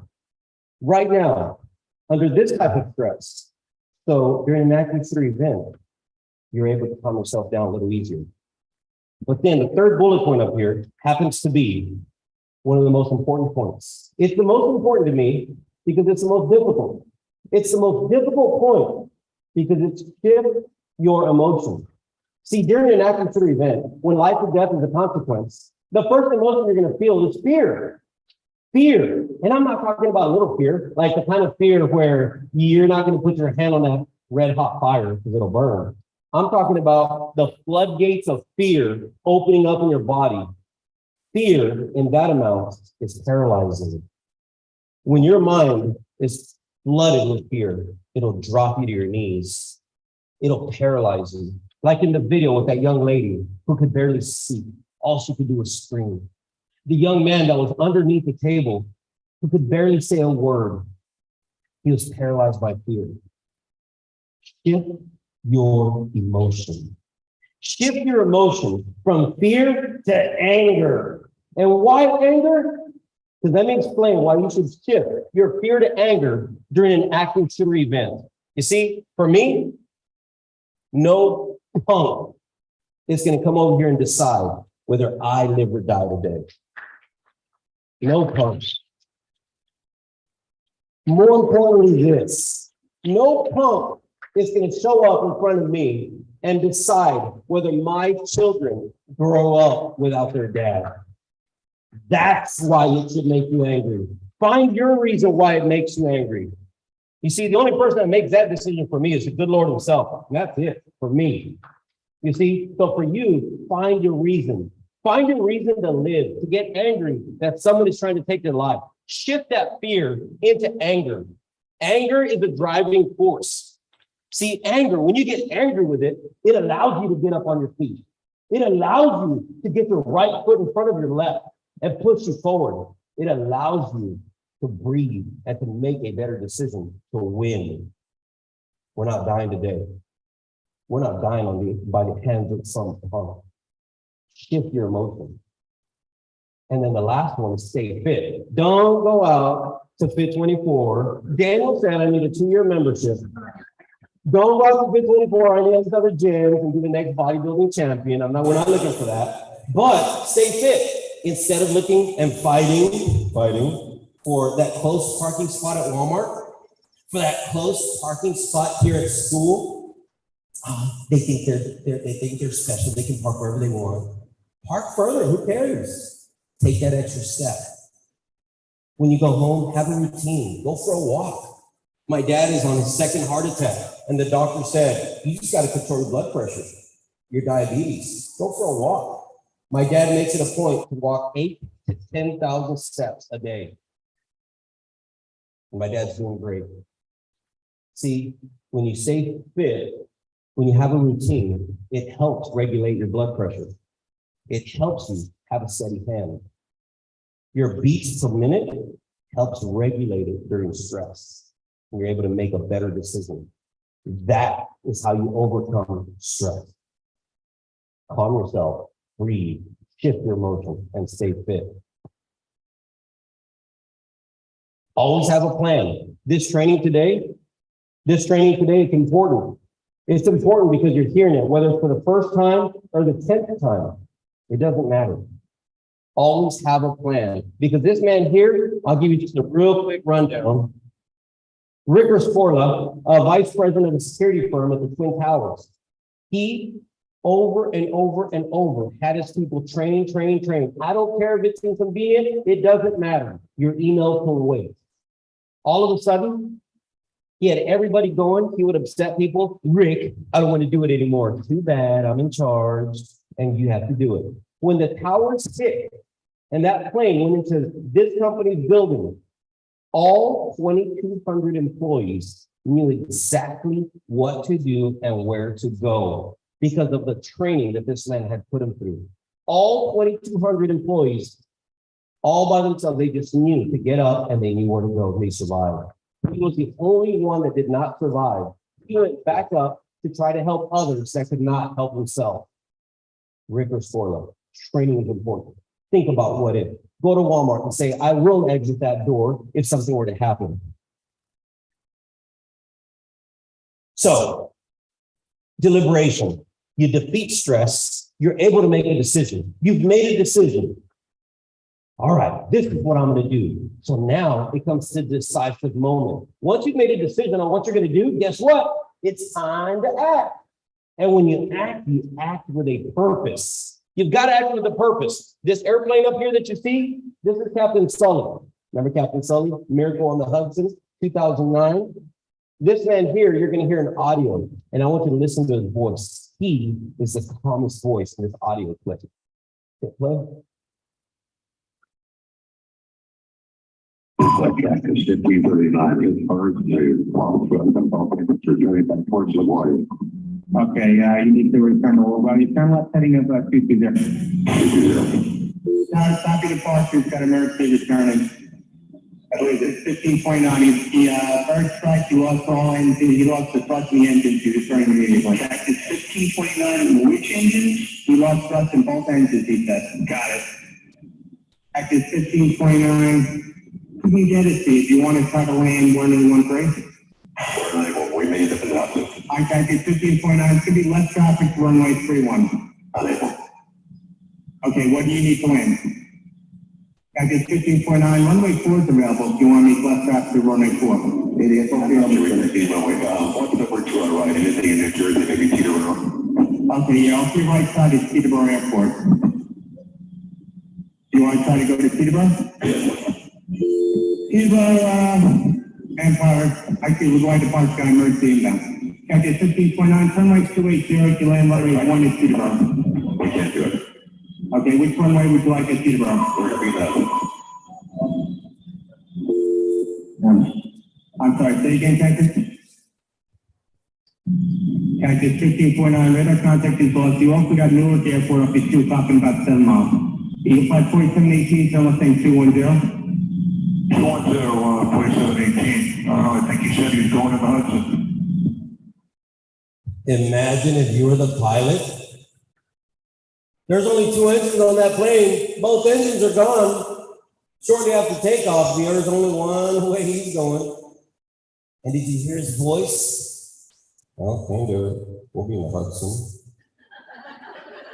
Yeah, what would your reaction be? Right? But wait a minute. He knew that period. He knew that was his only direction. And he made a decision. He made the decision.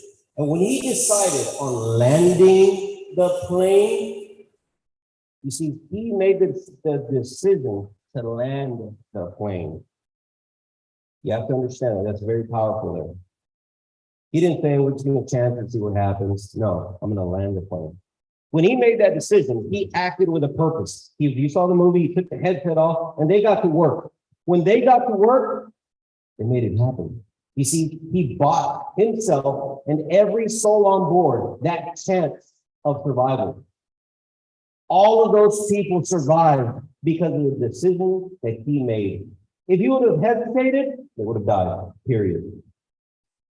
So when you are faced to make a very strong decision, if you hesitate, you die. Act. Act with a purpose. Make your decision to live and live. If you decide that you're going to take the fight to that bad guy, take it and don't stop until you win. Decisive moment. Very, very powerful, Captain Solo. Man, do you think that he had thought about this before? Absolutely. You think that he had ever thought about something bad happening? Yeah, he's a pilot. And it works. He had that script, he had that plan, and it worked. Same thing for you. You make a decision to survive, and you put that plan into motion, don't stop. Don't stop until you win. So ladies, active shooter event, and gentlemen, ladies and gentlemen, active shooter event, very simple. The definition is attempted mass murder. Attempted mass murder. They don't come in here just to be like, who do I want to shoot today?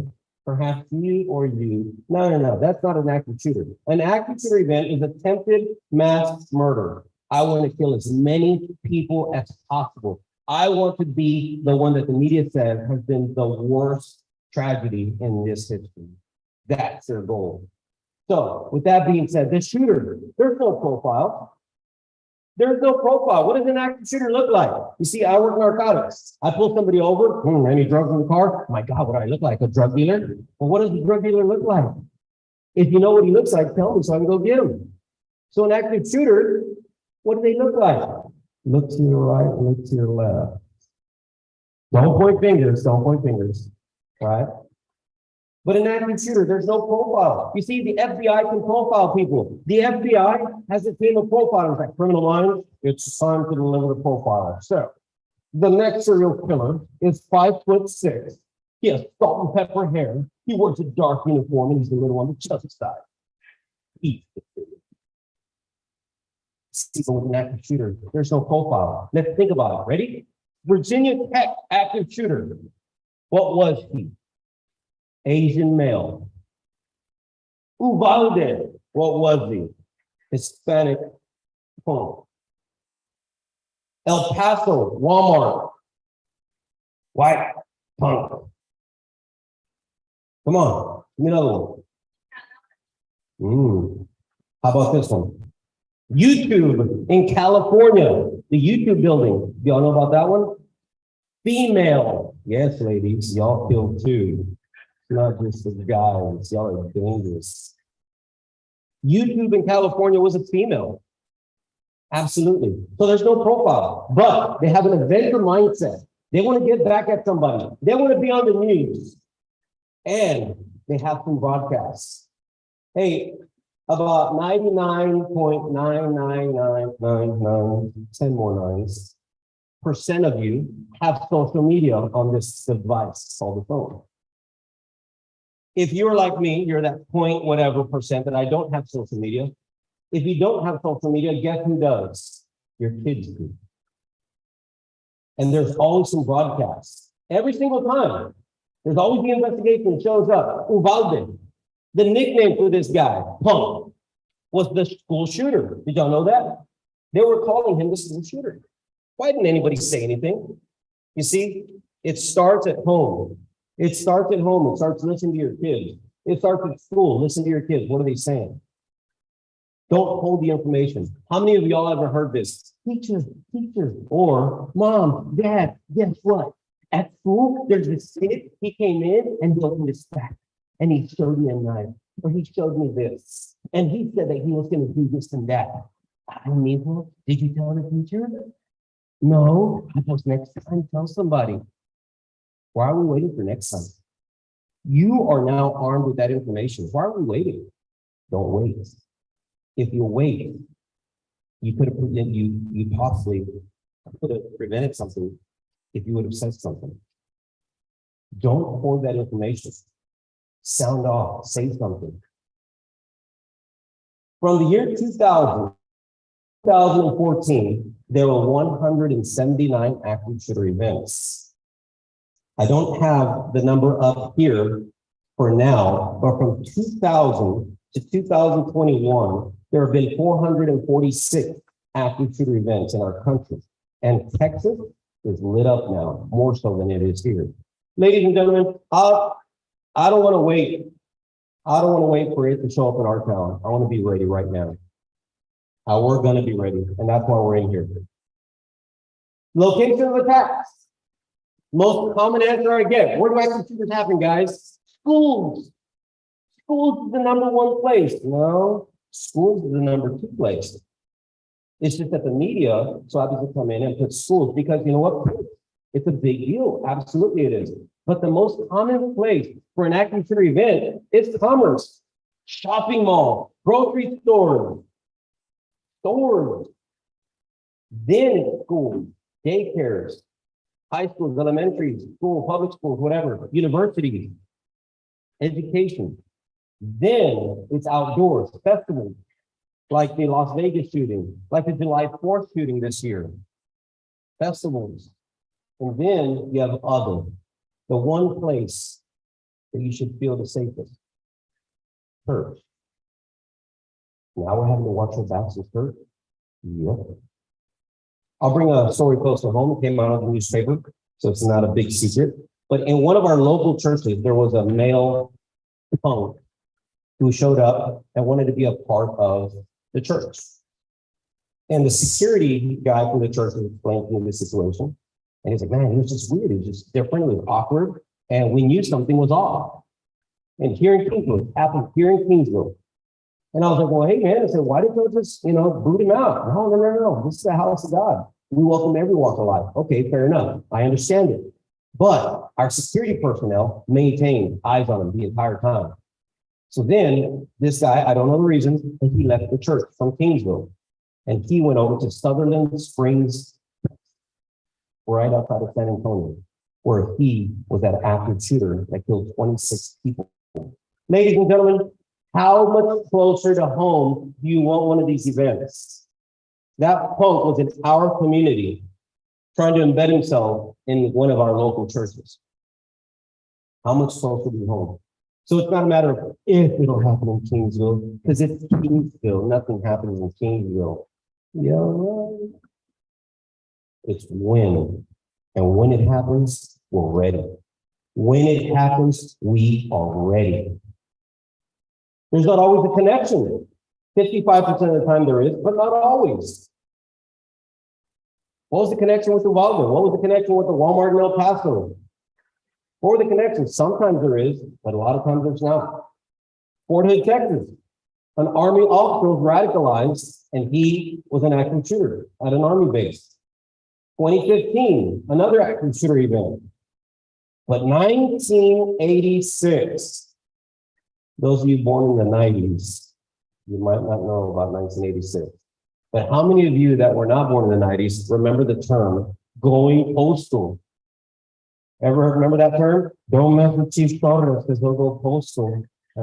With all due respect, Chief, with all due respect. Okay? But the term going postal is in 1986. Edmond, Oklahoma. A postal employee goes in and he kills, I believe it's 14 people, wounds 6, then he killed himself. Going postal, 1986. Active shooter events are not new. They've been happening. They're just happening more frequently. And now on softer targets, like in school.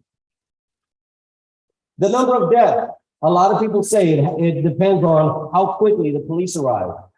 I don't really believe this statement.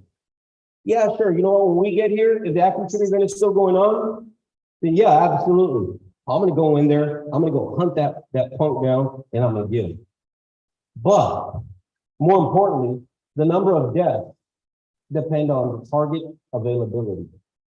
You see, if an active shooter comes in here right now, stands right in here, and you just sit there and do nothing, you're an available target. But if all of a sudden there's an active shooter right here in the middle of us and we took the fight to him, are we now available targets? If everybody got up and ran away, are you an available target? No, you're not.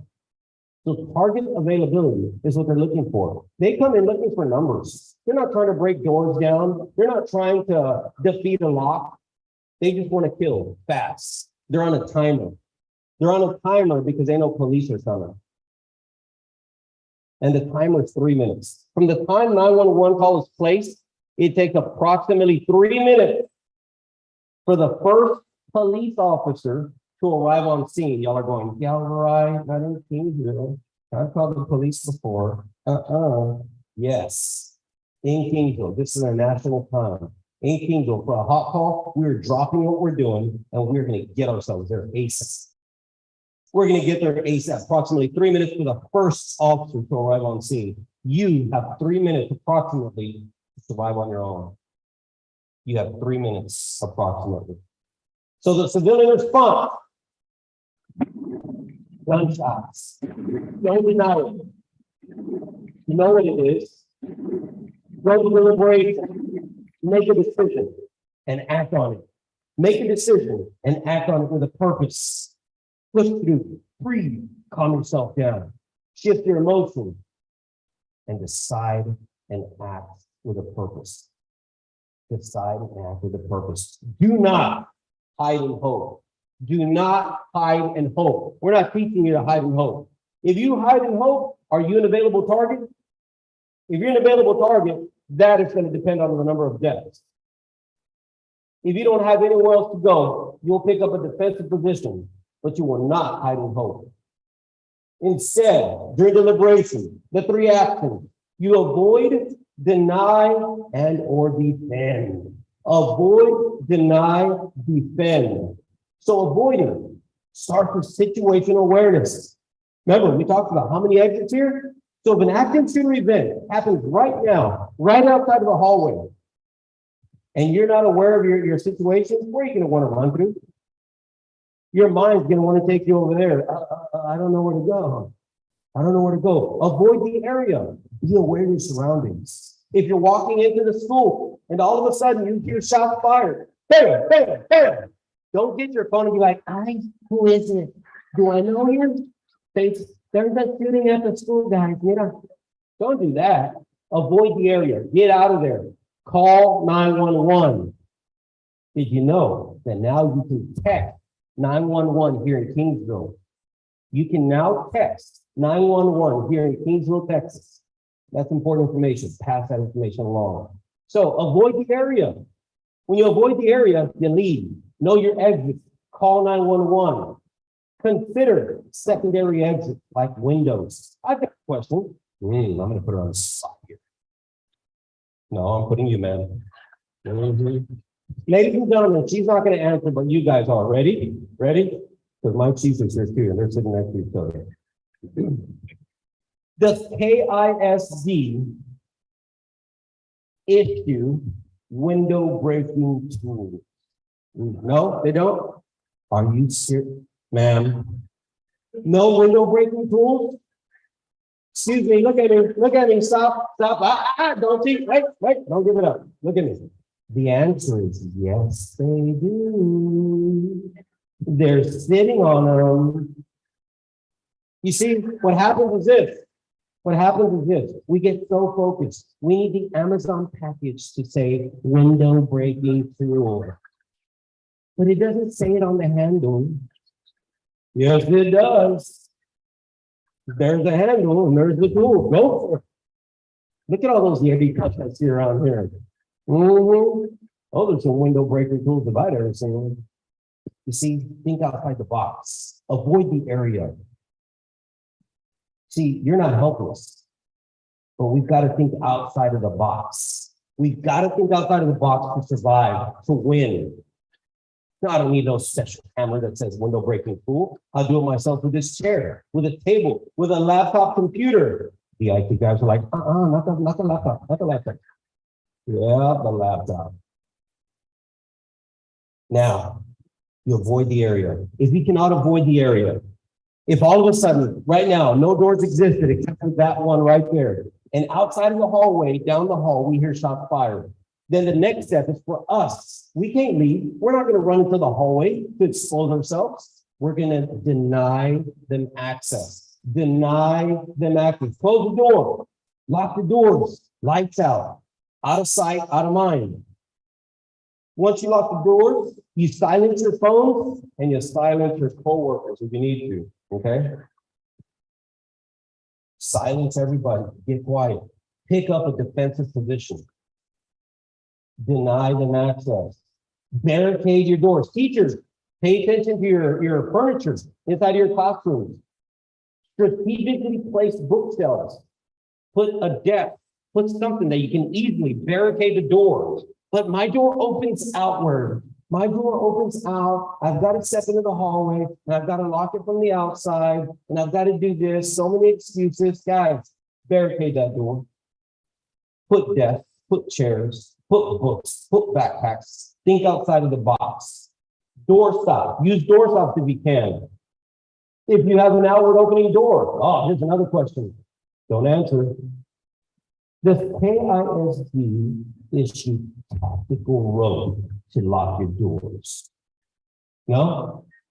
No? Yes? No? No? Those of you saying no? Yes, they do. Ladies and gentlemen, mira.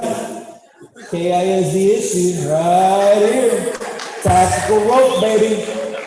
Look at this. Yeah, that's a good one too. That's a good brand. Look at all those sweaters and hoodies you're wearing. You provided your own tactical rope. Look at those hangers, you know? Man, those Michael Kors purses can tow a vehicle. Those straps in that door, you know?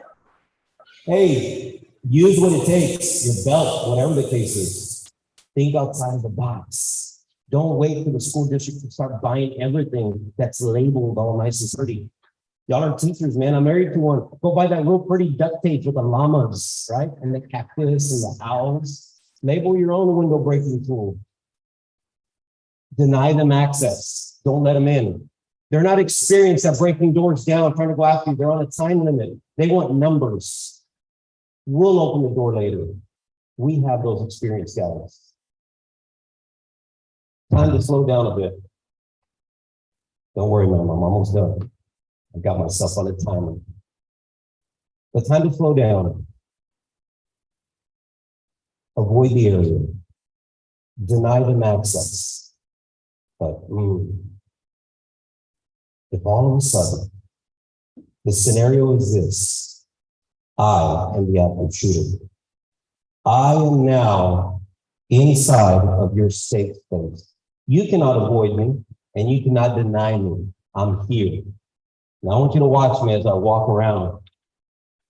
I have a gun.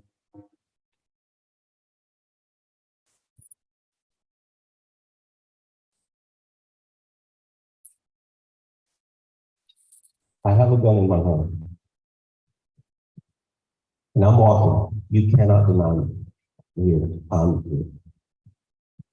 And as I'm here, I've got this gun in my hand. And I'm going to pick one of you out. And I'm coming. And I find you. And I drop my gun. And man, I'm about to shoot you. What's going to happen? Tell me now. I'm going to die. How about you? What do you think? I'm going to shoot you. I'm going to shoot you. I'm going to take you.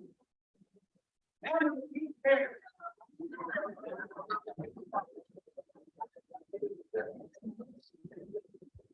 I'm already afraid to be here. I'm going to shoot you. I'm going to shoot you. What's going to happen to you? What's going to happen? I'm going to shoot you. She's going to fight me. I knew I had to be safe. I'm going to shoot you right now. What's going to happen to you? Answer my question. Answer. Now, answer. I'm gonna shoot you. What's gonna happen? He's telling me to stop.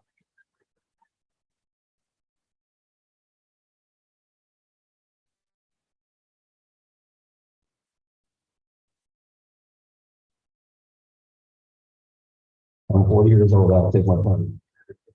Getting up on that stage. Ladies and gentlemen, I heard I'm gonna die. I heard I'm gonna fight you. I heard I'm gonna run.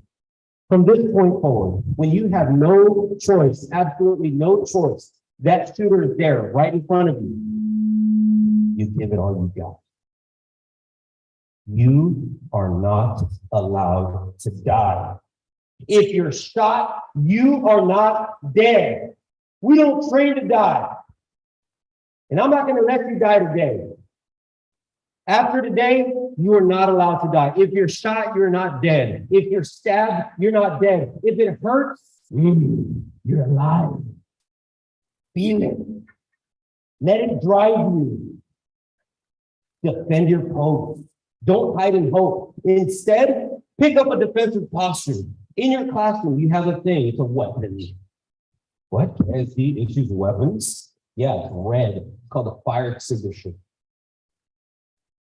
Use your imagination. Think outside of the box. I don't need a gun to win a gunfight. I don't. You see, everybody sees that I'm armed here, right? I'm armed, yes. Anybody else in here armed? Anybody? No. Uh-oh, she's looking around embarrassed. But you know what? I can take this gun off my hip right now, and I am very much armed. You see, this gun is just a tool for me. If I set this gun down on that table, it can't hurt you. I'm going to walk away. I'm going to put it on this side because I don't want her to get it. But that gun can't hurt you. You know why? That's just a tool. The weapon is right here that you possess. We are all armed. We are all armed. Ready? Group exercise. Everyone, show me your weak hand. Go. Show me your weak hand. Put your hands down. We don't have weak hands on SWAT. What's wrong with you? That's a support hand. Uh-huh. No, they don't stretch. No, I don't know. Stretch. Got it. You see, that's a mindset. That's a mindset. When a bad guy's in front of you, it is time to defend your post. Position yourself. Grab the gun. Fight. You don't need a gun to win. You just got to be smarter. They're not expecting for you to turn the tables on them. They're expecting for you to cower. They're expecting for you to fall to your knees. And you're not going to. Not after today. After today, you're going to fight. You're going to stand on your feet. And you're going to do what it takes. You're not going to shield. You're not going to do this. You're going to stand ready. You're going to put yourself between that bad guy, that punk, and the innocent that depend on you to live. Defend your post. Do what it takes. I've made my decision. You make yours. This man was shot, I believe, like 17 times. Police officer responding to an active shooter. He was underneath a car. He didn't realize that he already had taken out the active shooter. It was like an old Western gun battle. The active shooter at one of the synagogues. And he's underneath his vehicle. And this was his will to survive. Ready? He's underneath. He has a wedding anniversary coming up. And as he's under there, he's thinking, man, he had bought plane tickets and so forth. They're going to go on this awesome trip. If I don't get to take my wife on this trip, she's going to kill me. That was his thought process. That is his reason to live. Shot in the head, in the neck, in the limbs, the body, and he lived. But if while you're defending your post, it just so happens to be your time to go. If it's my time to go, so be it. But I'm not going to let somebody just take me out just like that. I'm going to take the fight to them. And if I have to lay my life down, I've made my decision. It's not even an option for me anymore. I know to defend my post, and I encourage you to adopt the same mindset. You are not helpless, ever. You're not helpless. Because what you do, it matters. If you choose to do nothing, if you choose to lay down on the ground in a position, it matters. You're just an available target. But if you choose to fight, if you choose to push forward, to win, to avoid, deny, and defend, it matters. When the police arrive, it's violent. I'm gonna bypass this for time constraints. I'm gonna demonstrate. I think I'm a better actor than that video. So, I'm a brown Tom Cruise, you know? So, in this video, when police arrive, I want you to understand something, it's violent. We train ourselves. We had training here at KISD, and I brought in role players. We train to bypass the wounded. Oh, that's mean. No, our job is to stop the killing. That's my job. Stop the killing, then stop the dying, then evacuate the area. But when we arrive and we have to open your door, don't open it for us. We'll open it for you. It's going to be violent. I'm going to have my AR-15. I'm going to come out. Hands, hands, hands. Everybody, show me your hands now. Show me your hands. Now, show me your hands. Everybody, put them up. Oh my God, it's Daniel. Free hugs tomorrow. Then I'm going to pull somebody aside.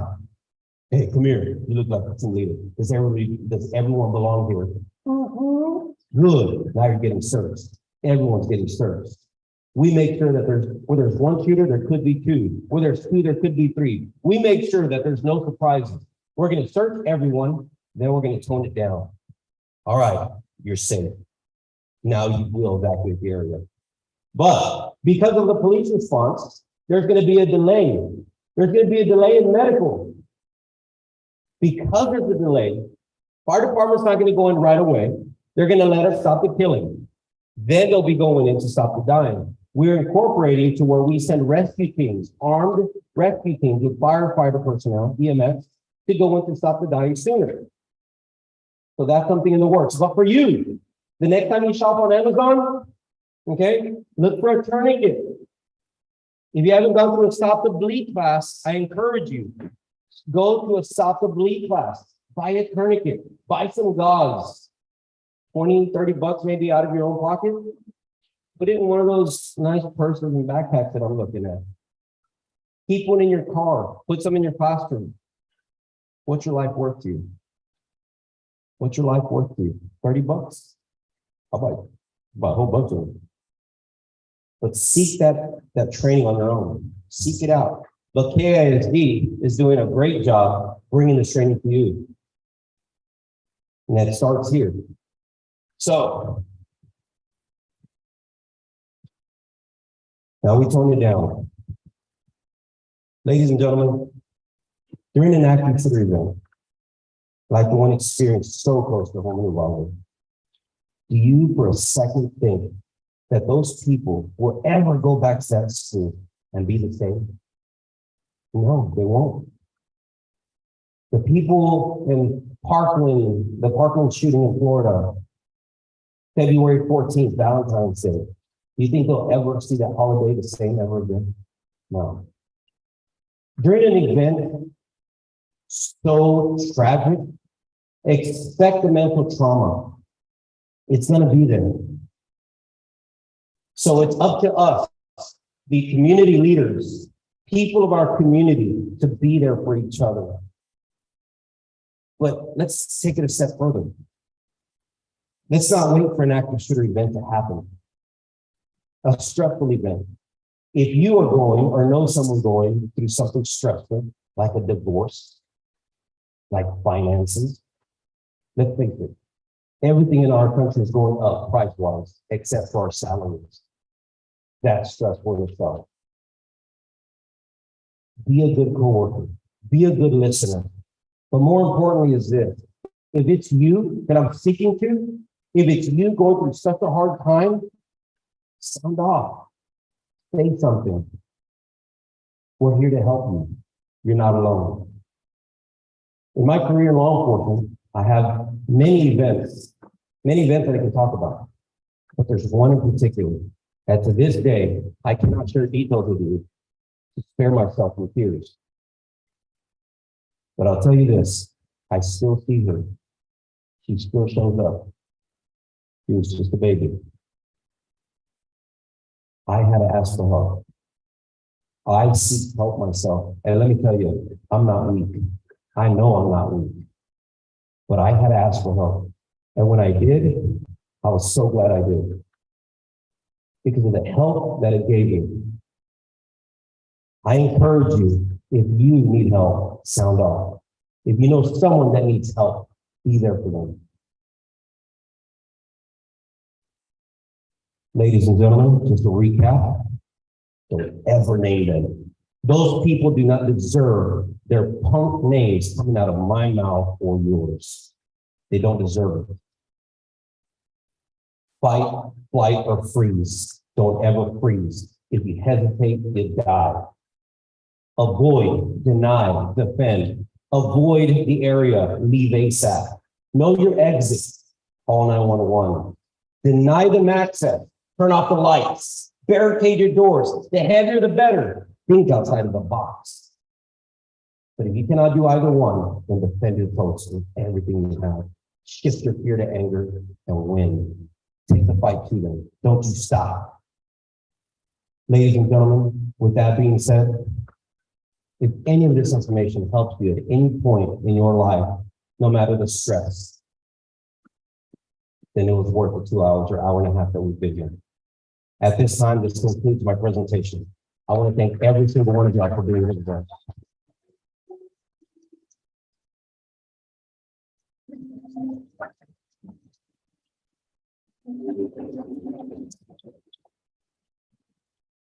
Thank you. Thank you more than you know. Thank you so much.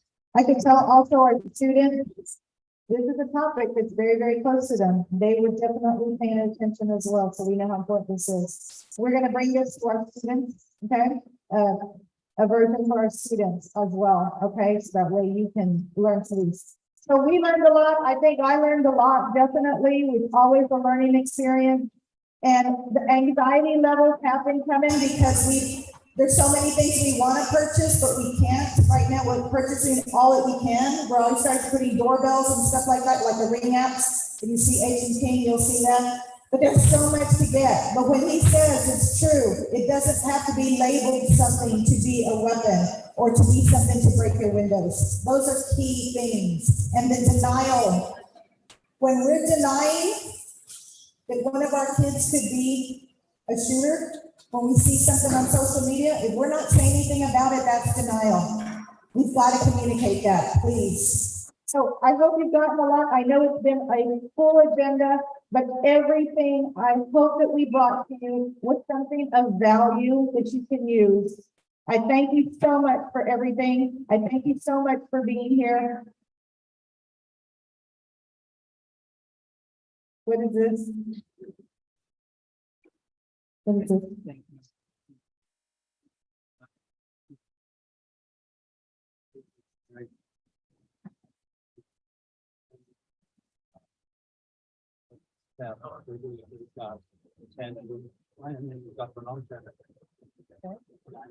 The year 2024.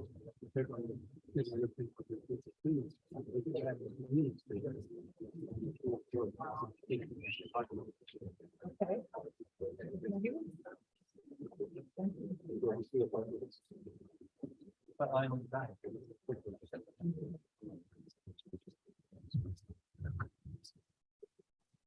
I want to thank you all for being here. I hope you got something of value for all this. This gentleman just wanted to thank us for everything that we have been doing. He has been watching us. Remember, we will always be watched. You never know who's watching. It is 12:25, right?